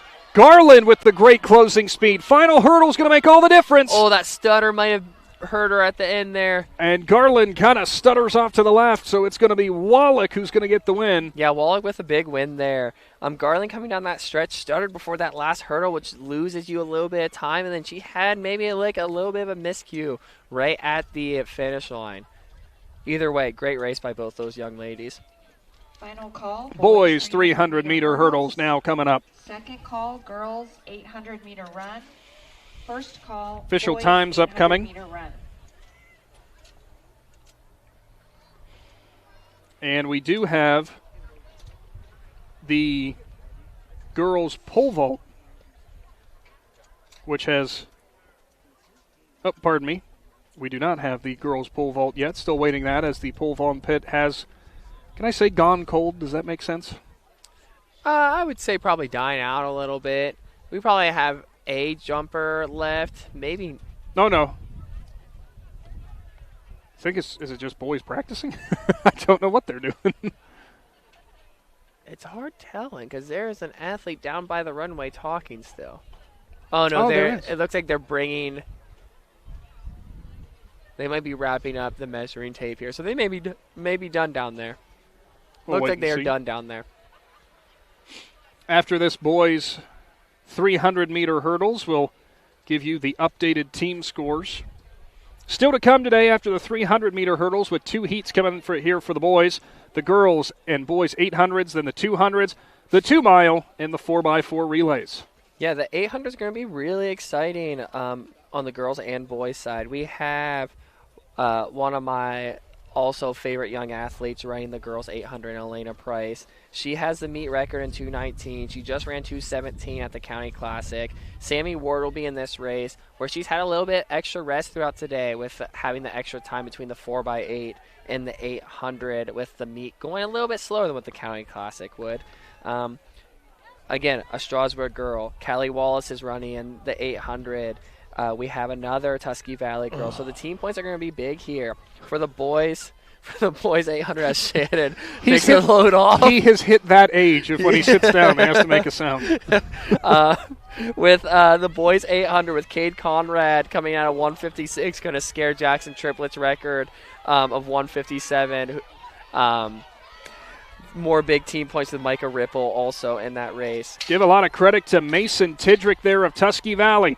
Clears the final hurdle and is going to get the win. He was in turn 4 and he was way back there, but he closed down on Isaiah Wall of East Canton and gets the win. Again, you never know what happens in these hurdle events. I know his seed time looking at it is 3 to 4 seconds behind some of the people he'd be racing in the first heat. But next thing you know, a kid falls over a hurdle and drops out, or another kid drops out or hits a bunch of hurdles. It just kind of depends. You always have to run this race. Coming up, heat number 2, Maverick Lockhart of Ridgewood, Cash Clapper, one of my favorite names, of East Canton, T.C. Cannon of Indian Valley, Carson Hostetler of Indian Valley, Owen Ball, Malvern, Connor Egon, Buckeye Trail, and Zane Finney, Tuskegee Valley, and Ozias Sarver of Sandy Valley. Hostetler, top seeded time of a 37.71. Which is 0.29 under his current meet record, which I'm assuming he's going to go after. Again, I guess we'll know. If I know from watching him, he is going to. Probably going to know somewhere between 3 and 4. I have this conversation with people all the time. Could you imagine being as good as something as Carson is at hurdling? Mm-hmm. Like, I have that conversation with Steph Curry shooting, like threes. Carson may be as good as hurdles as Steph Curry might be as good as shooting three-pointers. Well, what's amazing, too, is, people would say, oh, yeah, it would be nice to have that kind of natural ability. But honestly, it has a lot to do with the amount of time and effort that is put in as well. Rep after rep after rep after rep. Whether it's, shooting a basketball, and off we go. Let's see where he's at here. Underway for the boys 300. Hostetler already way out in front of that stagger. Into turn number 3. A little closer to what he's used to having so far in these 2 races as he continues to open it up. Into turn 4. Hostetler way out in front. Owen Ball from Malvern in second. So clean over this hurdle. A little miscue right there after that hurdle landing. I wouldn't be shocked if they don't shut him down right here because he's probably in the 4x4. And T.C. Cannon from Indian Valley pushing up towards second. Hostetler does take the pace off a little bit and will cross the line. Now the battle between Cannon and Ball for second. Looks like it'll be Ball capturing second place for Malvern. Cannon giving the push, though, but will get third. Yeah, big run by Cannon here. You need these points as Indian Valley boys. Carson still kind of let on the gas a little bit there.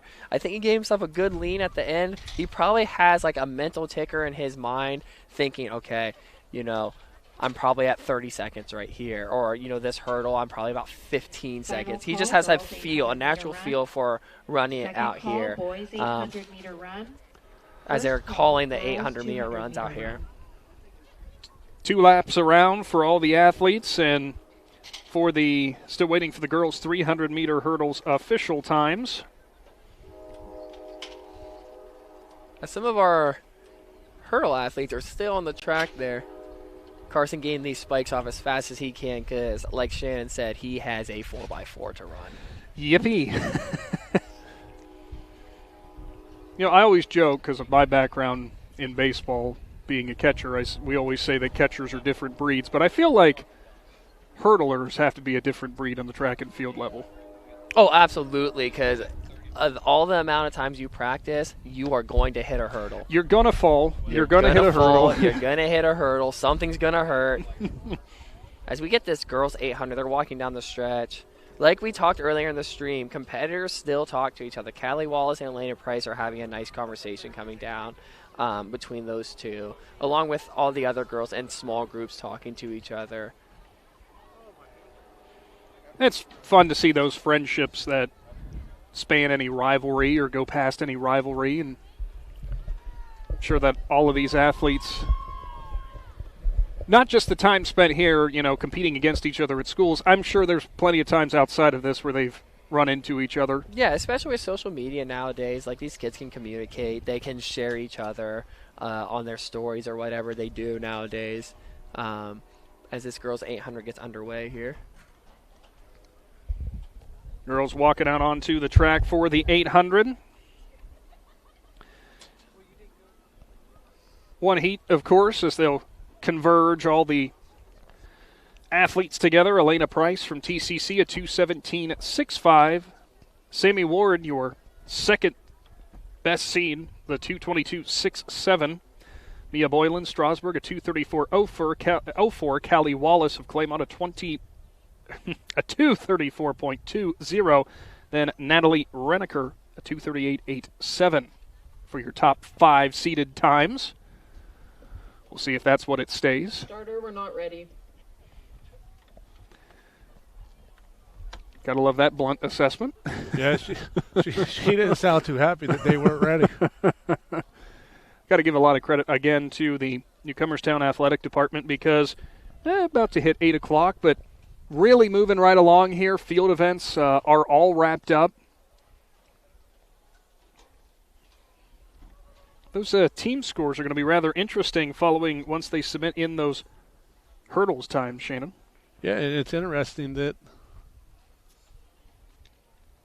the girls' hurdles still haven't been done yet. The only thing I could think of is we had the misstep from one lane to the other lane. I don't know if that would affect anything.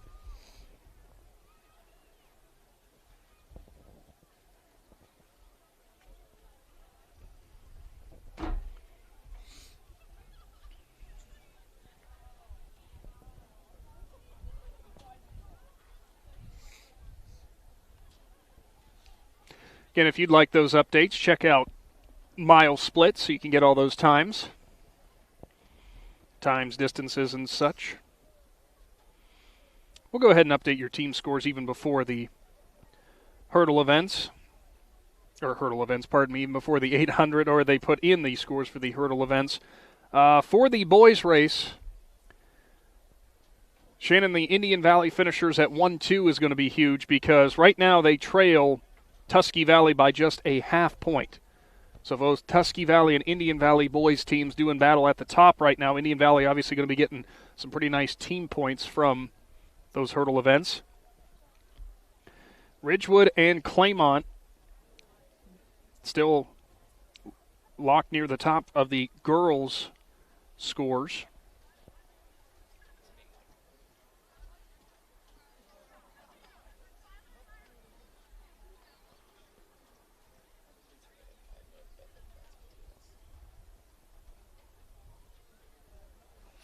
Yeah, not sure why their 300 times were taking so long.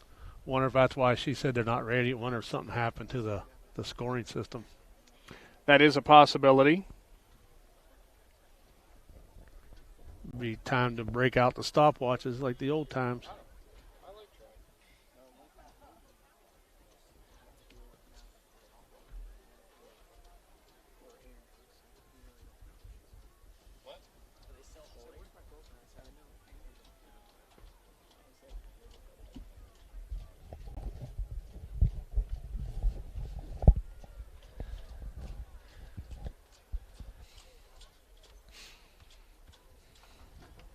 still holding and awaiting the start of the girls 800. And they are still awaiting the inputs of the times for the 300-meter hurdles for both the boys and girls. Not sure if there's an issue with that. Well, if you know anybody that has an issue with needing a job right now or needing a second job, you can check out our friends at Simona Boulderon down here in Newcomerstown. They got plenty of job listings posted on their website. They're looking for some groundskeeping and facility maintenance people. They're looking for some part-time help by the students. They're looking for an extruded sheet inspector on the afternoon shift from 3 p.m. to 11 p.m. They're looking for an extruder inspector on day shift from 7 a.m. to 3 p.m.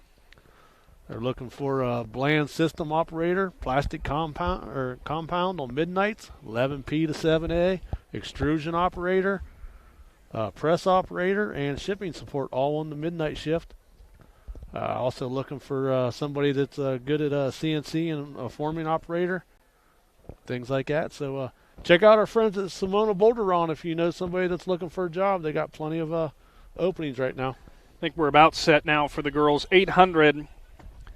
And Matt, for Elena Price, holds the record at a 2:19.09.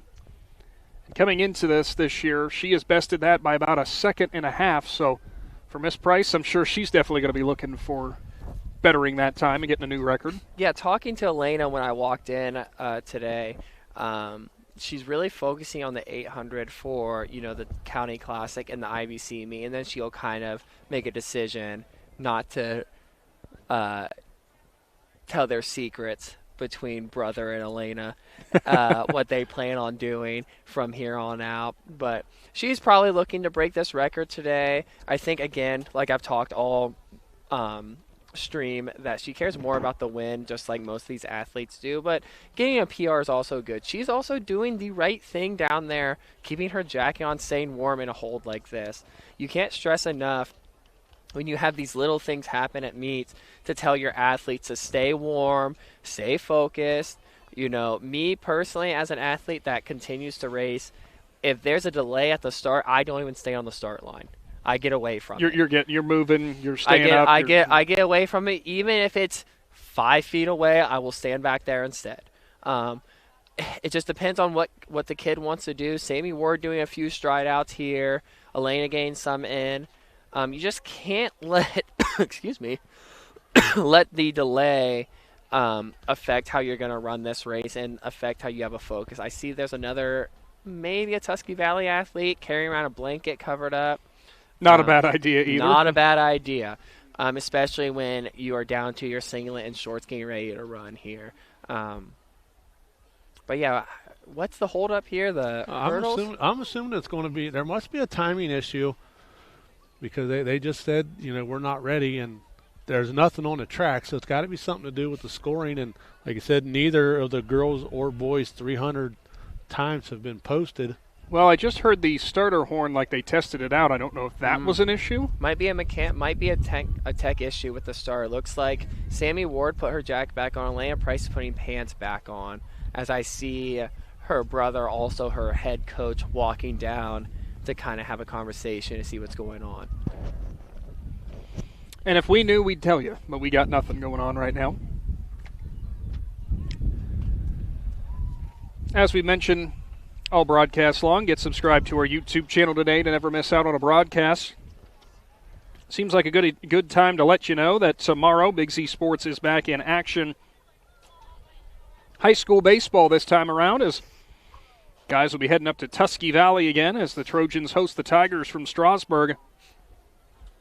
Oh, just got confirmation from Adam and is with the starter pistol, or the starter mechanism. Looks like they're still start. I heard another test start down there, so they might be getting close here. That's the difference between having, the starter pistol and the electronic starter. The electronic starter is really, really good because you get the timer to start with it, where the starter pistol, you kind of have to maybe click a timer as well. Let's see. It looks like all of our girls are ready to go again here. On Monday, Big Z Sports back with more baseball coverage as Dover will play host to Zanesville. And in softball, we got a real good one as Ridgewood will host Claymont. Of course, you can check out our Facebook page for all of those postings coming up. Adam will have that going live on Monday. Underway for the girls 800. Elena making up the stagger fairly quickly here as we have a 2-turn stagger. Her and Sammy Ward are going to probably try and race to that stagger there. Sammy did not run the County Classic, so this will be our first matchup with these two at this part of the year. And in third, Mia Boylan, the freshman from Strasburg. Yeah, Elena out pretty hard in about 30 seconds or so. Oh, we don't have the cut-in arrows out.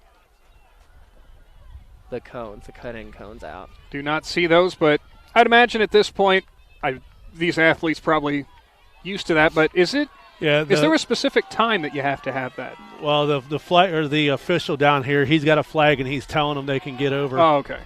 But like you said, a lot of them ran further than they needed to. Okay, Elena and Sammy out in 64 for this first lap. A little quick probably to start, but they're both racers and they're going to race each other to the line to see what happens here. At 64 would put them on pace for a 2:08. Which would break the county record as well, because I think Sydney Stevenson has in 2:09 from last year. Now Price finding an extra gear down the backstretch and stretching it out on Ward. Both racing very hard here. Both athletes have strengths and weaknesses. Not very many weaknesses with these two athletes, but as they're finishing hard here, Elena about 140 with 200 left.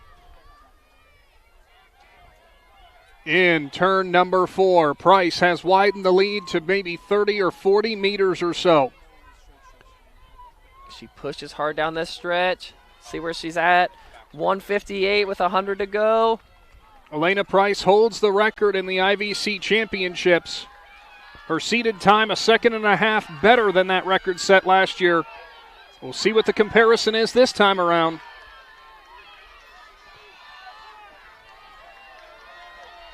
Price going to come home with the victory. It's going to be close. She's about, on my watch, about 2:17.50 as Callie Wallace comes up past Sammy Ward in Strasburg. Coming on the inside, right at the line there. Might have been Mia Boylan for third. Yep, for third, right on the inside lane. That does not happen often, passing on the inside there, but sometimes when you see the gap, you got to shoot it. And there is, we'll call it a little bit of contact allowed. I've seen a little bit worse, but there's been a lot more contact, especially at the pro level when these guys, can also deadlift, a couple 100 pounds, and they're pushing and shoving along the way. Get you those official times here shortly. Elena Price.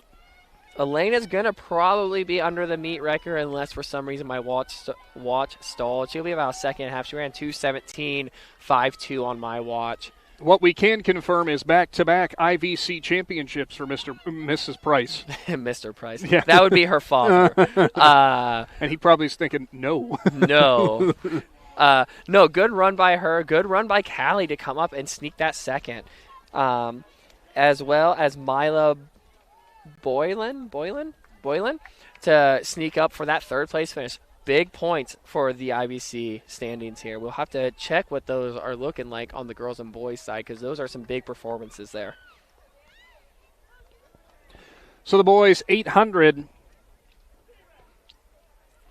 as your starting list for this one. Well, we got 20 names to get through. Cade Conrad from Tusky Valley, a 156.39 that we got to see him run. Cameron Detchen from Malvern. Micah Ripple from Tusky Valley. Rocco Stefanik from East Canton. Carter Travis, Garraway. Tyler Elliott, East Canton. Nick Palmer, Garraway. Ben Gibson, Sandy Valley. Steven Simpson, TCC. Tyler Burke, Sandy Valley. Dom Jolliffe, Claymont. Deacon Pennington, Malvern. Hudson McKenzie, Strasburg. John Long, Buckeye Trail. Jetstar, Buckeye Trail. Daniel McPherson, Strasburg. Darren Miller, Highland. Diesel Kinsey, Claymont. Nathaniel Norum, Highland. And Aaron Archer of Indian Valley. Let's see. We have another meet record on Scare today. Jackson, if you are listening, I apologize, but that thing might be going down, say, with how Cade ran that 4x8 split.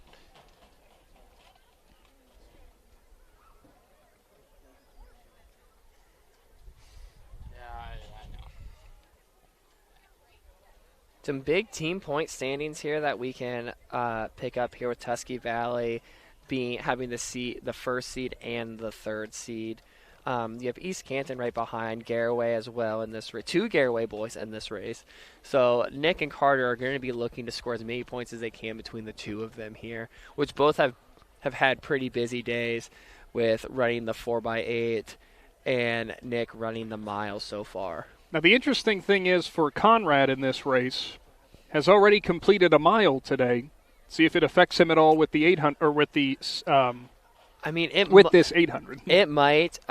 Cade tends to drop some mileage over the track season because he's focused on that 400, 800 type double. So running that mile might put a little bit more in his legs that he's not used to having. Where Nick Palmer, who ran the 4x8 in the mile, is just out here sacrificing his body a little bit to get Garaway some team points. Yeah, Palmer, your 7th seeded runner at a 209.8D7. Easy for me to say. Yeah, and he looked really, really good over that first 800 of the mile. Even, up until 3.5 laps, he looked really good. So he might be able to catch a stride here in this 4x8, this open 800 to maybe lower that time a little bit. But again, at the end of the day, you're just competing, trying to score as many points for your team. We finally do have the girls' 300-meter hurdles time that has been submitted. And it is Natalia Wallach of Tusky Valley, the junior, who gets the win with 48.57. Soli Garland from Newcomerstown second with a 48.7, so almost nothing in it between those two ladies. Kaylee Angle, the freshman from Ridgewood, picking up the 16 points with a 50.61. Olivia Maher, a fellow freshman, with a 50.95. Jenna Vallet, you're sensing the theme, another freshman, her from Indian Valley with a 52.33. Evelyn Hoover from Newcomerstown, a 53.13. Emma Maher, a 53.69. Ellie McGarv, the freshman from Claymont, gets the final team point with a 54.94. Results of the girls' boys 800 now underway. In 4th place, Olivia Mayer, Malvern. 3rd place, Kaylee out in front, Ridgewood. 2nd place, Rocco Stefanik for East Canton as of right now down the backstretch, but we'll see when the stagger gets made up where he shapes up. I do not believe that's Rocco. Oh, nope, you are right. That'd be Tyler Elliott, I believe, out in lane 6. Rocco is hanging out in that pack of boys That here. is in lane 6, you are correct. Might be pacemaking a little bit for Rocco here. Let's see what happens when they get to this this cut-in point. And from lane 1, guess who is already up towards the front? No surprise, Cade Conrad from Tusky Valley. Yeah, it looks like we might have a little bit of a pacing job here. He's going to take this out hard. Malvern with a pass up the middle. A little bump in down there with Cade Conrad and his teammate. Cameron Detchen from Malvern is the one who's up there. Out in 63. The girls went out just as fast. Pretty impressive. Yeah, so they're running this pretty tactically, which Cade Conrad is probably pretty happy about with having the busy day. Nick Palmer a little bit happy. A race like this plays into a Cade Conrad strengths where the race goes out slow and he can kick to the finish and save some of that speed. Down the backstretch, quite the bottle jam or bottleneck, whatever you want to call it. 2 Tusky Valley runners, 2 East Canton runners, and a Malvern runner. Here goes Conrad making his move in turn 3. Yep, and just like I said, he is turning on. He is pressing down the gas here. He ran that race so tactically. He let everyone else do the work because at the end of the day, it's just about team points today. Conrad down the front stretch. And look who's making a push for second. Both East Canton runners, but here comes Detchen from Malvern. Detchen now getting some space on Rocco Stefanik from East Canton. Conrad with the win. Detchen second, Stefanik third. And Tyler Elliott of East Canton behind him. And Micah Ripple from Tusky Valley after that. Good finish there by all those boys. Get you those official times.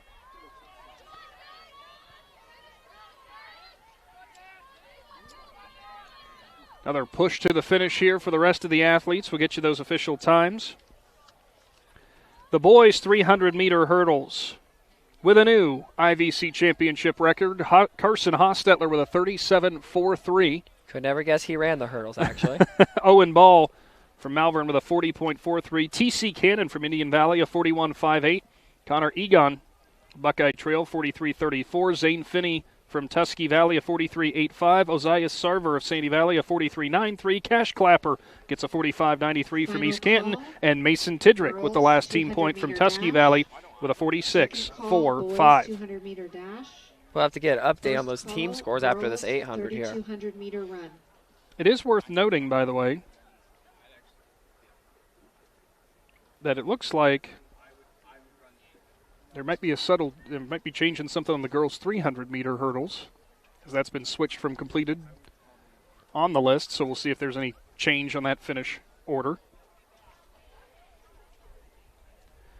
Thanks again to all of our spring presenting sponsors in the Keim Company, Tuscarawas Insurance Agency, Right Mark Roofing, and Altman Health System. See there on your screen, making that a possibility today, along with some of the other great sponsors that you've been hearing from Shannon Thomas about. Yeah, and you might have to turn that furnace back on tonight. Probably will. And if you have any problems and it gets cold tonight, call Ron's Heat and Cooling out of Denison. They got 24-hour emergency service. Girls 200. We have listed as 4 heats. We'll see if that's what it ends up being. Fourth place, Connor Egan, Buckeye Trail. Third place, TC Cannon, Indian Valley. Second place, Owen Ball, Malvern. And first place, Carson Hostetler, Indian Valley. Still to come, the 2-mile and the 4x400s after they get the 200s. Of 37.43 seconds. Got some really fast times in these 200s upcoming. Oh, as my wife sent us that we were waving over at the guys on the turn because they took a picture of us. They took video of us. As my wife sent me a picture. So it looks like for this first 200. For some hand warmers, I'll autograph it for. I'll print it out and have you guys come sign it. You have Rachel Peters of Strasburg, Sybil Kronebaugh, TCC, and Elna Torres, also of TCC. That's a big thing about being a track athlete, Shannon. You have to find the body parts that are more important to keep warm because you don't want to be running with all that stuff. For me, it's always gloves. Listen, when my girls got to middle school and they were in track, I got the best advice I could get from Michelle Carlisle, who is she helps run the Indian Valley Athletic Booster Club with her husband Steve. Is that Joey's mom? Carlisle's mom? No. Okay. But what Michelle told me, she's like, if your kids are going to run track, the best advice I could give you is put every piece of clothing in your car for every season because you're going to see snow, you're going to see rain, you're going to see wind, you're going to get sunburned. So that's the best advice you can give a track parent. Take blankets, take clothes, take rain gear, take warmers, take everything. Leave it in the car. I still do that. I still have jackets and pants and sweatshirts in the car just in case I need them. Old habits die hard kind of thing. Here we are. We're out with this first heat of the 203 young ladies in this today. And it is Peters, who does not have a seated time in this 200, who is way out in front for the final 100 here for Strasburg.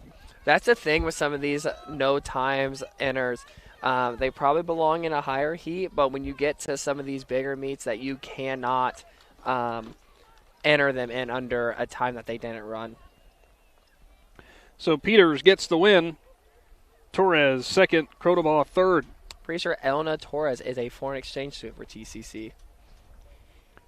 Heat number 2, our start list.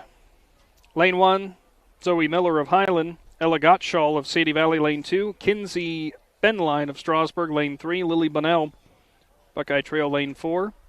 Lane 5, Highlands Alexis Mischler. And lane 6 is Abigail Culberson of Sandy Valley.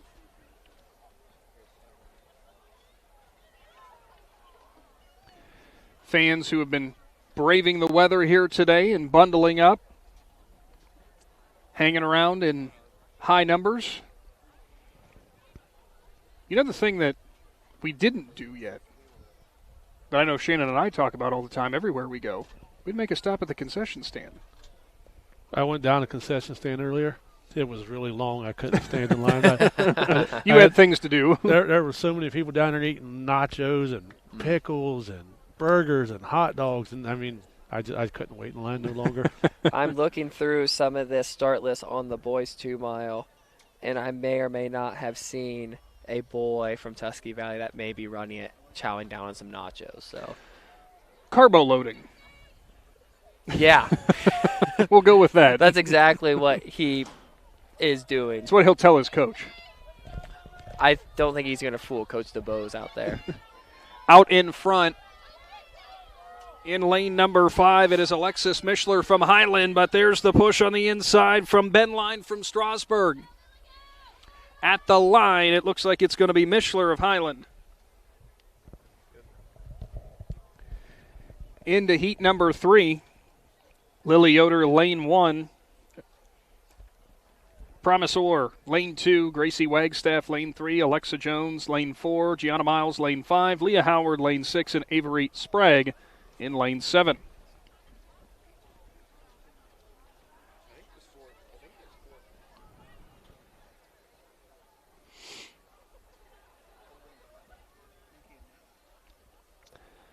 If you're looking for any updates you need on what's going on in high school sports in Z Country in terms of our coverage upcoming for the softball and baseball tournaments, you can check out the Big Z Sports Facebook page as the lights come on here at Lee Stadium. Going to be a lot of fun coming up with the tournament trail. A lot of teams this year with their sights set on some deep runs towards the regionals and maybe even beyond. That's your fun trivia fact for the day in high school softball. There have been 4 straight state championships in softball coming back to Tuscarawas County. And there's a possibility a couple of them could come back this year. Exactly. Third heat underway. Making the turn in turn number 4 towards the straightaway. Miles of Indian Valley pulls up alongside Howard of Tusky Valley. But for Garraway, it's Alexa Jones now. Jones out in front. Alexa Jones pushing hard towards the finish.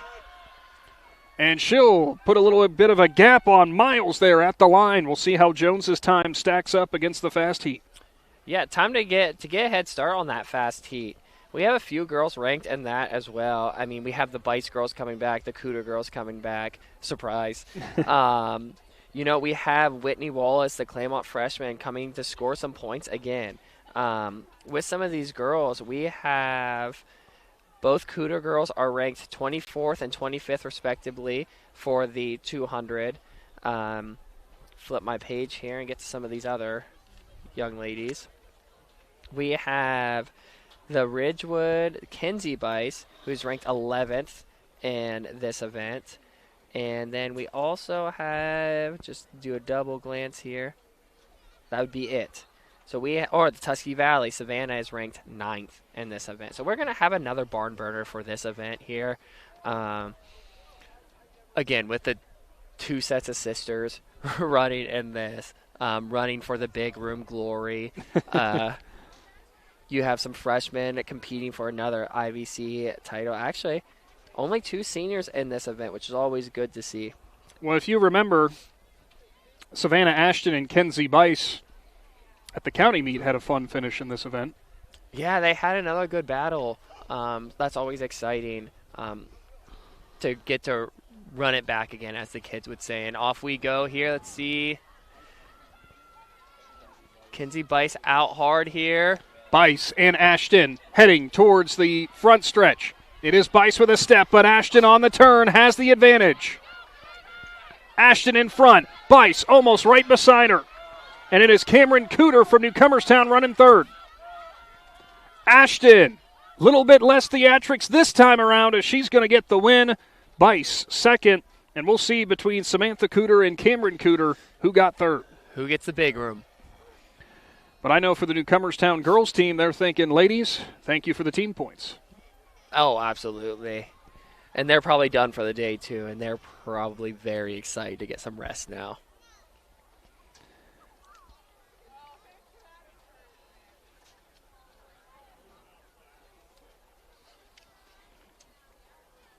Up next, the boys 200. 3 heats coming up. Rylan Rogers, lane 2 of TCC. Luke Schleybaugh, Highland, lane 3. Jimmo Lee from Tusky Valley, lane 4. Wyatt Fluhart of Buckeye Trail, lane 5. Sydney Duggar, TCC, lane 6. And Nathan Shen of East Canton in lane 7. Second call, girls 3,200 meter run. First call, boys 3,200 meter run. Closing out the night with a nice 2-mile under the lights and a 4x4. Makes the distance runner on this broadcast very happy. Yeah, I mean, I've done a few under the lights, and they're pretty cool because, some of the fans get behind it a little bit more. Wind has died down a considerable amount, thankfully. Yeah, looks like completely dead out there.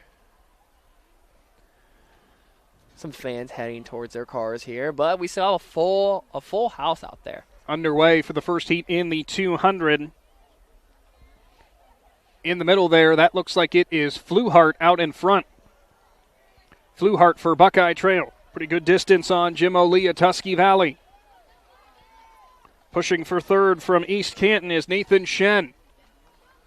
Getting some pushback, though, from Luke Schleybaugh on the innermost lanes from Highland. Close at the line there between those two, but it is Fluhart who gets the opening heat victory. Heat number 2. Ozias Sarver of Sandy Valley, Carson Farmer of Malvern, Bodie Gertz of Highland, Julius Gore of Malvern, James Stubblefield, East Canton, Braxton Goring, Strasburg, Dane Kocher, Tusky Valley, and Asher Mumba from Strasburg.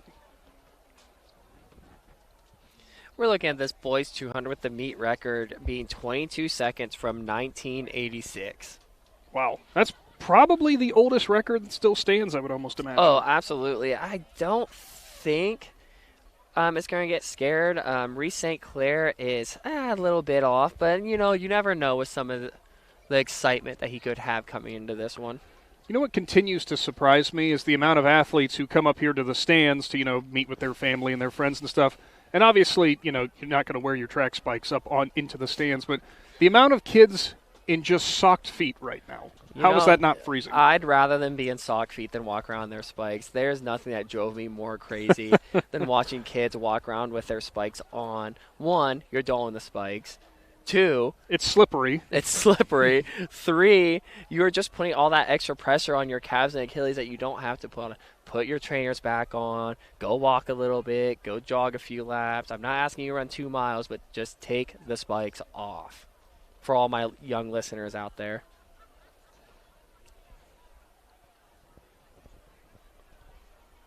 Trying to help Adam update with all these pictures and stuff he's doing, but with the scoring system shut down, we're having trouble getting official times and official distances. Shut down on mile split? Yep. Yeah, they do not have the times for the girls and boys 800s. They do have the girls 200 now.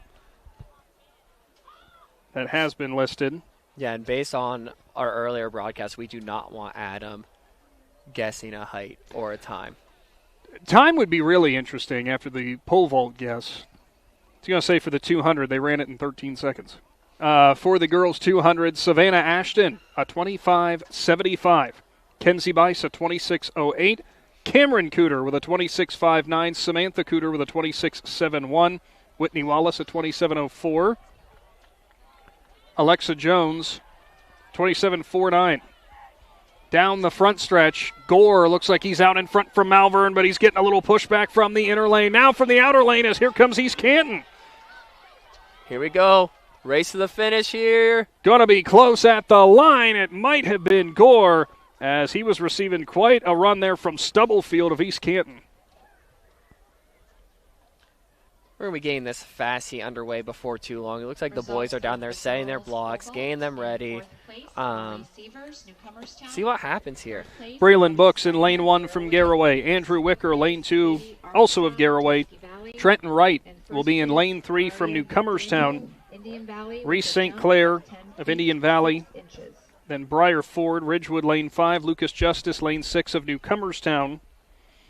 Grady Kinsey, lane 7 of Indian Valley, and Carson Hastings of Buckeye Trail in lane 8. Should be another good race on our hands here with this 200-meter dash.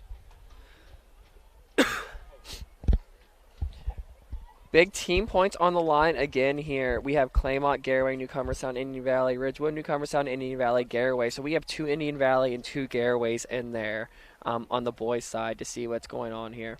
the girls pole vault, they do have the heights now listed, and it's Aria McDaniel from Indian Valley with a 10-foot 6-inch clearance, and she got it first over Katie Armstrong of Tusky Valley, who also cleared the same height to place second.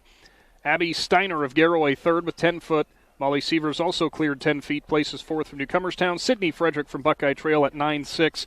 Jillian Rose from Indian Valley, 2.5 points, as she'll split that with Claire Williams from Buckeye Trail, also getting those 2.5 points. And then Ellie McGarr from Claymont with 8 feet 6 inches. So for Indian Valley, for the girls' team, McDaniel, not going to say like a huge surprise because she was seated high up there in the list, but I don't know if she was necessarily in the top 3, so that could be some good team points. Yeah, again, I think when we talked about the boys pole vault as well, with our 2 top-seeded athletes not winning the event, you never know what's going to happen with the win, with the crosswind. You're trying to predict it. You're trying to predict what a kid's emotions are throughout the day, too. I don't think we put in as this boys 200 flying down the stretch here. Down the front stretch, it's Briar Ford getting pushback now from Reese St. Clair. Here comes Trenton Wright as well in third. St. Clair now takes the lead from Ford. Wright pushing hard at the line. It looks like it's Ford second and Wright third. Yes, 300 or 200 fast heat. Reese St. Clair with a good win there, but I don't think to go back to the pole vault point, we do not focus enough on kids' emotions, on how they're feeling, what happened at school that day. I think we just expect these kids to perform. So the biggest thing you can stress as a parent, as a coach, as a teammate or friend that doesn't even do track, always check on your friends, check on your family to make sure, you know what, how was your day today? You know, to make sure before they go into this event, because these kids deal with a great amount of pressure down there. Well, it's something we talk about actually the other morning on the Z Country Morning Show that we talked about was, yes, we say student athletes, and so much of athlete gets put in the forefront. Then the student part also gets put in the forefront. But so much of it, too, that they just kind of forget is the kid forefront. Yeah, that's why I was getting ready to add in there. We forget that these student athletes are not just a student and not just an athlete. They're kids at the end of the day. Back when we were all in school, our biggest thing was make sure we're home before the streetlights come on, and don't get your school shoes dirty. Where now these kids have to make sure that, you know, they're doing this and doing that, you know, whether it's school or athletics or, you know, an FCA commitment or, you know, a 4-H commitment. They have so much on their plate nowadays that we forget to check on these kids and just slow down and be like, hey, how you doing today? Well, we talk about, you know, adults, we in the adult world being just so busy, but sometimes that goes under the radar is how busy kids got, too. You know, with just we live in a busy world, and there's so many different things that all these kids are part of, so it is a big aspect. It is a big aspect, and these kids, you know, they do so much, like you said. So the official times are now in. As for the boys 200, it was Reese St. Clair with a 22.62. Briar Ford, Ridgewood of 22.95. Trenton Wright of Newcomerstown with a 23.02. Andrew Wicker, a 23.47. Lucas Justice, a 23.59. Julius Gore with a 23.71. James Stubblefield with a 23.72. And Grady Kinsey with a 23.92 to round out the team points. All good team points by all those guys. Again, always finish all the way through. Every point matters for these young men and women. So I'll give some insight. Mr. Wright from that last race is who my wife and son were here to see, and I think he just got informed he's running the 4x4, judging by his reaction. Yeah, he doesn't look too pleased right now. Been there, buddy. Been there. It's interesting that they still haven't updated the girls and boys 800s. I noticed that. And, you know, so that kind of affects the team points. It does. They don't go into the calculation yet. So, and we know that Cade won. We do know that for certain. And Ilana won. Or is it Elena? Elena. Yeah, and we were kind of patiently awaiting that result for Elena because we want to know on that record if she bested her best time. It is the 2-mile. And for the girls, Natalie Stokes from Tusky Valley, Kylie McKenzie from Strasburg, Rowan Hershey from Indian Valley, Trista Leisure from Tusky Valley, Savannah Rail from East Canton, Bailey Herbert of Indian Valley, Reagan Adams Sandy Valley, Grace McPherson Claymont, Chloe Egan, I always pronounce it wrong and I apologize, from Buckeye Trail, Emma McPherson from Claymont, Theo Motz from East Canton, Kate McElroy of Sandy Valley, and Liana Lopez of Newcomerstown. And out in front with a blistering pace already is Mackenzie of Strasburg. Yeah, she got out about as fast as Matt did to get down there and coach her. We'll get that first lap coming around here, and we'll take a timeout, pay a couple of bills. We'll keep the running order in mind as Mackenzie into the front stretch. Pretty good lead. She's got that on Leisure of Tusky Valley. Mackenzie already with the IVC championship in the 1 mile. So Shannon playing with house money now. Yeah, she, like I said, she's got a good pace. She's got to get out. And then you get that first lap in, and you just got to kind of settle in, get in a groove. So Mackenzie leads lap 1. We'll be back here to Newcomerstown coming up on the Big Z Sports YouTube channel. Willendale Golf Cart Sales is conveniently located right in the heart of Strasburg on North Worcester Avenue. They are your one-stop shop for easy-go vehicles, Textron off-road vehicles, and Cushman vehicles. Once you choose your cart, then the fun begins at Willendale as they have all the accessories to deck it out. Willendale Golf Cart Sales pride themselves in providing great customer service in their sales, parts, and service departments. To see all the great reviews and to learn more, find Willendale Golf Cart Sales on Facebook.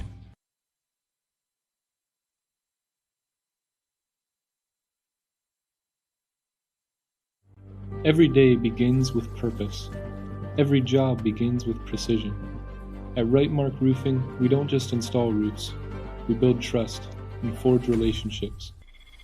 We understand that your roof is more than just materials. It's protection. It's peace of mind. That's why we use high-quality products and expert craftsmanship. With a sharp focus, our team is always ready to hit the mark. Call Right Mark Roofing. Let's build a future that stands strong. Hi, I'm Zach Motice with the Tuscarawas Insurance Agency. For all your auto, home, farm, and business insurance needs, contact our team at the Tuscarawas Insurance Agency. Or stop in and see us at one of our 3 locations in downtown New Philadelphia, Sugar Creek, or in Strasburg, providing excellent service to the Tuscarawas Valley since 1885. Everyone here at the Tuscarawas Insurance Agency would like to wish all area athletes good luck this season.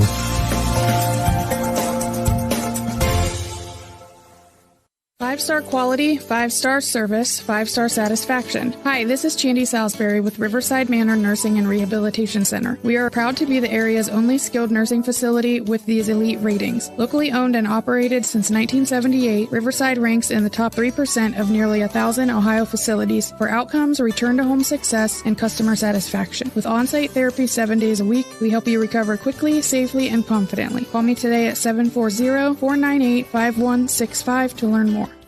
Ron's Heating and Cooling in Denison has been serving this great area since 1977. At Ron's, no matter what you need, they can handle it. From heating and cooling to standby Generac generators, water heaters, tankless water heaters, mobile home equipment, duct cleaning, and 24-hour no-heat service. Winter, spring, summer, or fall, all you have to do is call 740-922-5252. Ron's Heating and Cooling proudly supports high school sports and would like to wish best of luck to all local athletes participating this season. When it comes to protecting what matters most, trust the team at Grandview Exterior Systems. Established in 2016, they specialize in commercial, industrial, and residential roofing, handling everything from repairs and replacements to full restorations and ongoing maintenance. At Grandview Exterior Systems, their mission is simple: create peace of mind for every client while setting the standard for safety, quality, and efficiency in construction. Visit them at 2230 Township Road 415 in Dundee. Call 330-275-1807 or learn more at GrandviewExteriorSystems.com. Grandview Exterior Systems. They have you and your roof covered. Stepping Stone Crafts and More, located on Macaulay Drive in Uhrichsville, has everything you need to decorate your home or office for any season throughout the year. Stepping Stone is filled wall to wall with handmade crafts, candles, and more. Plus, when the weather gets better, Stepping Stone expands their selection with a variety of outdoor decor. To see all they offer, stop by 1745 Water Street in Uhrichsville or find Stepping Stone Crafts and More on Facebook. Simona Bolteron is a global leader in plastics technology, manufacturing thermoplastic products for industries such as aircraft interior parts, medical device housings, wall coverings, general thermoforming, and many more. Simona Bolteron, a company like a friend, is proud to be a part of the community and wishes all local athletes good luck and have a great year. For more information, visit them online at bolteron.com. Simona Bolteron, 1 General Street, Newcomerstown. Willendale Golf Cart Sales is conveniently located right in the heart of Strasburg on North Worcester Avenue. They are your one-stop shop for easy-go vehicles, Textron off-road vehicles, and Cushman vehicles. Once you choose your cart, then the fun begins at Willendale as they have all the accessories to deck it out. Willendale Golf Cart Sales pride themselves in providing great customer service in their sales, parts, and service departments. To see all the great reviews and to learn more, find Willendale Golf Cart Sales on Facebook. We invite you to discover Keim Home Center in Charm, Ohio. Keim is your destination for all things home, building, and woodworking. From renovation and building projects to custom millwork needs, our team of experts work with both homeowners and professionals to bring your vision to life. Visit Keim Home Center in Charm or online at keimhome.com. Keim, built on trust since 1911. Every day begins with purpose. Every job begins with precision. At Rightmark Roofing, we don't just install roofs. We build trust and forge relationships. We understand that your roof is more than just materials. It's protection. It's peace of mind. That's why we use high-quality products and expert craftsmanship. With a sharp focus, our team is always ready to hit the mark. Call Rightmark Roofing. Let's build a future that stands strong. Kylie McKenzie keeps a commanding lead in the girls' 2-mile. Welcome back to Lee Stadium and your IVC championships. Now, not only McKenzie in the lead, but also back here, there's an interesting battle, really all for second, because you have both Tusky Valley runners and both Indian Valley runners. So Trista Leisure, as well as Natalie Stokes in that pack. Then you have Rowan Hershey and Bailey Herbert of Indian Valley. Herbert's dropped off on the pace just a little bit. So right now, a 3-way battle for second. But right now, Shannon, from what we've seen throughout this 2-mile, it's been McKenzie's race from the very start. Yeah, she has done a nice job setting that pace. And she's got enough distance that she can kind of just cruise and control her own pace. As you see, like I said, the battle for second right there is tight between Hershey and... It's separated a little bit because now it's Hershey and Stokes who have now separated a little bit from Leisure.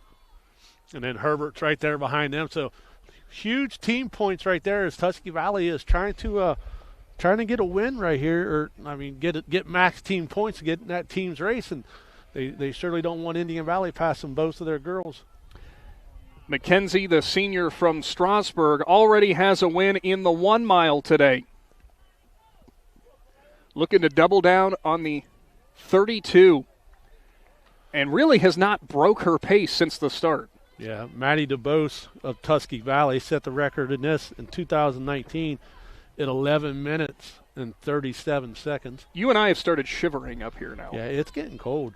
The sun disappeared behind Lee Fieldhouse, and so did any potential for any form of heat. Now imagine for these 2-mile runners, though, they're probably okay with that. Yeah, right about now their muscles are nice and relaxed, and they're burning some good energy. McKenzie down the backstretch, out in front, and it is still Stokes of Tusky Valley and Hershey of Indian Valley battling it out for second. The record in this event that Shannon mentioned with Maddie DeBose at an 11:37.39. Record of 2 minutes, 18.2 seconds. McKenzie would have to trim about 8 seconds off of her best seeded time this year to get close to that. Right now, with the pace that she's running, though, I don't have the official splits in front of me, but man, she is pushing the pace hard as she comes towards the front stretch. This time around, I believe the bell lap. I was getting ready to say I don't see the bell down there like we see at some they have the horn that they just sound. Oh. Or an air horn, I should say. McKenzie looking calm and composed. Now it looks like Stokes and Hershey have picked up the pace a little bit down the front stretch, battling for second. Sure enough, the horn sounds, and it is the bell lap. Well, it's cold enough. Maybe that was the foghorn. Let them know that a train's getting ready to come by. Maybe there's a boat over there on the river. Turn number 2 for McKenzie. Give you the updated team scores coming up here momentarily because we have the official times now for the girls 800. Yeah, still waiting on the boys 800 times to be posted. Elena Price, a 2:18.2, a new IVC championship record. Callie Wallace from Claymont, a 2:29.06 for second. Mia Boylan third with a 2:32.3. Sammy Ward fourth with a 2:33.2. Natalie Reneker from Tusky Valley, a 2:33.51. Zanya Hashem from Ridgewood, a 2:37.69. Lainey Reneker from Garaway, a 2:38.62. And Lila Wiggs, the last team point from Strasburg, with a 2:41.75. Down the front stretch for the girls 3,200. And look who's pushing a little more. Here comes Kylie McKenzie from Strasburg. The senior has enough in the tank for a final 100-meter sprint. Yeah, that's a nice close right there. That's what you want to do, finish hard. McKenzie pushes through towards the line and will hit there. We'll see what time she gets. The battle for second now down the front stretch as Stokes widens out the lead on Hershey. So it will be Stokes from Tusky Valley, a big second place for the Trojans. Hershey in third for Indian Valley. And now look back here, Shannon, as making the pass is going to be Herbert for Indian Valley. Yeah, Herbert did a nice job right there. She saved enough to finish strong. So Herbert makes the pass on Leisure to help Indian Valley pick up a couple more team points. I have no idea after running almost 2 miles how you have anything left for a sprint. Some great times and plenty of records fallen today at the IVC Championships. Can check out our Facebook page again with Adam Soweski posting up plenty of things there for our champions and record breakers. 800-meter run. In fourth place, Tyler Elliott, East Canton. Third place, Rocco Stefanik, East Canton. Second place, Do have the official times now for the in first place, boys 800 meters. with a time of 2 minutes, 4.8. Conrad from Tusky Valley with a 2:04.13, your champion. Cameron Detchen second with a 2:06.02. Rocco Stefanik third from East Canton with a 2:06.55. Tyler Elliott from East Canton fourth with a 2:07.77. Micah Ripple, Tusky Valley fifth with a 2:05.37. Nick Palmer from Garaway sixth with a 2:11.14. Ben Gibson from Sadie Valley seventh, a 2:16.57. And Tyler Burke will round out your team points with a 2:17.15.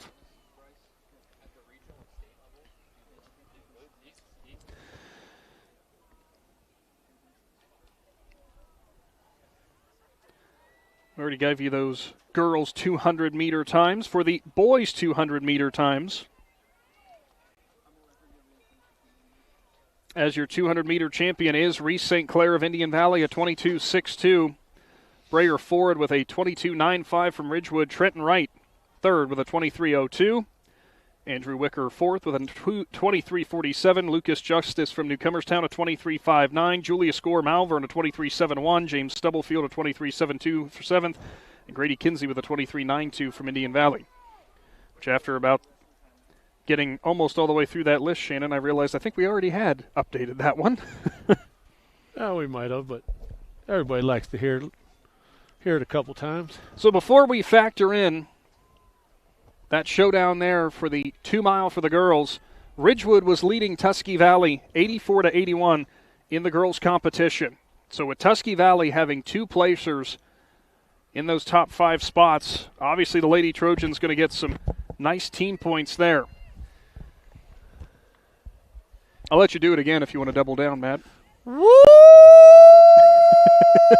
It's like, all right, I should have planned ahead and turned them down a little bit more. Yeah, another good run by Kylie McKenzie. This one with, I believe, to be a meet record that she broke that Maddie DeBose had. So very exciting. Running around a little bit, lots of hugs given down there.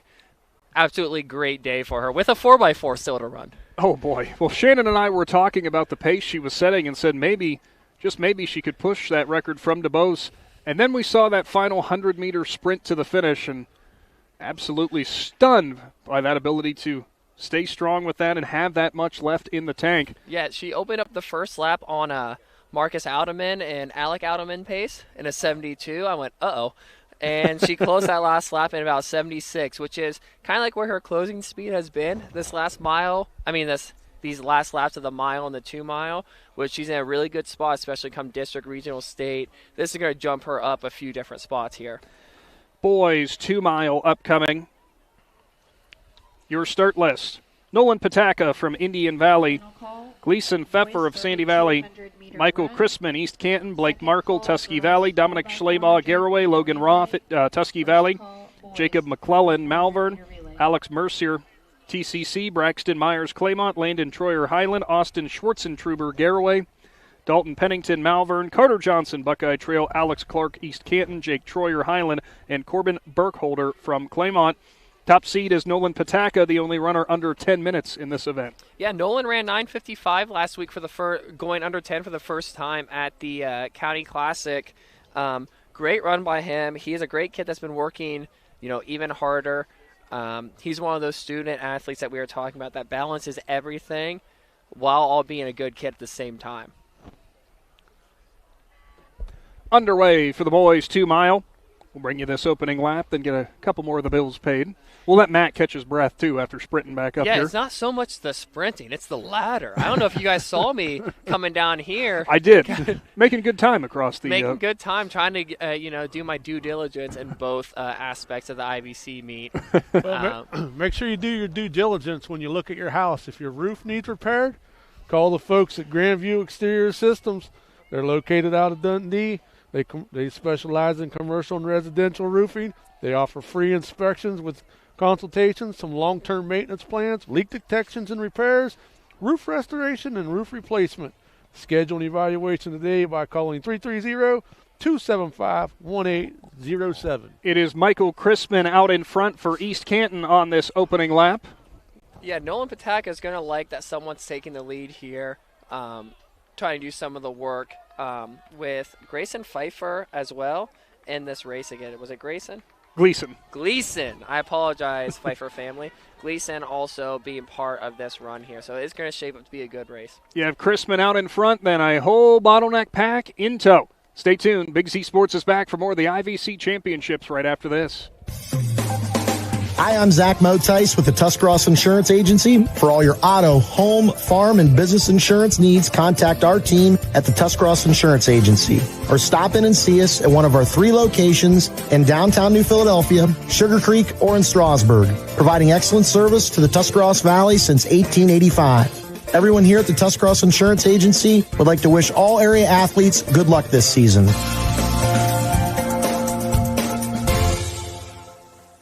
Five-star quality, 5-star service, 5-star satisfaction. Hi, this is Chandy Salisbury with Riverside Manor Nursing and Rehabilitation Center. We are proud to be the area's only skilled nursing facility with these elite ratings. Locally owned and operated since 1978, Riverside ranks in the top 3% of nearly 1,000 Ohio facilities for outcomes, return-to-home success, and customer satisfaction. With on-site therapy 7 days a week, we help you recover quickly, safely, and confidently. Call me today at 740-498-5165 to learn more. Ron's Heating and Cooling in Denison has been serving this great area since 1977. At Ron's, no matter what you need, they can handle it. From heating and cooling to standby Generac generators, water heaters, tankless water heaters, mobile home equipment, duct cleaning, and 24-hour no-heat service. Winter, spring, summer, or fall, all you have to do is call 740-922-5252. Ron's Heating and Cooling proudly supports high school sports and would like to wish best of luck to all local athletes participating this season. When it comes to protecting what matters most, trust the team at Grandview Exterior Systems. Established in 2016, they specialize in commercial, industrial, and residential roofing, handling everything from repairs and replacements to full restorations and ongoing maintenance. At Grandview Exterior Systems, their mission is simple: create peace of mind for every client while setting the standard for safety, quality, and efficiency in construction. Visit them at 2230 Township Road 415 in Dundee. Call 330-275-1807 or learn more at Grandview GrandviewExteriorSystems.com. Grandview Exterior Systems. They have you and your roof covered. Stepping Stone Crafts and More, located on Macaulay Drive in Uricksville, has everything you need to decorate your home or office for any season throughout the year. Stepping Stone is filled wall to wall with handmade crafts, candles, and more. Plus, when the weather gets better, Stepping Stone expands their selection with a variety of outdoor decor. To see all they offer, stop by 1745 Water Street in Uricksville or find Stepping Stone Crafts and More on Facebook. Simona Bolteron is a global leader in plastics technology, manufacturing thermoplastic products for industries such as aircraft interior parts, medical device housings, wall coverings, general thermoforming, and many more. Simona Bolteron, a company like a friend, is proud to be a part of the community and wishes all local athletes good luck and have a great year. For more information, visit them online at bolteron.com. Simona Bolteron, 1 General Street, Newcomerstown. Willendale Golf Cart Sales is conveniently located right in the heart of Strasburg on North Worcester Avenue. They are your one-stop shop for easy-go vehicles, Textron off-road vehicles, and Cushman vehicles. Once you choose your cart, then the fun begins at Willendale as they have all the accessories to deck it out. Willendale Golf Cart Sales pride themselves in providing great customer service in their sales, parts, and service departments. To see all the great reviews and to learn more, find Willendale Golf Cart Sales on Facebook. We invite you to discover Keim Home Center in Charm, Ohio. Keim is your destination for all things home, building, and woodworking. From renovation and building projects to custom millwork needs, our team of experts work with both homeowners and professionals to bring your vision to life. Visit Keim Home Center in Charm or online at keimhome.com. Keim, built on trust since 1911. Every day begins with purpose. Every job begins with precision. At Rightmark Roofing, we don't just install roofs. We build trust and forge relationships. We understand that your roof is more than just materials. It's protection. It's peace of mind. That's why we use high-quality products and expert craftsmanship. With a sharp focus, our team is always ready to hit the mark. Call Rightmark Roofing. Let's build a future that stands strong.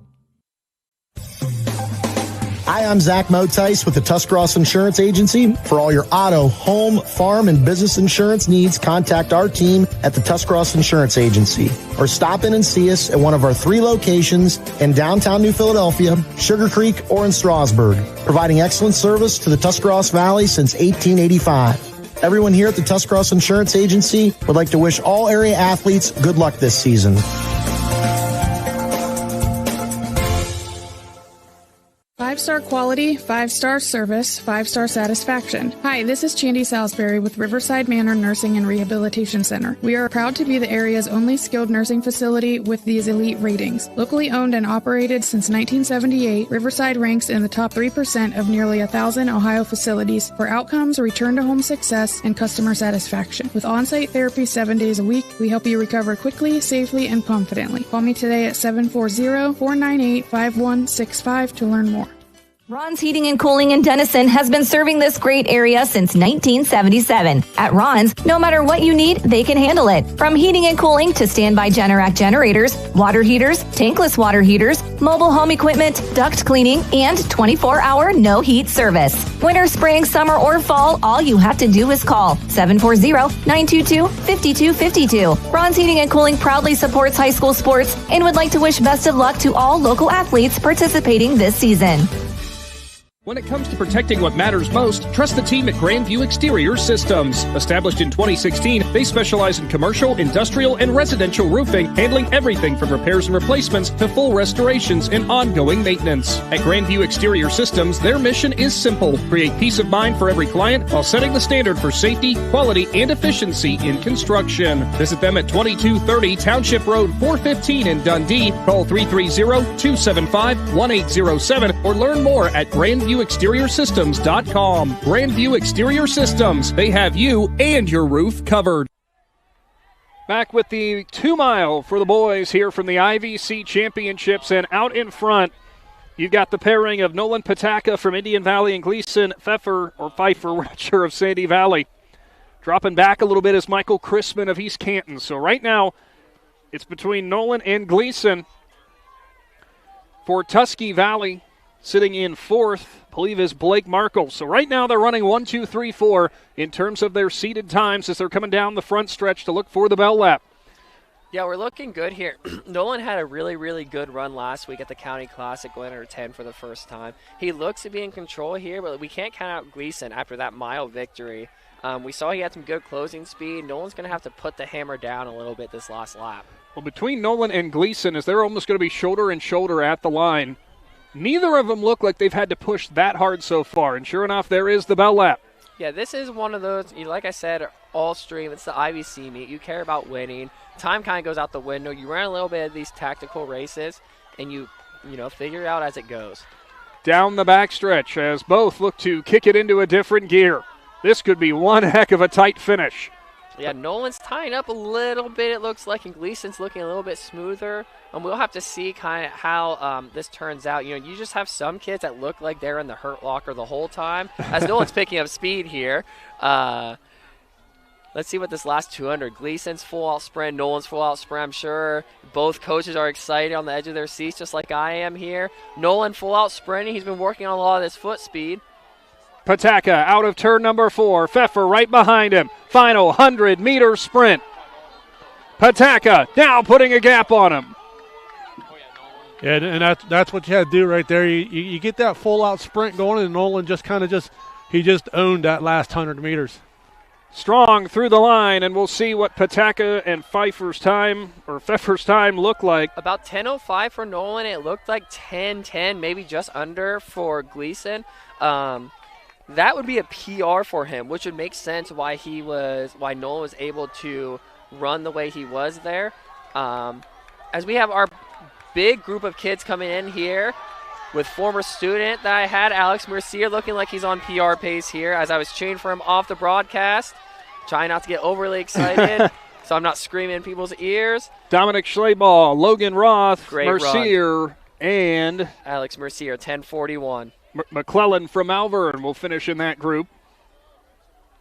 Always save a little something in reserve for that last little 100-meter sprint, which I say 100 meters after running almost 2 miles. 100 meters probably feels like another mile you're adding in. Yeah, after running that first 3,100 meters, you're like, oh boy, I got 100 to go, especially when you're sprinting right next to someone. Then you start getting some anxiety as we're watching double IVC champ Kylie McKenzie do some sprint outs on that back curve there. Because if she hasn't been busy enough, the 4x4 is coming up. Yep, a 4x8, second place finish for the Strasburg girls in the 4x8. First place finish for Kylie in the mile and the 2 mile with a meet record, I believe, in the 2 mile, and she's getting ready to lace up and run this 4x4 too. So it will be the girls 4x4 first. We do have two heats listed. We'll see if that ultimately is what we get. Sometimes in the later parts of the meets, those do tend to shift a little bit. But considering it's a league championship, I'm sure everybody's going to be pining for one last opportunity to run.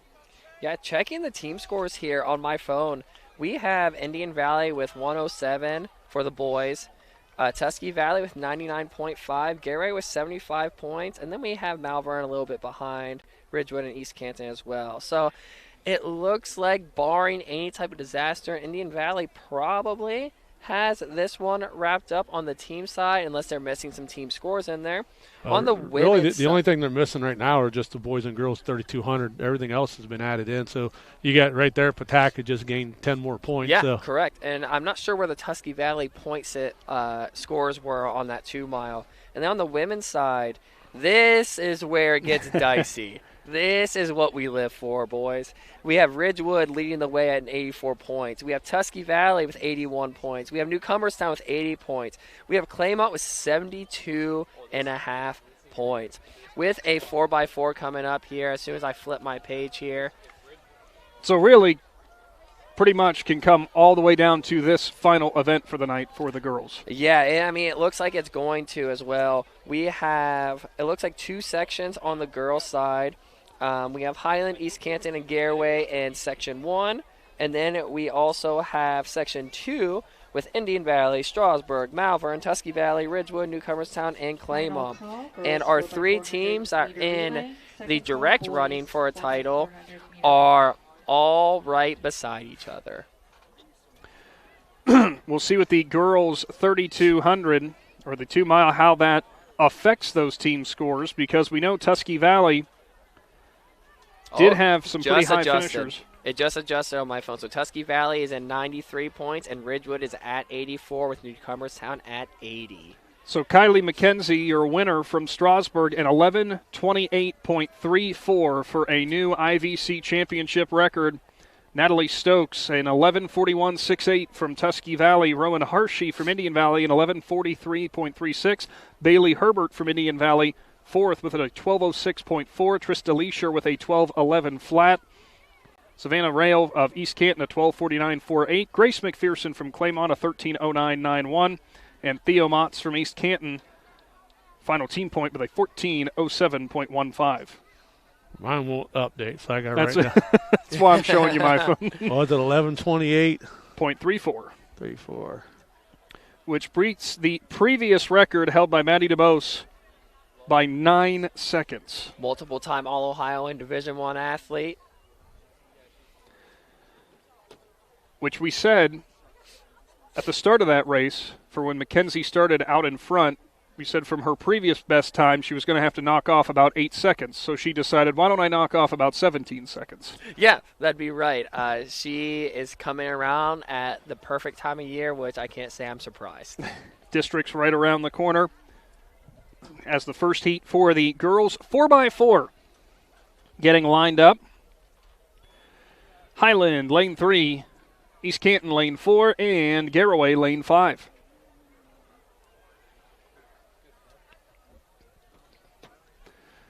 For all of you who have tuned in tonight for various different times or for the entire thing, we appreciate you.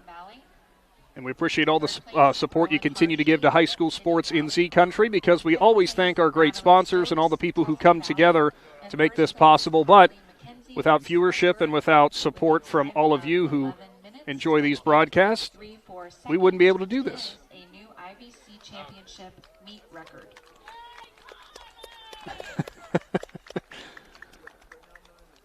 Waiting for the start for the girls 4x4, and there you go with the camaraderie aspect that I always love, because you see athletes who are coming up to run the 4x4 next in the fast heat going to be standing on the starting blocks for their opponents. Always a nice gesture to do there.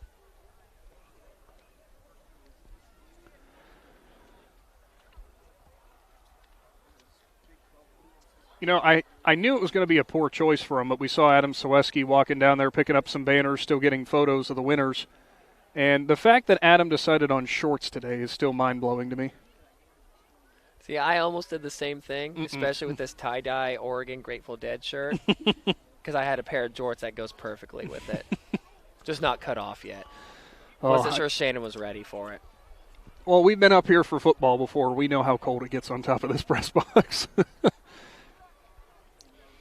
On the start for the girls, 4x4. One lap around for everybody.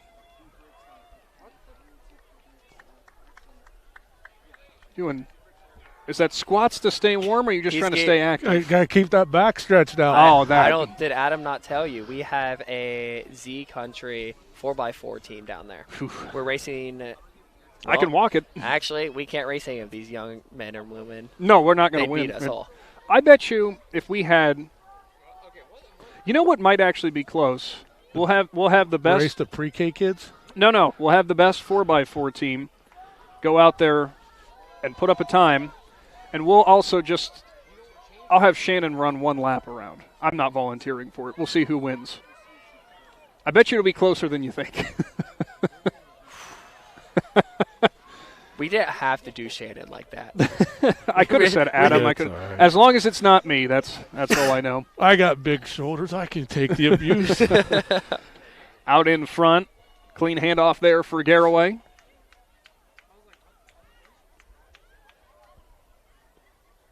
Nothing better than an IVC meet or a conference championship meet where you have kids that have just absolutely gone through the ringer for their coaches and their team and their friends, and you still see them jogging around to get to where they need to be. I'm like, brother, I feel you. Well, it's impressive. Just, you see all that dedication and hard work paying off because it's something that they can do. They can keep going.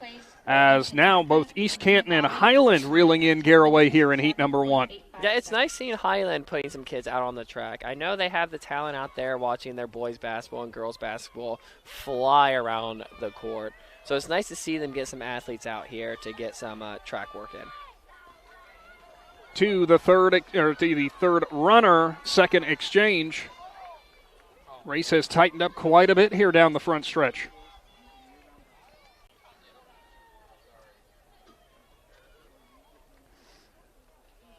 Clean exchanges for all, underway again. In your fast heat, coming up next, top seeded team of Tusky Valley has logged a 4:08 in this event. Would be good enough to best the record they set last year at 4:08.88 here at the IVCs. Yeah, I imagine they're going to go after that. But I guess we'll see. We had some girls doubling up, tripling up today. That entire list of girls. You even have Natalie Stokes, who just ran the 2-mile on the list. There's nothing worse than just finishing a 2-mile and coach saying, hey, you got to run the 4x4. Out in front now in turn number 4, Garraway and East Canton neck and neck. One leg to go after these young ladies finishing hard here. Yeah, I mean, we've gone through the ranking system. I mean, everyone heard me say it last week. You'll hear me say it again. We have fantastic athletes in this Tuscarawas County, IVC area. I have a page dedicated to the Division IV girls teams that are just filled the list. I had to write small to make sure because I wasn't sure how much it was going to fill. If you just need to know, he wrote small and it still takes up half the page. Yes. We have the Tusky Valley girls who are ranked 7th in this event. The Ridgewood girls are ranked 10th in this event. Across the board, we have some girls that are probably on the cusp as well. Like the Strasburg 4x4 girls are probably somewhere close to the top 25 with their time, as well as a few other girls. Malvern, I believe, is up there. Yep, they are 15th for Division 5 for Malvern girls. So we're shaping up to have another nice race where maybe we'll see some of these teams that are in the 420s dip under 420, and maybe we'll see, the Tusky Valley and the Ridgewood girls race neck and neck for all 4 laps, which is always the best feeling as fans to watch. Speaking of neck and neck, East Canton takes the lead on the backstretch. Garraway pushing here in heat number 1, but it looks like East Canton's going to pick up the win in the first heat. See how that time stacks up against the fast heat teams coming up here shortly. Lane 1 will be Indian Valley. Lane 2, Strasburg. Lane 3, Malvern. Lane 4, Tusky Valley. Lane 5, Ridgewood. Lane 6, Newcomerstown. And Lane 7 will be Claymont. Callie Wallace on the 4x4 as well. She had a 4x8, a mile, an 800, and a 4x4. And the thing with athletes like a Kylie McKenzie and a Callie Wallace is you put them on all 4 of these events, and they're going to run all 4 of them hard as they can. And they're going to run all 4 of them, and you're not really going to see much drop-off in terms of their split times. No, you won't. I mean, there's always strong starts and strong finishes, but it's just about the effort out there. What are you going to do for your team today? And I think Callie Wallace and Kylie McKenzie showed what they were going to do for their team today, as well as the Tusky Valley girls. I know we're using, a lot of the same names over and over again, like the Carsons and all that, but there's a group of boys down there walking down this stretch that I see all have ran several events. You have TCC putting a 4x4 together after Alex Mercier just PR'd in the 2-mile. I think Steven Simpson also PR'd. Rylan Rogers, new to high school track. Gavin Virag, new to high school track. Or that might be Colin Virag. Let me double check. Colin. Sorry, Colin. I called you your brother. I'm sure that's not the first time that's happened. Probably not, and I might catch some flack for it since I had all of them in school as well. But, yeah, you have all these young men and women just absolutely going to the well for their teams today. So it's a very exciting moment. We got to tell Mr. J.J. Justice, Shannon, after this that we need to get him a new hoodie. Saw him walking up in that crowd to go get the 4x4 for Newcomerstown. That was a Michigan Wolverines jersey. Or hoodie, I mean. We'll have to have a conversation with that young man. Do you guys need to take your mics off? I can run the stream. It'll be good. Yeah, he's sitting there coming around the front stretch, coming up in his event, hearing instructions from coaches, and then there's us yelling at him, get a new hoodie. Adam Selesky standing down there beside Newcomerstown football coach and athletic director Dirk Gadd. I'm assuming he's still the athletic director. To my knowledge, yes. Coach Gadd taking over that role as well. He does a little bit of everything here at Newcomerstown. Always a pleasure talking with Coach. We got to run into him and head coach for Ridgewood, John Slusser, on our way into the stadium this afternoon. We haven't been here that long, I promise. We've been here a while. Not that long, though. A little bit different than the county meet. I told you guys last week. I said, hey, we're going to get out of here probably before 8 o'clock. Yeah. My theory, or my guess, I said about 9:30. Might not be too far off. Girls fast heat getting lined up for the 4x4.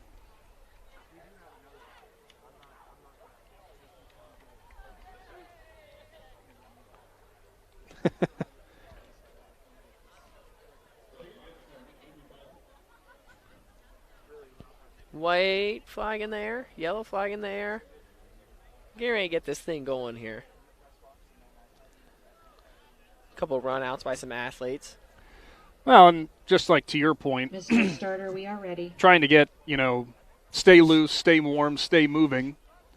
Because I'm sure standing there waiting for the opening bell, you start feeling everything like almost starting to feel a little bit tightened up. Even, you've been moving and everything, you start, as you get really aware while you're waiting, you go, oh, man, did I stretch that hamstring enough? Is that calf feeling okay? Yeah, there's probably some better technical terms for it, or scientific terms for it, but you stand there long enough after running all these events and then you stop moving, you just have all that crap build up in your legs, whether it's, your calves, hamstrings, quads, and you just start feeling it, just like we're kind of feeling it now. Lactic acid?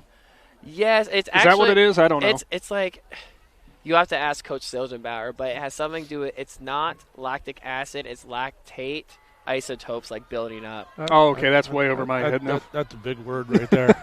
I can't spell any of those words, but I can say them, I think. Underway in the fast heat for the girls, 4x4.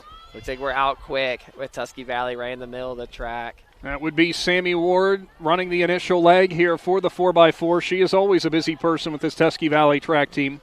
Very important person to their team. I believe she is going on and running at Walsh at the next level here. I think it is Walsh. In turn 3, now heading towards turn 4 and the front stretch. Ward making up some of that time. Still out in front, though, is Newcomerstown with Soley Garland hitting the front stretch.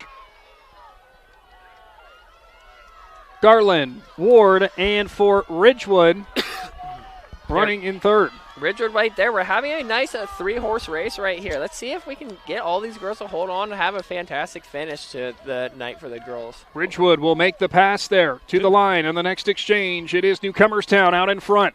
Two Trojans and a general, and they all rode horses. Run like horses. Heading into the backstretch, Ridgewood now making the pass. Yeah, we're out in about 60 seconds or just over for those splits. The thing with a 4x4 is the first leg will always run a 400 or more because of the stagger start. And then you kind of get tricky down here where you start adjusting to your athlete's strength. So if you have a 100 or 200 meter sprinter, you want them to run as little as that 400 as you can. And I didn't know that until my nephew was big into the relay teams and stuff. And he was explaining that to me about all the relays, starting them further back in the box or this and that. And I was kind of intrigued by all that. Yeah, it's a strategy for sure. As we have Ridgewood coming down this home stretch here with Newcomerstown and Tusky Valley. Let's see all these girls at the end here. Big cluster back behind them for fourth place. Clean handoff for Ridgewood. Out of the starting blocks quickly. Now Newcomerstown, immediately followed by Tusky Valley with Ike, who's going to make the pass immediately off the start-finish line. So Tusky Valley now in second. Ridgewood still with a pretty good lead. Yeah, they're looking like they're going to be throwing down a pretty fast time today with Tusky Valley and Chase. Ridgewood came in with a 4:09.83. Tusky Valley at a 4:08 even. And barring any major changes on this last lap, boy, Ridgewood looks like they could push that best time that they've got and to pick up the win against Tusky Valley, but we will wait and see. Yeah, I'll give us a time check here at this next exchange to tell you where Ridgewood is at. If they're anywhere around that 3-minute barrier, they are going to be under that seed time. Down the front stretch. Final runner for Ridgewood in Kenzie Bryce. Savannah Ashton waits for Tusky Valley. We have hit the 3-minute mark now, so it's going to be close to that 4:08. Bryce is away. Ashton waits for the exchange from Ike, and there's a push from McKenzie for Strasburg as they'll be close to third here on this exchange. Yeah, she's going to be pretty happy with that split. It looks like she ran about 63 there to end her day. Bryce out in front for Ridgewood. Ashton going to try to close the gap, but it is about we'll call it 60-meter gap or so. Yeah, that's a big gap to close on, especially, a girl that is pretty experienced on that Ridgewood anchor leg. Bryce in turn 3 heading to 4. Ashton has clawed it back just a little bit, but still the Generals well out in front. I mean, there's always a chance, especially when the race is still being ran. So until she hits that finish line, you never know what's going to happen. Yeah, and I was watching a college race one time. Young lady was out, and I think it was a guy. He was out a good bit, and he dropped the baton and it went in the other lane, and he was done. Bryce. We're at the 4-minute mark here. Final push to the line. She'll cross. 4:06, 4:07 there. With Lydia Thomas coming up strong here. Callie Wallace finishing her day as well. So it'll go Ridgewood, Tusky Valley, Strasburg, Claymont.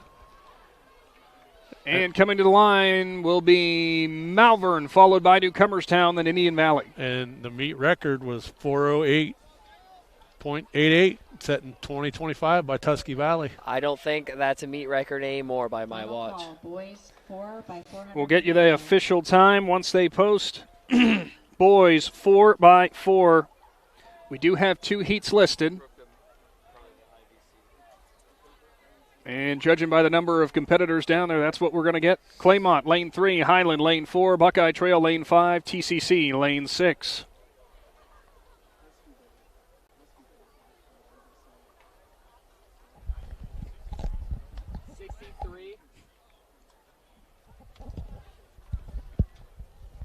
Once that gets posted, too, we'll get you the real clarity when it comes to the girls' team scores. But obviously with a great showing there from Ridgewood, I don't think that they were going to be able to catch Tusky Valley, especially considering Tusky Valley finished second, but I'll tell you the actual official time coming up here momentarily.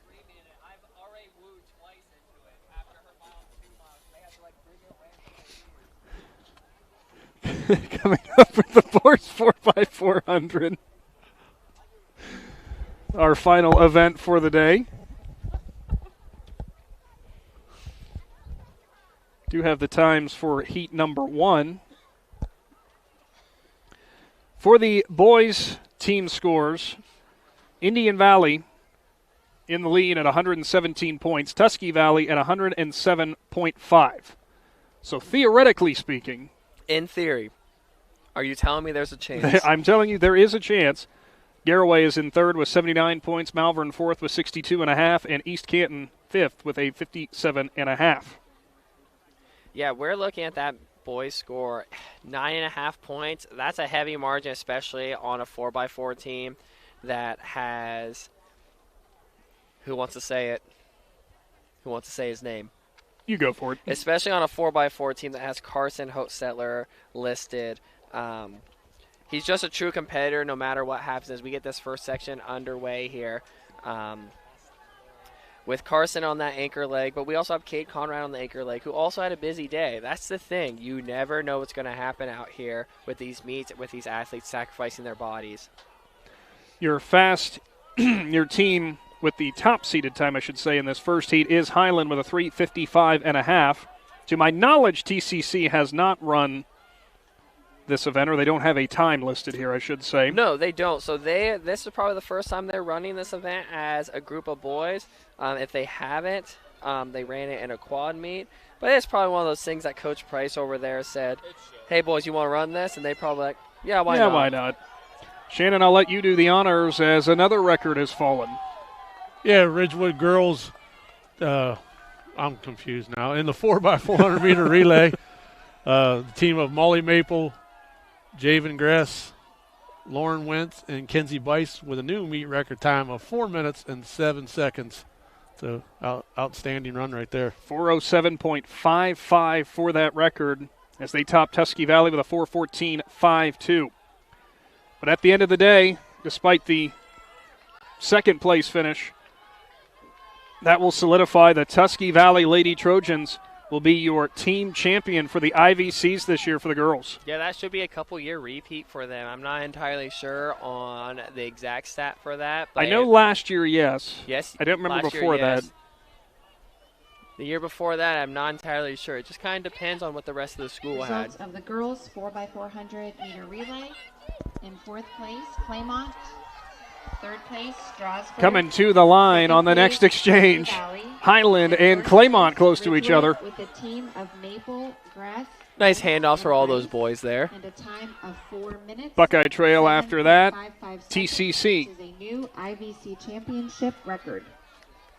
Alex Mercier, newly minted sub-11 2-mile runner running this 400. Why don't we just add another quarter mile to it for you? Yeah, why not? I'm sure he'll be happy. I'm sure Mom is extremely happy. Still down the backstretch, it is Highland and Claymont nearly neck and neck. Into turn number 4. And there's a push from Highland all of a sudden. Again, like I said, it's nice to see Highland with some track athletes out here, especially with what they produce on the basketball court. Down the front stretch, it's the Hawks followed by the Mustangs. Dom Jolliffe for the Mustangs. Going to keep them within striking distance for this last exchange.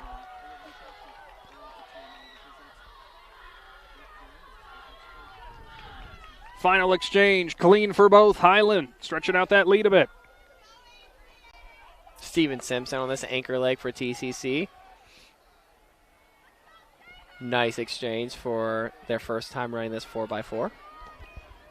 Highland in front. Only by a handful, though, as Claymont right behind him. Coming up will be your fast heat for the boys 4x4s. We'll put a bow on everything here from Lee Stadium. And another push from the Mustangs. That turn 3 to 4 has been really kind for both these teams, swapping the lead back and forth. Let's see a drag race down this home stretch here. Final 100. Here comes Claymont. Last sprint to the finish. And the Mustangs are going to pick up the win in Heat 1.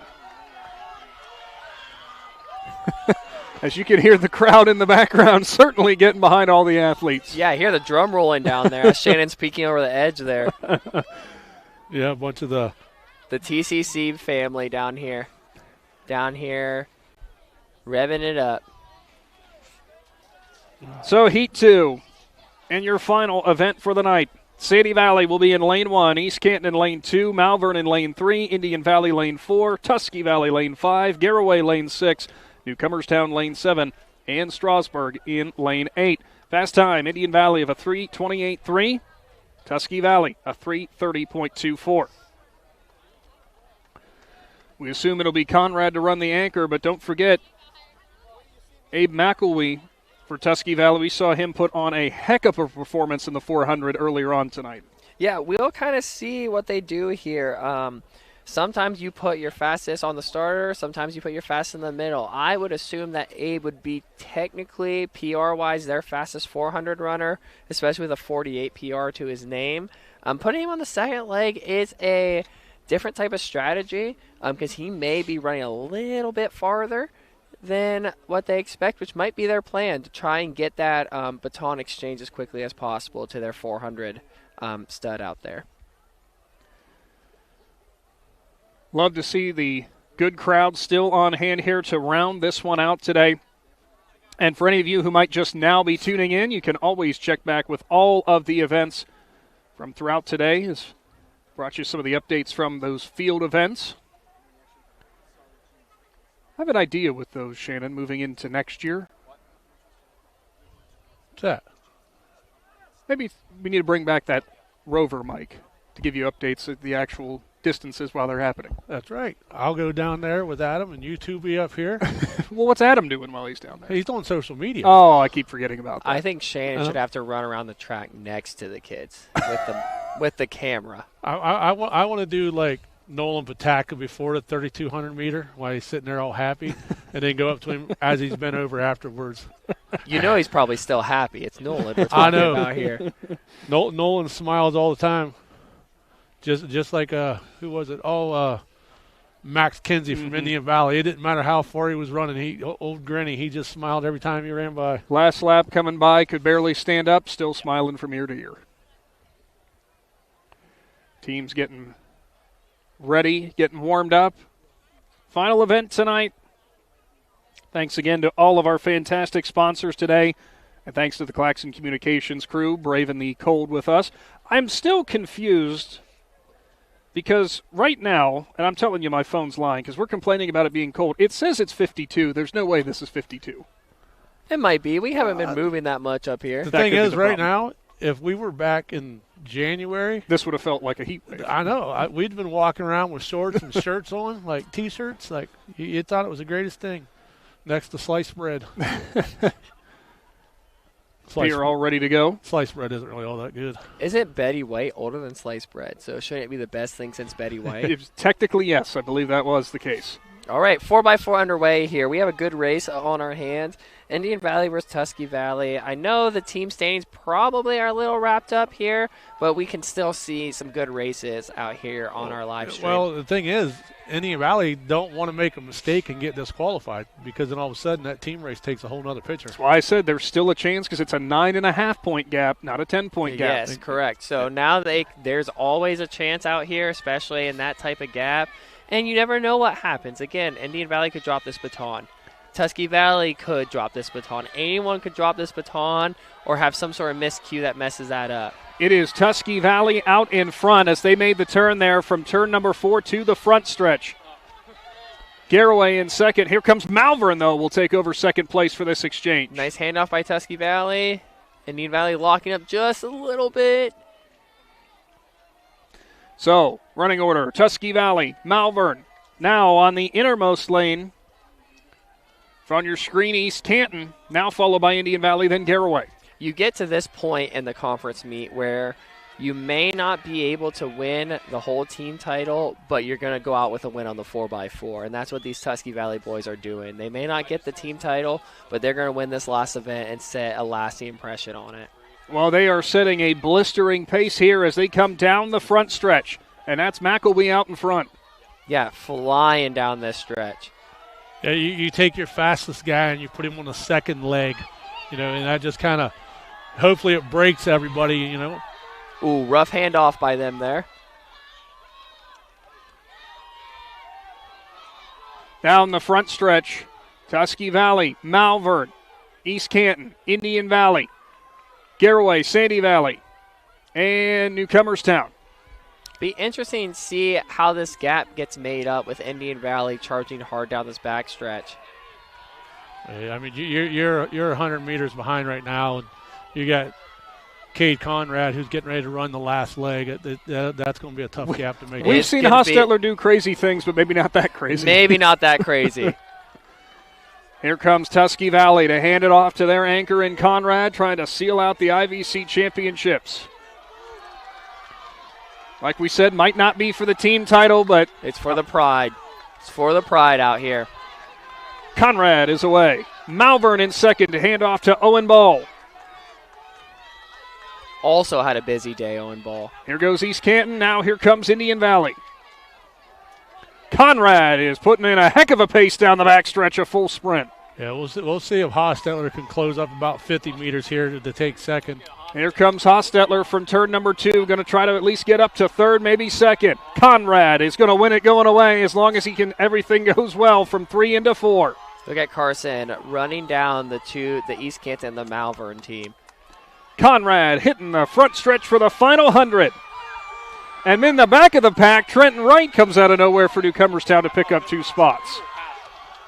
Now down the front stretch, Conrad gonna win. Hostetler, though, gonna go past East Canton and Malvern.